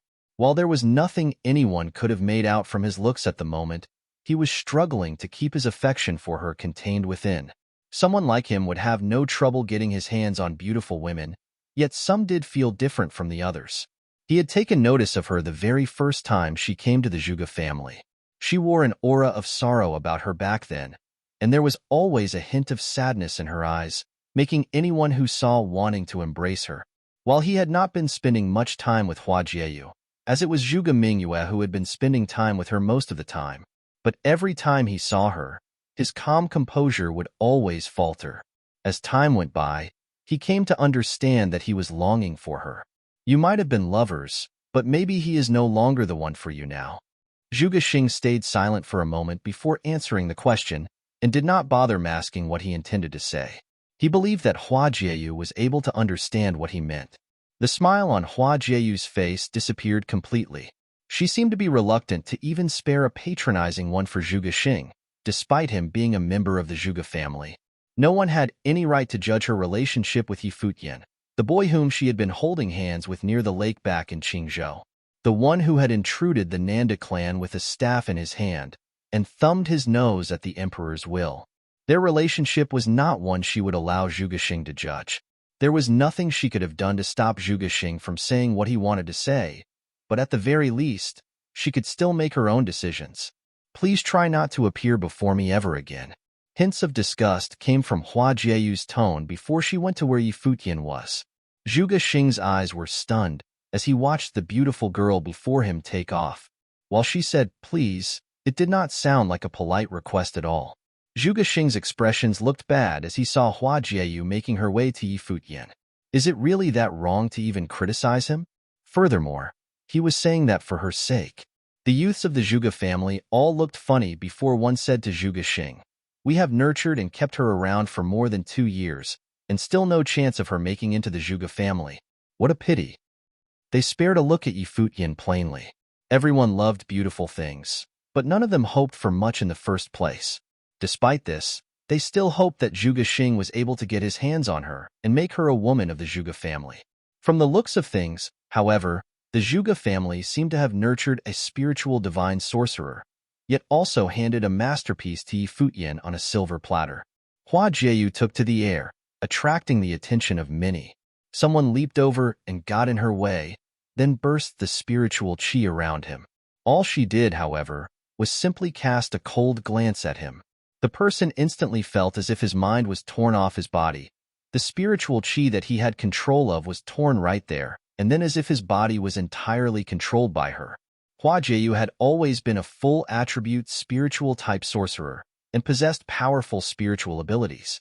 Her powers grew to fearsome levels after turning into a spiritual divine sorcerer. Vines went on to encase the body of that person, holding him tight, rendering him caught. Lightning followed and with a loud crack, and the bolt fell hard onto the person's body, making him tremble all over before falling below, having seizures all over. Hua Jieyu did not spare any more time on that person and kept going forward instead. Many who wanted to make a move on her held themselves back. The girl seemed to be a little too powerful. At the sky stairwell, many elders from the Holy Ji Palace nodded in approval of her actions. Someone said softly, spiritual divine sorcerers were known as the ultimate sorcerer for their ability to suppress all other types of sorcerers. Even those of higher planes would fall before them, activating spells with a single thought and a full attribute one. She is something indeed. Someone nodded at the side. The spiritual divine sorcerer nurtured by the Zhuge family was definitely one to enter the very core island of the Holy Ji Palace, and it was feared that many would fight for her. Hua Jieyu made it to Yi Futian's side under everyone's gaze. Gentleness was seen in Yi Futian's eyes as he noticed her. He said, I had no idea my girl would be someone this powerful. That is all thanks to elder sister, Hua Jieyu said gently, with hints of gratitude in her voice. Second sister is indeed a good one. Yi Futian smiled. Yeah. Hua Jieyu nodded. Her eyes were fixed on Yi Futian. Why are you looking at me like that? Yi Futian rubbed his face without realizing it, seeing as how Hua Jieyu kept looking at him smiling. That's because you're nice to look at. Hua Jieyu smiled brightly and held out her hand. I haven't seen that face for quite a while after all. Yi Futian grinned and took her hand. You'll have plenty of time to look at it in the days that follow. Yeah. Hua Jieyu nodded as she smiled. Nothing to do with me. Yusheng walked away sulking. Chapter 545. The battle royale raged on in the battlefield. As time went by, fewer and fewer people remained standing, and the vast battlefield no longer seemed cramped anymore. The battle royale raged on in the battlefield. As time went by, fewer and fewer people remained standing, and the vast battlefield no longer seemed cramped anymore. Futian and the others stood quietly at a corner. With the sacred fire sect defeated, nobody dared move against them. However, it was not just Futian. Many top-class figures remained standing tall in their own corners, nobody daring to move against them unless they were looking for a fight, kicking others out of the game.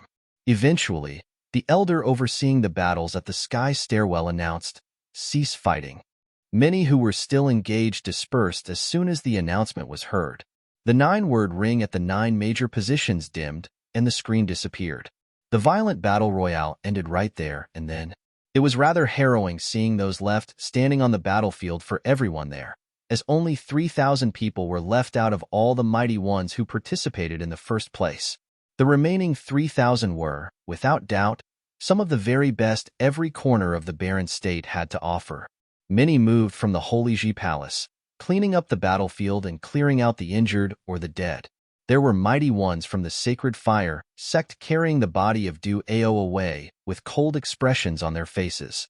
Of all the ones from Sacred Fire sect who fought, only Xieji alone was left in the battlefield. It was hoped that he could show his mettle in the next battle and avenge Du Ao's death. The battlefield was quickly cleaned up and the remaining 3,000 stood in staggered positions on the field. The elder on the sky stairwell looked at them and continued, "There will be holy tablets descending upon the next battlefield. Those who do not see themselves fit to continue, please leave the battlefield. Only 1,000 out of the 3,000 standing will remain. The 1,000 who remain will be the candidates to enter the Holy Ji Palace. Many among these 1,000 will become disciples of the Holy Ji Palace. As such, please do your best to withstand the pressure brought forth by the holy tablets." All 3,000 who remained right now were figures with serious backings. For instance, great forces like the royal family, the Zhuge family, White Cloud City, and others. None of them came and fought alone. Even Futian had his entourage with him. Many of those who did not have allies before the battle royale found theirs in the battlefield. As such, while the 3,000 who remained were no doubt excellent figures themselves, the selection process was not a complete one. The pressure from the holy tablets coming up next would have selected 1,000 out of the 3,000, making them true candidates for entering the Holy Ji Palace and becoming disciples. It all began from the 9 holy roads. Through multiple selection processes throughout the journey, the best of the best among the barren state elite were to be presented before the Holy Ji Palace.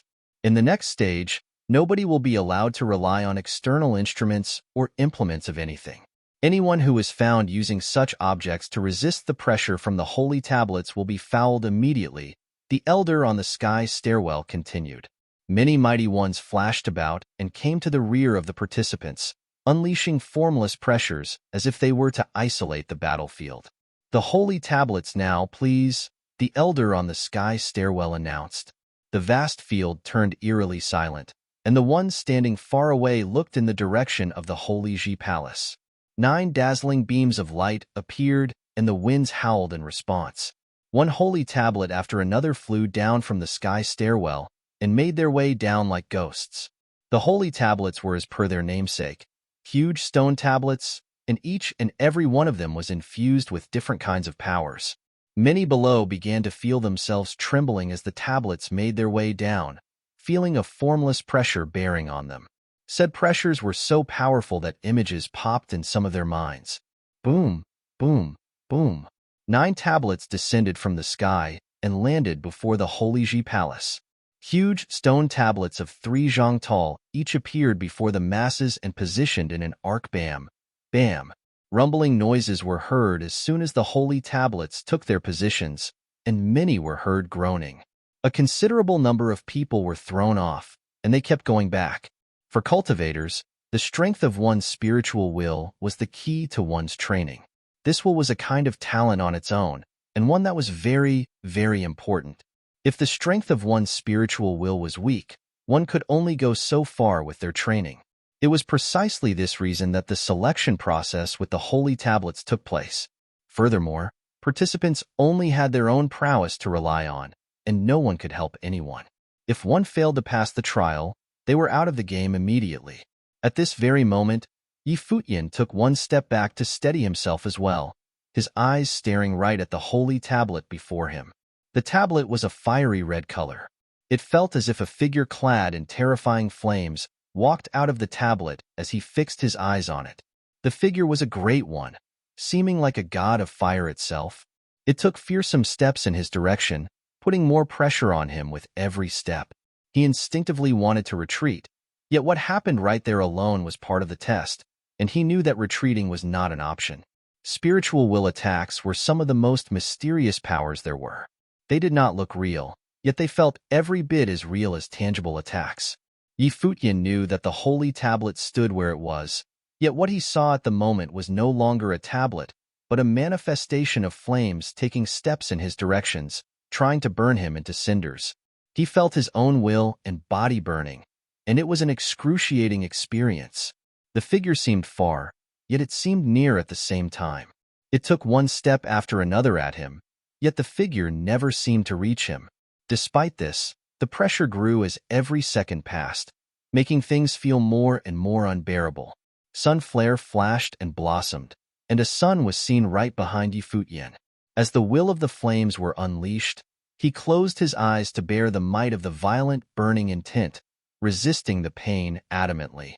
He even began to comprehend the terrifyingly fiery powers within. "Jieyu," Futian shouted softly, out of concern for her. The advent of the holy tablets brought nothing but unbearable pain to everyone present. Any lapse in concentration could have brought the thorough collapse of one's will. The test could have been conducted by mighty ones from the Holy Ji Palace by having their imposingly powerful bodies unleash the amount of pressure required. However, as no one was entirely clear of selfish motives, absolute fairness could not have been guaranteed. The holy tablets, however, ensured the same amount of pressures was put on everyone. Anyone who failed to withstand such pressure would be eliminated. Hua Jieyu was withstanding excruciating pain herself. She was sitting right beside Futian, conjuring a formless spiritual power and encasing herself in it to resist the overwhelming pressure. Boom! Someone was struck by lightning and thrown off immediately, landing hard on the ground and throwing up blood. Sages outside the battlefield came to their aid, swooping down from above and hauling the person outside. That person was apparently one who simply lacked the strength yet chose to hold out nonetheless, and their body finally gave under the immense pressure. Some of those who followed the geniuses were eliminated one by one as well. There were also Starry School students by his side who gave under the pressure. Qin Yin's body shook lightly, and excruciating pain was easily seen from her face. She threw up blood all of a sudden as her body shuddered. She was thrown behind and was kicked out of the battlefield right there and then. The pressure lifted off her immediately. Qin Yin turned to look in Futian's direction. Xinyuan Beishan, Xiaowuji, and Zurei Qianqiu remained where they were, holding on, yet she, the daughter of the sage of Mount Jiuxian, failed. Her eyes looked dejected. Qianyi knew it was probably due to her esteemed status on Mount Jiuxian and being a daughter doted on by her father.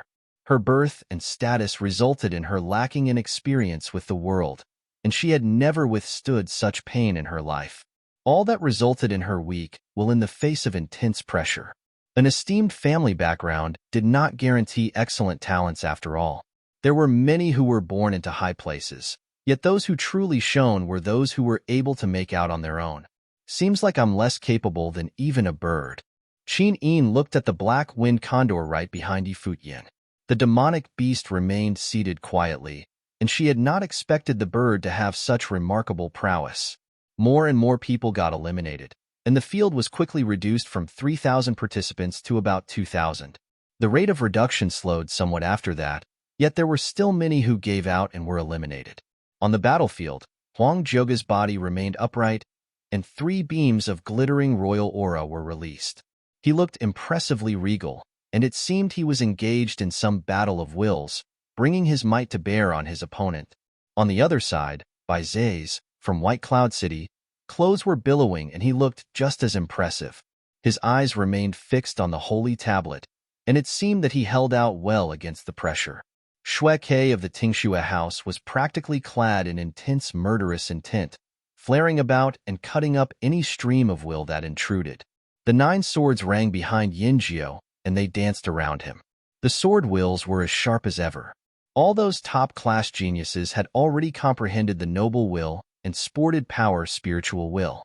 It was due to this that they were able to withstand such tremendous pressure, with some even fighting the wills that were intruding their minds. Yi Futian withstood the pressure hard, yet he did not use the power of the emperor's will. The pressure would have been nothing to him if he did so. As the process itself was a trial of sorts, he wanted to experience the strength of the pressure exuded by the holy tablets personally, as it would help a lot with his training. After all, in his fights in the days to come, there would definitely be those who would have simply bring the might of the noble will to bear on him through purely spiritual will attacks. Yi Futian gradually grew accustomed to the pressure of the fiery will. While the pressure was intense, feeling like terrifying flames burning up his mind, Yi Futian grew capable of withstanding its onslaught. He threw his eyes open and went on to face the second holy tablet. It was a purple tablet, one that seemed to be clad in countless streaks of lightning. The streaks of lightning fell onto him the moment Yi Futian laid eyes on that tablet. Terrifying will of lightning intruded his mind, making his body flinch. The streaks of lightning ran all over his body, with every streak feeling like he was being struck by lightning bolts. The air above him seemed to have manifested a formless lightning storm that was out to bomb everything below to dust. A figure clad in intense lightning seemed to be standing at the center of the space, casting down the power of lightning to attack him. Starry will appeared in his mind, protecting his spiritual will from being harmed. The stars that were protecting his will, however, were continuously blown off under the assault of the lightning bolts. It seemed to be a message telling him that if he were to continue, his mind would be blown to smithereens and he would die right there and then. The layer of protection by the stars collapsed again and again, yet sparks of lightning began to manifest within Yi Futian's mind. The growth of the sparks continued and the lightning born within him grew stronger and stronger. A fearsome thunder dragon seemed to have emerged within his mind, unleashing terrifying lightning bolts itself to resist the intruding power of lightning. The power of lightning coursed through him and grew increasingly ferocious, turning into lightning storm out to crush everything himself. So this is the power of the will of lightning then. Yi Futian kept his eyes forward and a flash of lightning sparked within his eyes, holding out against the pressure of the holy tablet. Lightning elemental noble will was born within him. The holy tablets, when used to deepen one's comprehension, seemed to be able to serve as tools for training. Chapter 546. Yi Futian had already comprehended fire, metal, and earth elemental noble wills. As such, he was experienced in comprehending noble will, which enabled him to learn its way through its workings. Furthermore, he himself had all manners of life spirits corresponding to each element. If he had been able to open up more great ruins in the Holy Road, he would have been able to comprehend greater types of noble wills. Yi Futian had already comprehended fire, metal, and earth elemental noble wills. As such, he was experienced in comprehending noble will, which enabled him to learn its way through its workings. Furthermore, he himself had all manners of life spirits corresponding to each element. If he had been able to open up more great ruins in the Holy Road, he would have been able to comprehend greater types of noble wills. As he had made it out of the Holy Road, the pressure emanated by the holy tablets bearing on his will could have also worked as a kind of power of will, and they each bore different elemental traits. As such, Yi Futian was able to use them to comprehend the power of the noble will. Of course, the starry will of earth element remained the most powerful out of all types of noble wills, followed by fire. It was because both will powers matched well with his training methods, especially the starry will. It was not something he had acquired from the ruins, but something he had learned solely from his own efforts. The flame intent was acquired from the sun scripture coupled with what he comprehended from the great ruins in the flaming prison city. As such, it became comparatively easy for him to comprehend the lightning will at the moment. After acquiring comprehension of the noble wills, Yi Futian's attitude towards sensing the holy tablet pressures changed. It was not just a trial, but also an opportunity. All 9 holy tablets seemed to have different types of spiritual will pressures based on different types of elements. When the lightning will inside him was secured, he protected his willpower with holy will, then turned his focus onto the holy tablet bearing water elemental will. His mind seemed to be assaulted with an absolute will of ice, as if to implore him to stop thinking, turning everything absolutely silent. He even began to feel his body turning stiff, the spiritual chi coursing through his body and the blood flowing within all seemed to be told to stop by the intruding will. Fire was the yang, and water the yin. He recalled the shadow scripture practiced by the headmaster of the Bright Moon School and went on to activate it. The spiritual power of water became crystal clear to him, and it seemed that he was surrounded by mist and frost. A full moon hung above him, and Yi Futian felt his body shrouded in extreme coldness. Everywhere he searched was cold to the extreme, as if the space itself was entirely frozen. There were people who looked in Yi Futian's direction, and they looked at him funny. The guy seems to be resisting the intrusion of the power of wills, yet he seems to be training at the same time. Is all that really bearable to someone who is only of Arcana plane? Some murmured to themselves. But the assault from the pressure felt from the tablets would probably have been less intense to someone of the Arcana plane. Yi Futian's body felt incredibly cold after a while, and even those who sat beside him were covered in frost. His body seemed entirely be encased in a cage of frosty mist, while the cold light of the moon shone on his body. Power originating from the will of the yin gradually emanated from within. It was apparent that the noble will of water element was born within him as well. The number of people staying behind on the battlefield continued dwindling. Those who managed to stay were all extraordinary figures. Yi Futian knew he was running out of time. If he were to use the tablets for training, he needed to be quick with comprehending noble wills. He laid his eyes on yet another tablet soon after. It was one with wind elemental will infused within, and he went on to comprehend its secret. Gales whipped up around him shortly after. Those who took notice of Yi Futian early on seemed to be more certain about their previous speculations about him. So this Arcana plane guy is really using the will pressure of the tablets to train. Furthermore, he is training with powers of different elements. That kid is sure an interesting one.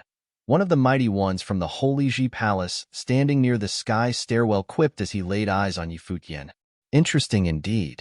He hasn't been able to develop any comprehension of noble will powers before, yet noble will seemed to appear within him one after another when he endured the pressure from the tablets. It seems that he has just gained comprehension of them. Someone nodded to the comment. What is his name? One of them asked.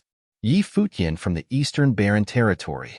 The kid seems to have talents, and it was him who acquired the Yukio song on Sky Mountain. Now he has made it this far to the Holy Ji Palace through the holy roads. The one who had been keeping tabs on him elaborated. Both emperors left a Guqin tomb in the remote Sky Mountains in the Eastern Barren Territory. It could be said to be the work of fate for him to get his hands on it, but many would have gotten it now. Someone turned their eyes on the other side of the sky stairwell.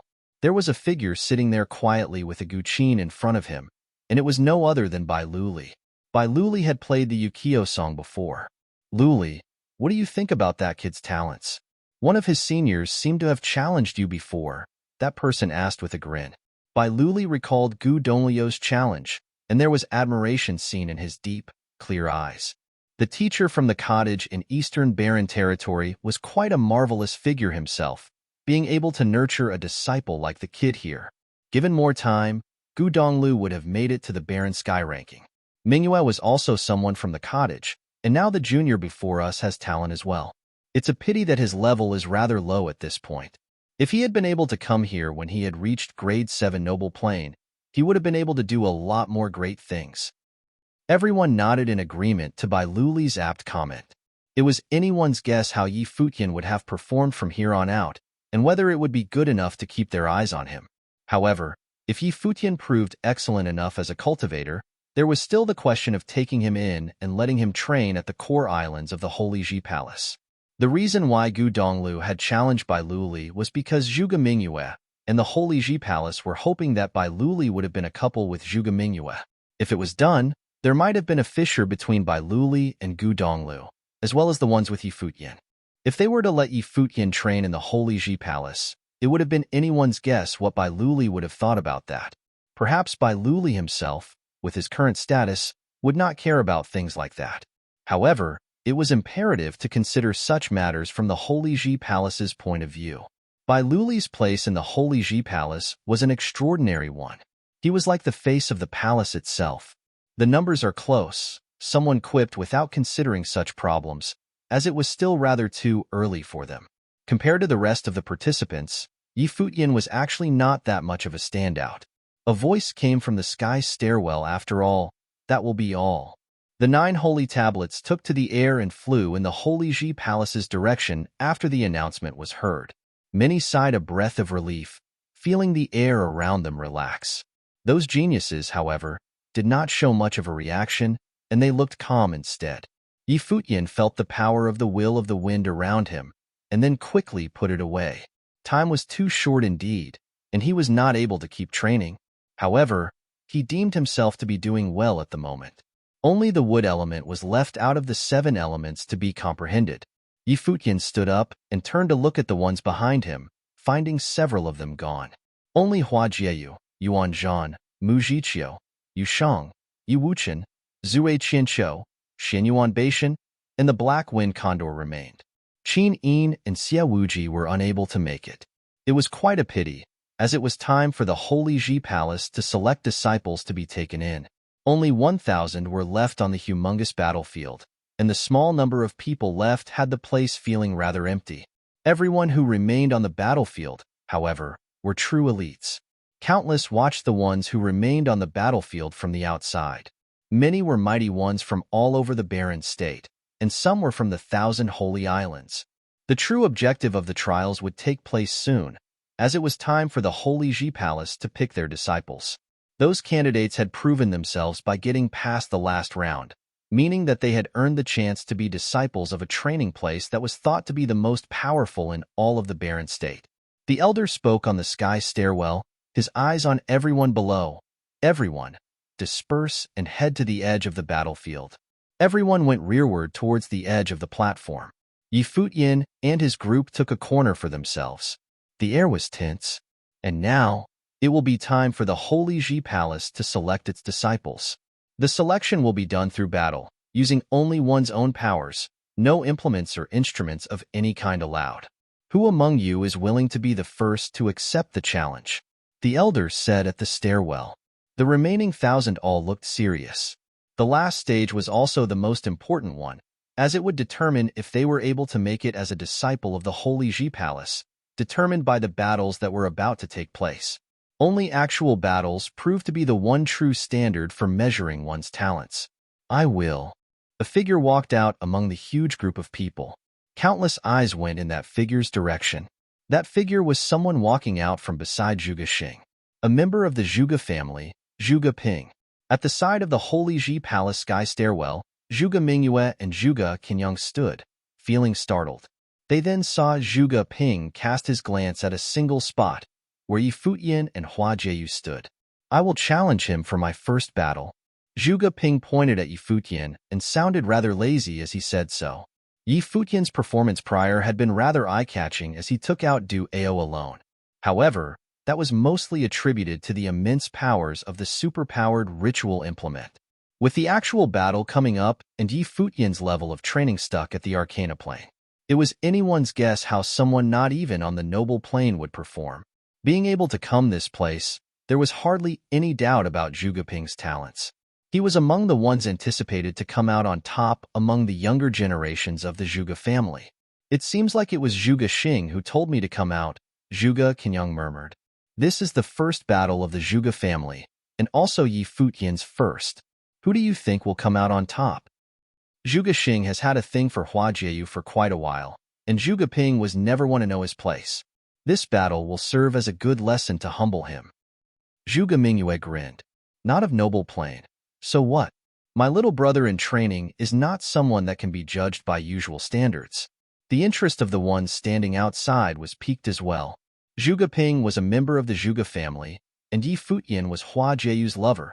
as well as Zhuge Mingyue's little brother studying under the same teacher. They should have been nice to each other instead. However, the first person Zhuge Ping, a member of the Zhuge family, had challenged was none other than Yi Futian, and it seemed to be a rather peculiar thing to happen. Regardless, the battle seemed to be an interesting one. Chen Yuan, a member of Zhuge family, just challenged your son. What do you make of that? Mu Chuan of the Zhaixing house asked Chen Yuan, who was beside him, seemingly taking pleasure in his upcoming misfortune. We'll see, Chen Yuan answered plainly. All right, I'll look forward to it. Mu Chuan turned to look at the battlefield. Despite what he had just said, he was actually hoping that Yi Futian would win.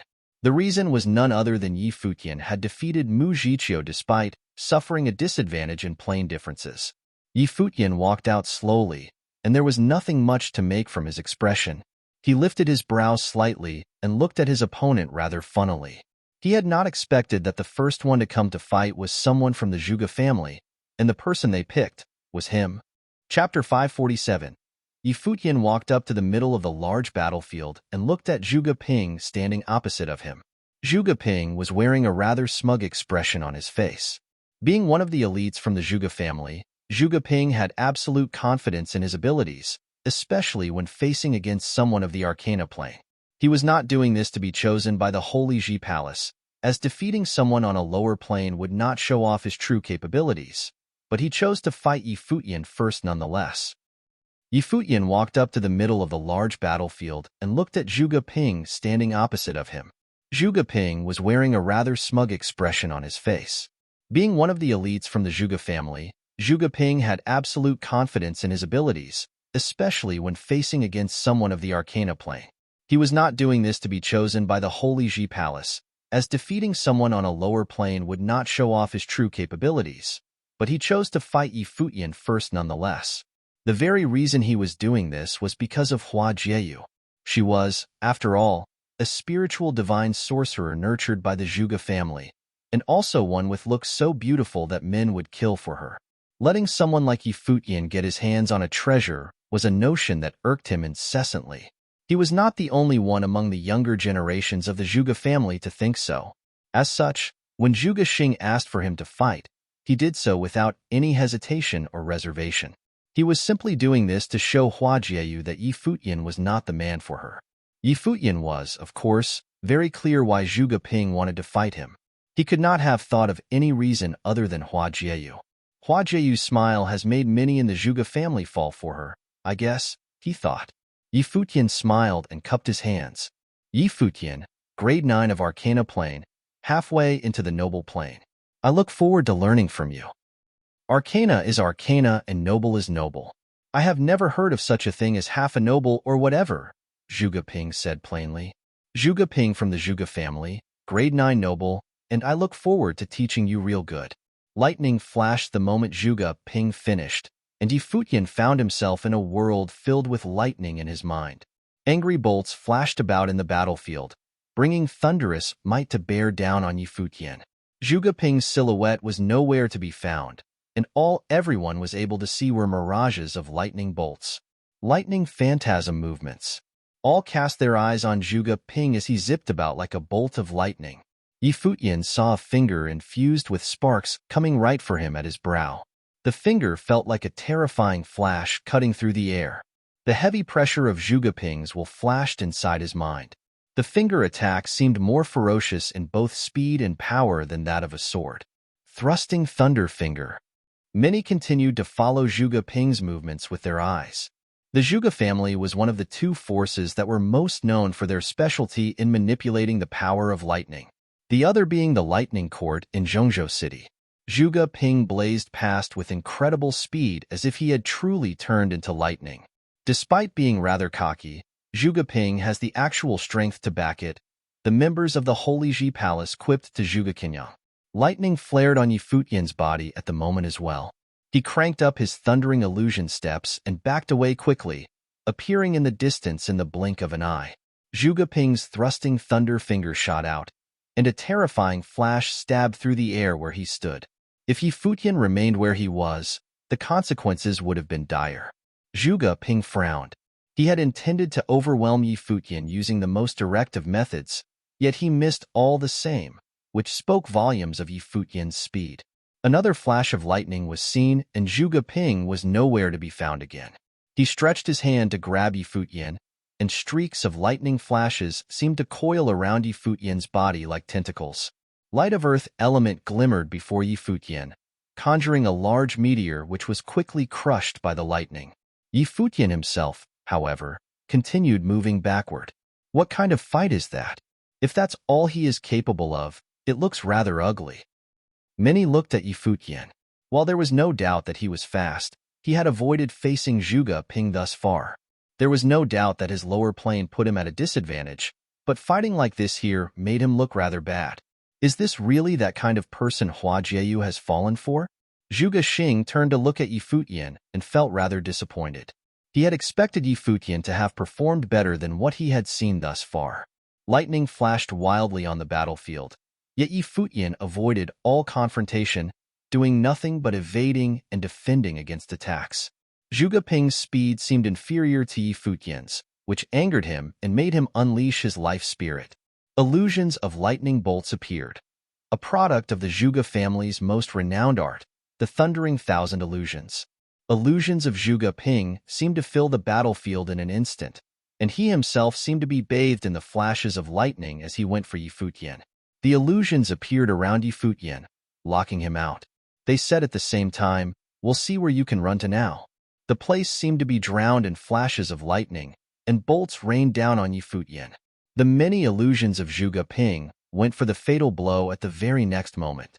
Every illusion seemed to bear actual power as the thrusting thunder finger jutted out at him. Watching how Yi Futian was simply standing unmoved, many thought the battle was going to end soon. However, a mist appeared on the battlefield.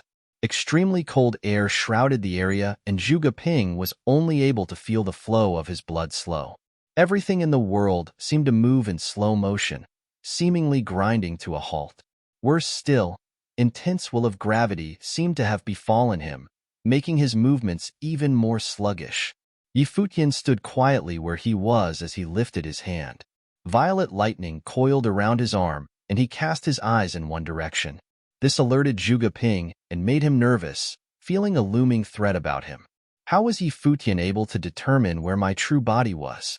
Bam!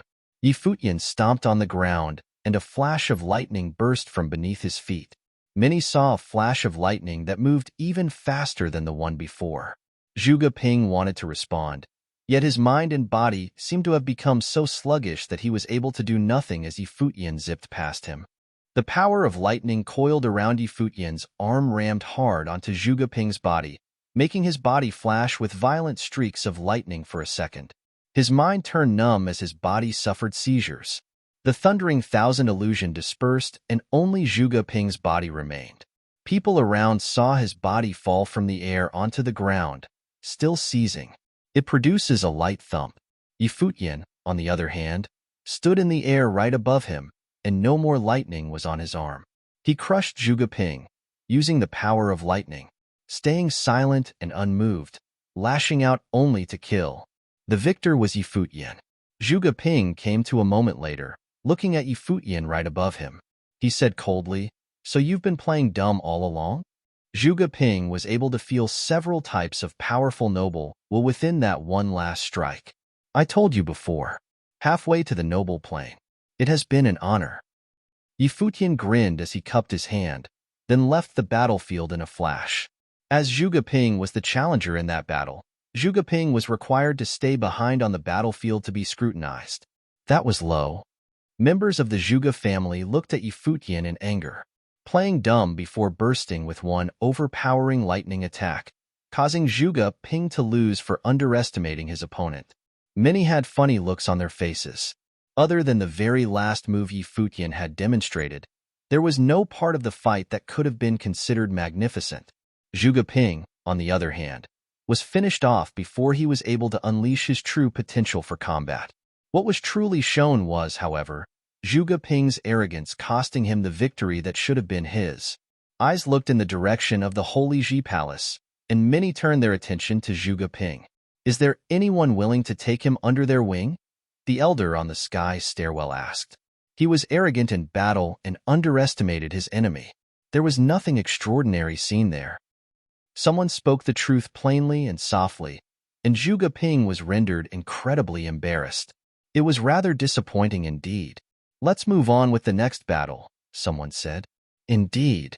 The elder at the sky stairwell nodded. Underestimating one's enemy and then failing to defeat one of the Arcana plane. There is no need for him to have another chance to battle. As no one here is willing to take him, I hereby declare him disqualified. Disqualified. The words sounded like a bolt of lightning striking right on top of his head. Zhuge Ping had been a proud one from the Zhuge family and had made it this far. He had made it far enough to become a candidate himself, and he should have been one to enter the Holy Ji Palace. The fact was, however, that he had been disqualified in his very first battle, right there and then and without mercy. Nobody wanted him.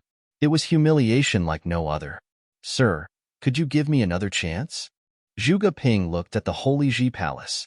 The elder on the sky stairwell shook his head and said, "Leave the battlefield." Many around looked at Zhuge Ping at the battlefield and felt conflicted about the brutality of the selection process.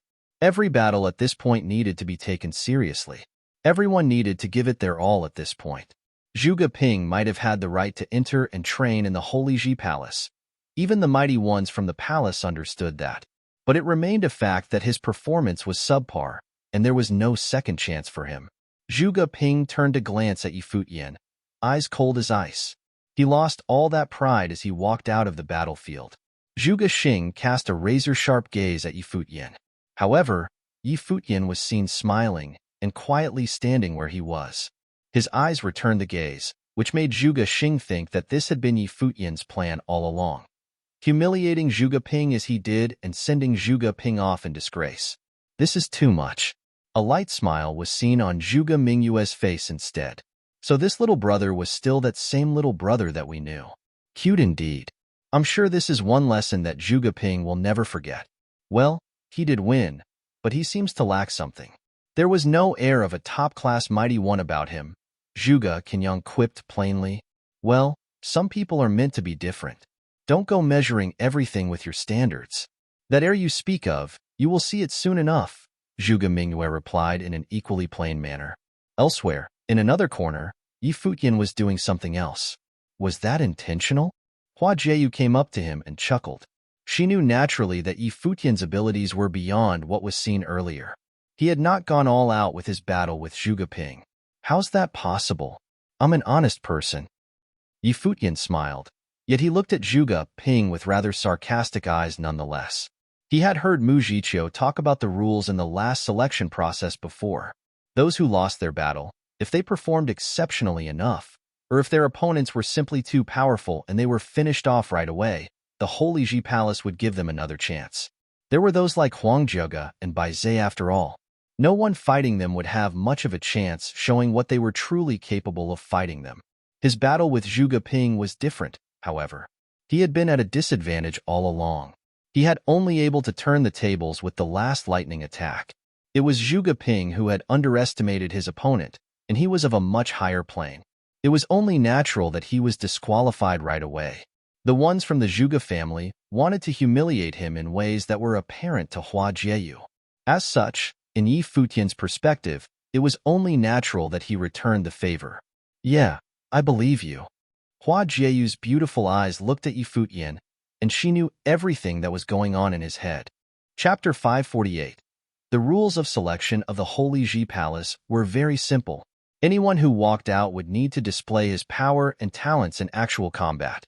Regardless of whether he won or not, he would have a chance to be selected, as long as his performance was sufficiently outstanding.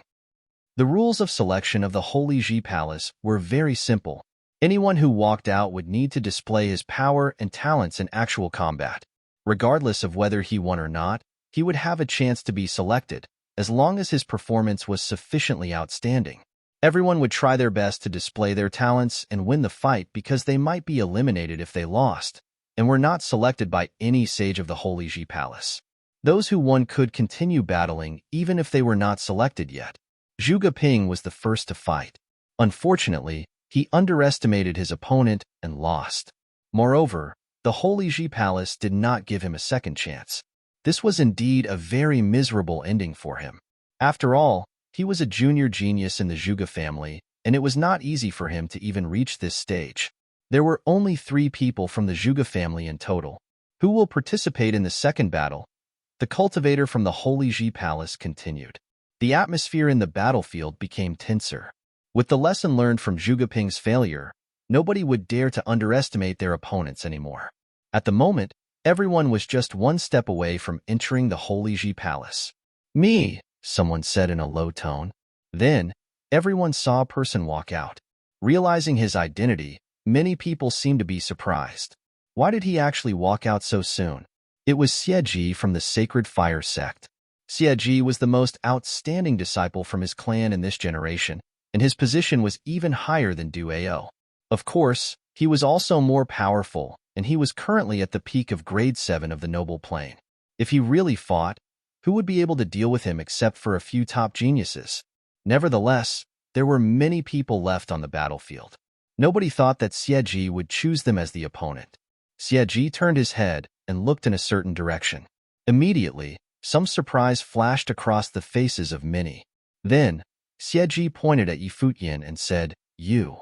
Air. Many people were bewildered. Xie, who was a genius from the Sacred Fire sect and also a grade 7 noble, wanted to challenge someone in the Arcana plane. It was almost like bullying. Clearly, Xie chose so purely to get revenge on Duao, and not to display his talents so that he could be chosen by the Holy Ji Palace. Huh? Can he even do this? Xiaoshu squinted. Lifting his head, he looked at the Holy Ji Palace and asked, "Can I fight for him instead?" "No," the cultivator from the Holy Ji Palace replied. "The rules of the elimination tournament are as such. Anyone can choose his opponent freely. Of course, the person being challenged can also admit defeat. After all, he is not the one whose performance will be assessed in this round." Futian was the one being challenged, so it would not matter even if he lost. Later, he would have the chance to actively challenge other people to display his talents. Otherwise, it would be very unfair to those with lower levels, because they might be challenged by a much more powerful cultivator. Nevertheless, despite this being the case, Xie seemed to be bullying Futian with his status and level. Xie would normally feel disdain to do so. However, Duao was killed, so his actions could be understood. "Don't go." Hua Jieyu looked at Futian. Xiaoshu and the rest also shook their heads at Futian. "It wouldn't matter for me to just feel how strong he is," Futian said, smiling. Then, he walked to the center of the arena. Xie was one of the most powerful people present on the battlefield. Futian really wanted to try how strong he was. Previously, Futian had used the polearm of divine destruction in the battles. At the moment, he did not have any ritual implement or emperor will. Xie, who was a grade 7 noble, was 3 levels above him. Furthermore, even among the grade 7 nobles, Xie was considered to have a superior combat power. The difference was indeed very large. However, since Futian had arrived here, he would need to face opponents like Xie anyway. It would be good for him to have some experience in advance. Sacred Fire Sect Xie, grade 7 noble. Xie stared at Futian with a gloomy look. "Let's start." In the last battle, Futian had already mentioned his name and level, so he did not repeat it. Once he finished speaking, a trace of dark flame appeared in the pupils of Xie. A terrifying noble will charge directly into Futian's mind. At once, Futian felt a frightening dark fire lotus appear in his spiritual will. The lotus grew and expanded continuously and released much pressure, trying to engulf and incinerate his will. It was still noble will. However, Xie's level was much higher than his, so the will was obviously much strong. In Futian's spiritual will, a mysterious radiance was born, much like the radiance from the stars. The pure radiance enveloped his spiritual will, protecting it from the erosion. Buzz. The appalling dark fire lotus started burning directly in Futian's mind. The attack was indeed dominating, trying to incinerate his spiritual will. It was already way more powerful than mere pressure from noble will. Xie was a spirit elemental mandate sorcerer. Fire was only one of his abilities. Only a spirit elemental sorcerer could do more than just pressuring his opponent with his noble will. He could launch an actual attack directly with spiritual energy. The pure starry radiance enveloped Yi Futian's spiritual will and allowed the Dark Lotus to attack it freely, but its defense could not be broken. The radiance was the core of the saint Yi Futian had inherited from the martial arts battlefield. The three beams of divine light came into being precisely from the core and could be controlled by it. That was why the chiefs of Blazing Sun School and Bright Moon School would fall into Yi Futian's trap, and he even managed to secretly learn their techniques. Xie launched an attack with his spiritual will directly. He was trying to kill Yi Futian. Realizing that the spiritual attack actually did not manage to destroy Yi Futian, Xie started to control the fire elemental spiritual qi around him.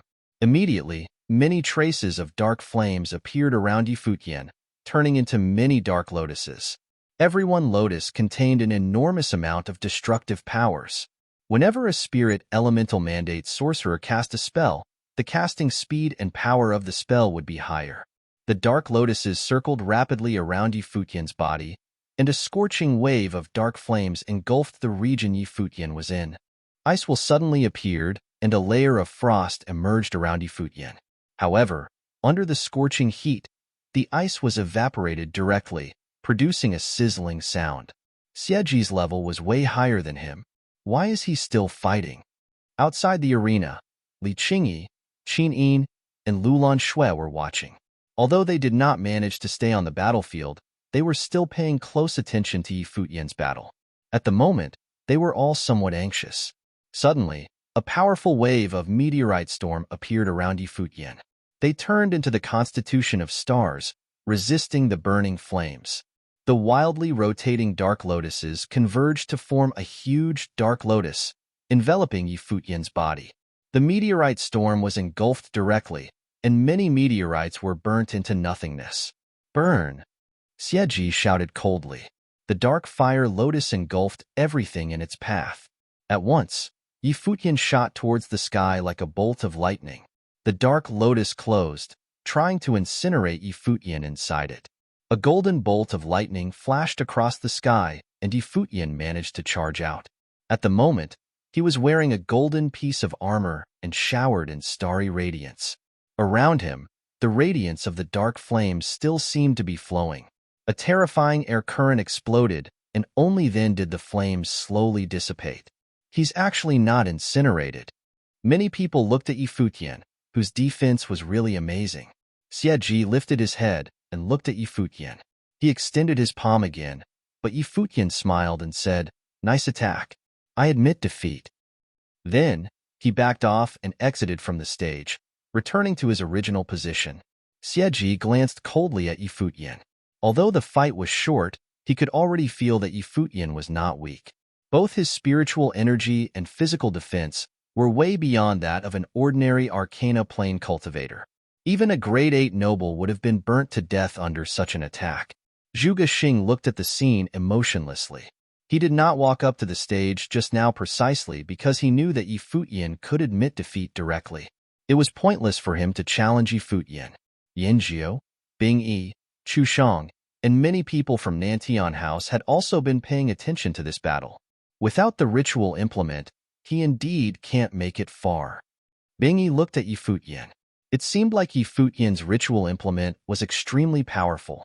"Xieji, are you willing to join an island of the 1,000 holy islands to cultivate?" Someone on the sky stairwell asked. Xieji looked in that direction and replied, "No." "Then you can go down first," the person said emotionlessly. Even though Xieji had only fought with Yi Futian, there were still people from the 1,000 holy islands who were willing to accept Xieji. He rejected the offer, but it was also what they had expected.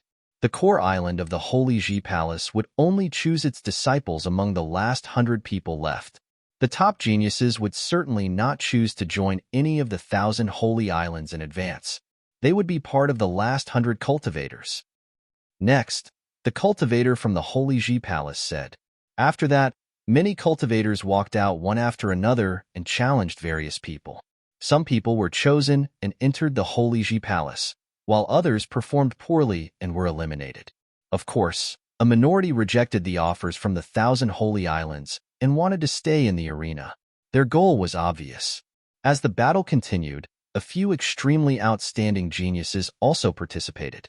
For example, when Huang Jiuge from Sovereign Family walked out, he randomly chose a grade 7 noble. He punched out, and his sovereign's spiritual qi turned into a pure-blooded dragon.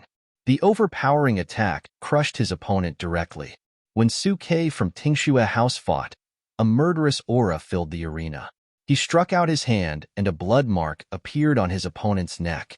He showed mercy because he was in an arena under the Holy Ji Palace. Otherwise, his opponent would have been killed by a single attack. Zhuge Xing also took part in a battle. He only raised his hand and pointed in the air. A bolt of lightning penetrated across the sky and struck onto his opponent, who immediately collapsed. When Bai Zhe from White Cloud City attacked, many people could not even see what he had done before his opponent fell onto the ground. Qi Ming from Demon God Clan only stood there, and his violent-looking body was unshakable. He managed to lift his opponent up easily, as if he was actually a domineering demon god. Many other top geniuses from various places took part in the battle one after another and displayed their shocking combat powers. The people who were left behind were all elites, but the top geniuses seemed to be in another level. They were able to crush their opponents. Without any exception, these people rejected the offers from the 1,000 Holy Islands. Their stage would only be the last part of the elimination tournament. Many people were looking forward to that, wondering how brilliant the battles would be when these people fought against each other. The night below the Holy Ji Palace looked just like the day. A cultivator had cast a spell to create an illusion so that it would always be daytime in the arena. Nobody felt any fatigue, including the spectators. Eventually, a few hundred cultivators had walked out, many of which had real talents. The important figures of the Holy Ji Palace looked at every battle with much interest. Ultimately, this arena belongs to those people. It seems like I wouldn't be able to see the scene that you have described. Zhuge Kenyang glanced at Yi Futian and his friends who were in silence. There were too many outstanding people. In fact, he also believed in Zhuge Mingyue's insight. If Yi Futian was a grade 7 noble, he would be able to stand at the center of the battle stage. However, as an Arcana Plane cultivator, he was really too weak. Against the more powerful people, he might not even be able to fight. It was not just Zhuge Kenyang. In fact, many people felt this way. As the battles continued, people began to pay less and less attention to Yi Futian. This arena did not belong to him. Suddenly, another cultivator walked out, attracting the eyes of many. Someone in the crowd said, "He's Yin Nan from Sword Saint Villa. He is very talented in sword skills and not much weaker than Yin Jiu.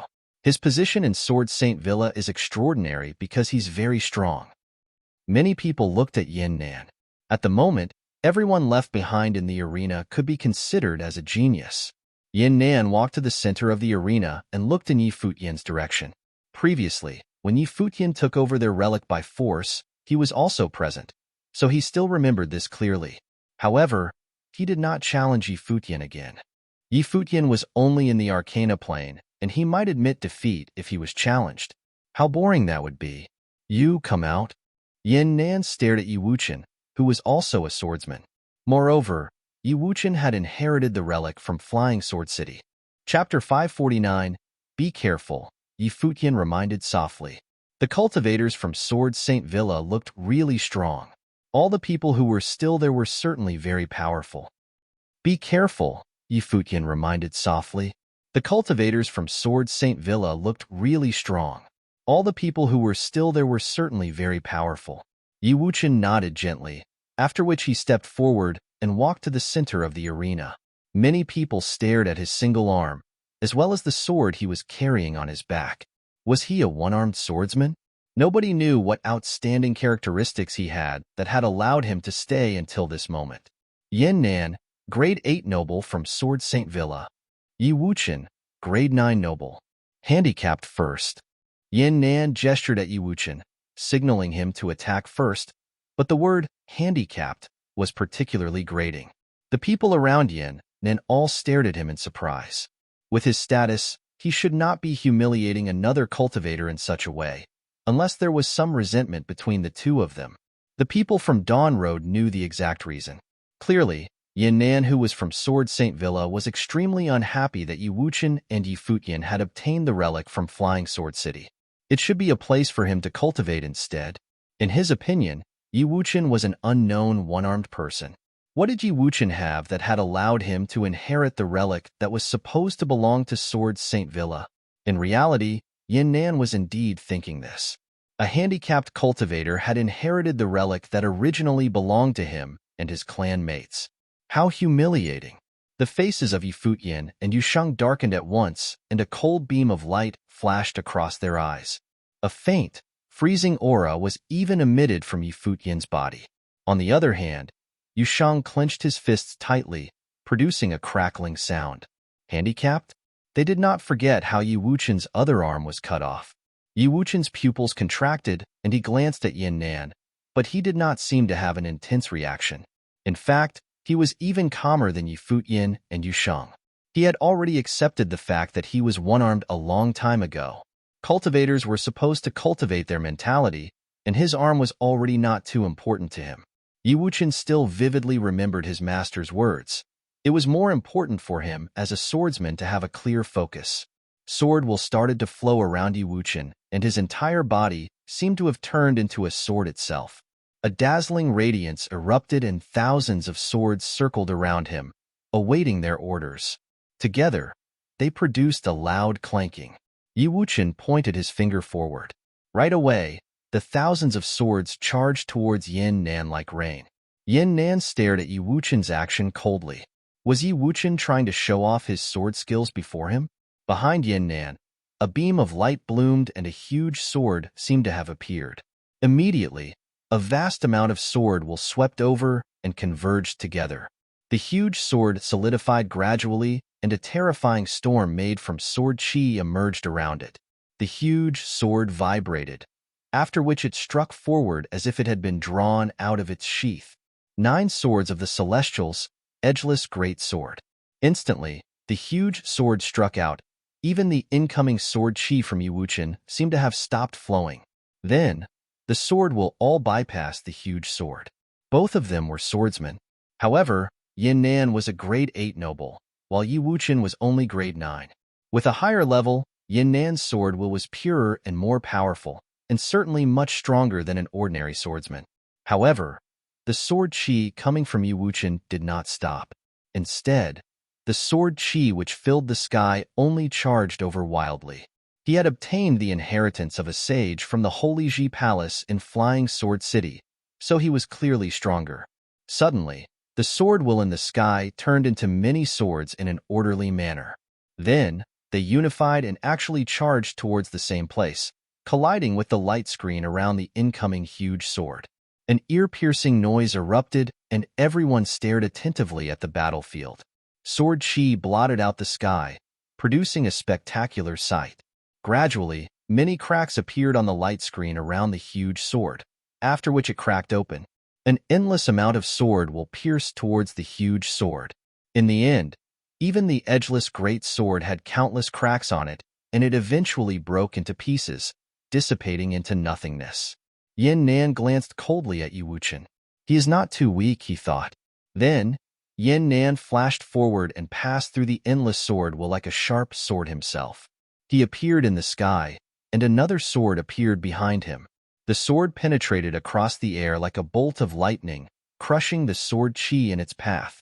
With a speed that was too fast to be seen by the naked eye, the sword charged towards Yi Wuchen's forehead directly.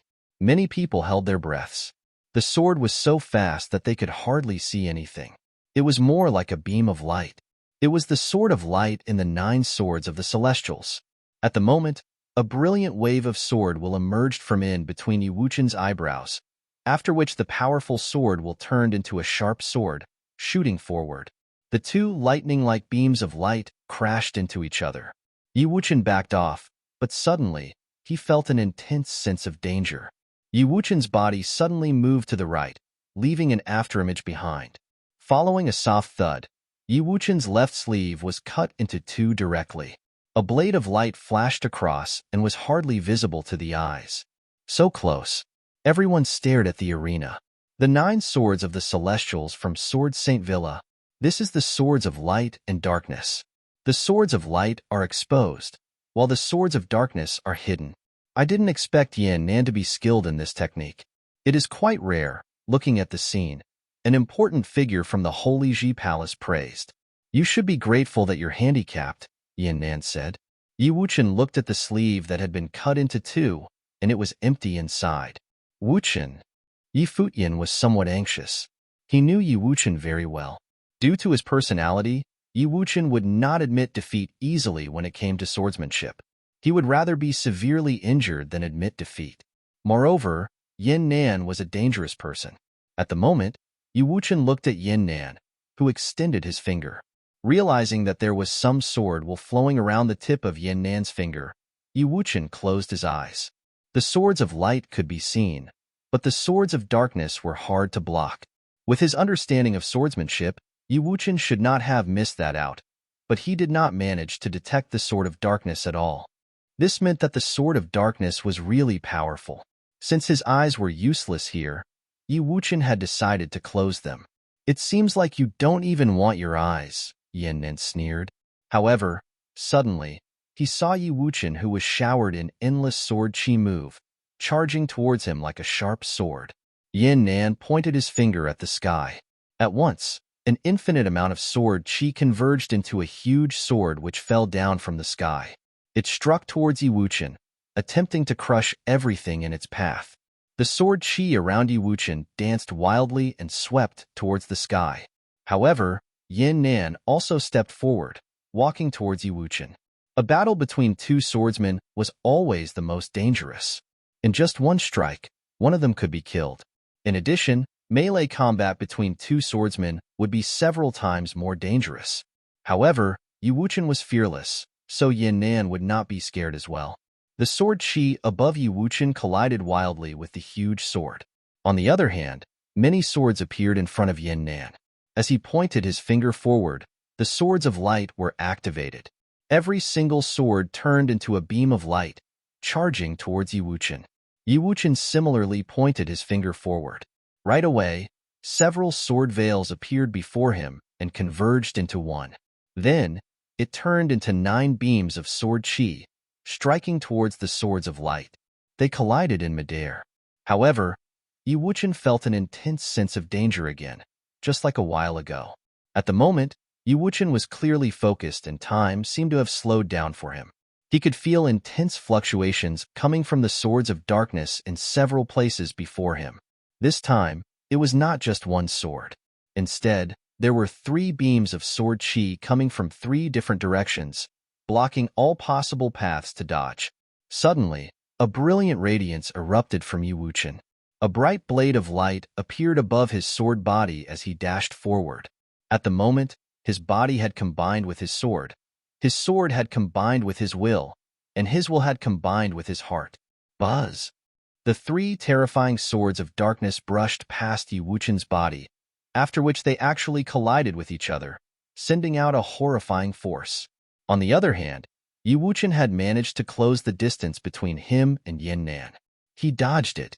The powerful cultivators all looked at Yi Wuchen in surprise. With their levels, they could clearly see what had happened in the arena. Yan Nan frowned, but he did not seem to be too bothered.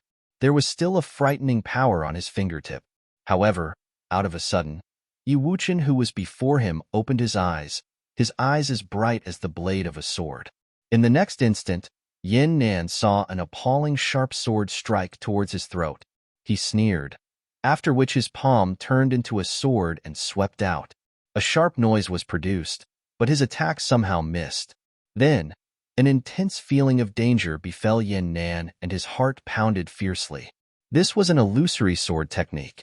Stepping in the air, Yan Nan retreated backward, and a strong wave of sword will appeared before him, protecting him. Then, he felt a sharp sword pierce towards him. If he was slightly slower, his throat would have been slit open. The sword that he had seen was actually illusory. The real fatal blow came slower than what he had seen. Suddenly, Yan Nan saw another 2 blades of light charging towards him. Just as he was thinking for a strategy, he felt another sense of danger. He sped up and his body seemed to have turned into a sword. However, Instead of moving forward, he was trying to back away. Yin Nan formed a sword seal with his hands, and a powerful sword veil appeared before him. Yi Wuchen's attack finally arrived, and the second strike was faster than what Yin Nan had seen. It was an illusory sword technique. Whatever Yin Nan was seeing was all illusory. Indeed, Heavenly Eye's sword technique could be considered as an illusory sword technique. Moreover, Yi Wuchen had merged his Heavenly Eye's sword technique with his understanding of swordsmanship, fusing it with the aggressive technique that he had obtained from the relic. At the moment, thousands of waves of sword chi charged out. This was the sword of chaos. Yin Nan's face turned pale. He did not know which swords were real and which were illusory. Yin Nan put his hands together and thousands of swords gathered around him. He no longer attempted to attack and could only defend, guarding his body with sword chi. Immediately, his body was enveloped in a sword veil. Suddenly, Yi Wuchen appeared before him. The one-armed swordsman strolled in the air, and an endless amount of sword chi in the sky converged towards him, growing in strength as time passed. Everyone could only see countless swords floating around Yi Wuchen, producing a clanking sound. In the sky, more and more swords gathered around him. Strike! Yi Wuchen pointed his finger forward. At once, an infinite amount of sword chi shot towards a certain place. Everyone saw a sword rain charging towards the same spot. Almost immediately, cracks appeared on Yin Nan's defense. Yin Nan, admit defeat. Yin Ju, who was at the edge of the arena, shouted. Swordsmen were known for their aggressiveness. They could crush all defenses, but their own defense was comparatively much weaker. Previously, Yin Nan had gained an advantage in his attacks and was able to suppress Yi Wuchen. However, the situation of the battle flipped around out of a suddenly. Yi Wuchen was attacking Yin Nan with countless swords at the moment, and Yin Nan was absolutely on the losing end. If this continued, Yin Nan would not only lose, but he would also be killed. Yin Nan's face turned very gloomy as he stared at Yi Wuchen in the sky. The sword veil around him was already on the verge of being crushed. Just then, Yi Wuchen raised his hand and the thousands of swords around him clanked. I admit defeat. Yin Nan roared, not resigned to his fate. Yi Wuchen's fingers stopped in the air, after which the sword chi dissipated. Countless people gazed at Yi Wuchen. This one-armed swordsman who had been keeping a low profile was humiliated by Yin Nan, being addressed as a handicapped. However, he actually defeated Yin Nan, a Sword Saint Villa disciple. He is actually also so strong, Li Qingyi, Qinin, and the other people from Dawn Road thought. It seemed like nobody with Yi Futian was weak, although their levels were somewhat low. Yin Nan's face darkened as he stood blankly at his spot. He had actually lost. I actually lost to a handicapped. Yin Nan gave a self-mocking smile. The word handicapped was still particularly grating. Raising his head, he looked at Yi Wuchen. Is that what you learned from the relic? Yi Wuchen glanced coldly at Yin Nan. Ignoring him, Yi Wuchen turned around and left. Since he could not kill Yin Nan, it was pointless to say anything else. Wait, an elder from the Holy Ji Palace suddenly said. Yi Wuchen, do you want to join my island? Yi Wuchen was the one being challenged, but his power was approved by the Holy Ji Palace in this battle. Someone wanted to accept him as a disciple. Thank you, but I would like to stay in the arena. Yi Wuchen bowed gently, after which he continued his way back. He had rejected the offer. Moreover, because he was the one who was challenged and had obtained the approval of the Holy Ji Palace, he would not need to fight anytime soon. The elder did not say anything. He looked at Yin Nan and asked, How about you? Although Yin Nan had lost, his power was similarly approved. Yin Nan glanced emotionlessly at the back of Yi Wuchen. How could he accept something that Yi Wuchen had rejected? No. Yin Nan turned around and left. Because he had obtained someone's approval, he could still stay in the arena despite having lost. He was promoted to the next round. Both of them had actually rejected the offer. Clearly, they had greater ambitions. To Yin Nan, if he was to join the 1,000 Holy Islands, he might as well stay in Sword Saint Villa. In the crowd, Chen Yuan said to Mu Chuan, Did you see that? Even the person beside him can enter the Holy Ji Palace. Moreover, he rejected the offer from the 1,000 Holy Islands. I really don't know why you're always so proud before me. Zhaixing House had been acting superior, just because Mu Jifan was a disciple of the Holy Ji Palace. Now, Chen Yuan was almost elated. Behind him, Mu Jifan's face darkened. Indeed, even Yi Wuchen could enter the Holy Ji Palace. The reason that he had been so complacent seemed insignificant at the moment. The arena was somewhat silent. The battle between the two evenly matched swordsmen just now was very remarkable. Yi Wuchen returned to the side of the arena. Yi Futian looked at his sleeve which had been cut off and asked softly, "Are you injured?" Yi Wuchen shook his head gently and did not say anything else. His handsome face looked very calm, but Yi Futian did not know what he was thinking. Nevertheless, anyone who was humiliated as a handicapped would certainly be furious. Moreover, Yi Wuchen's broken arm was indeed his major flaw. Next, the person on the sky stairwell said, "Me," someone replied. However, before the person could walk out, someone else in the crowd was already walking towards the center of the arena. Many people seemed to be very surprised. The person who walked out first was actually Yi Futian. Yi Futian strolled to the center of the arena and stopped. Ignoring the amused stares of everyone, he looked in a certain direction. It was where Yinan had just returned to. "Get the fuck over here," Yi Futian said, pointing at Yinan. After Yinan lost, he still called Yi Wuchen a handicapped. Yi Wuchen did not seem to mind, but Yi Futian did. You're tuning in to the Warrior Lore YouTube channel. Don't forget to subscribe and join us on this journey to catch the most captivating stories.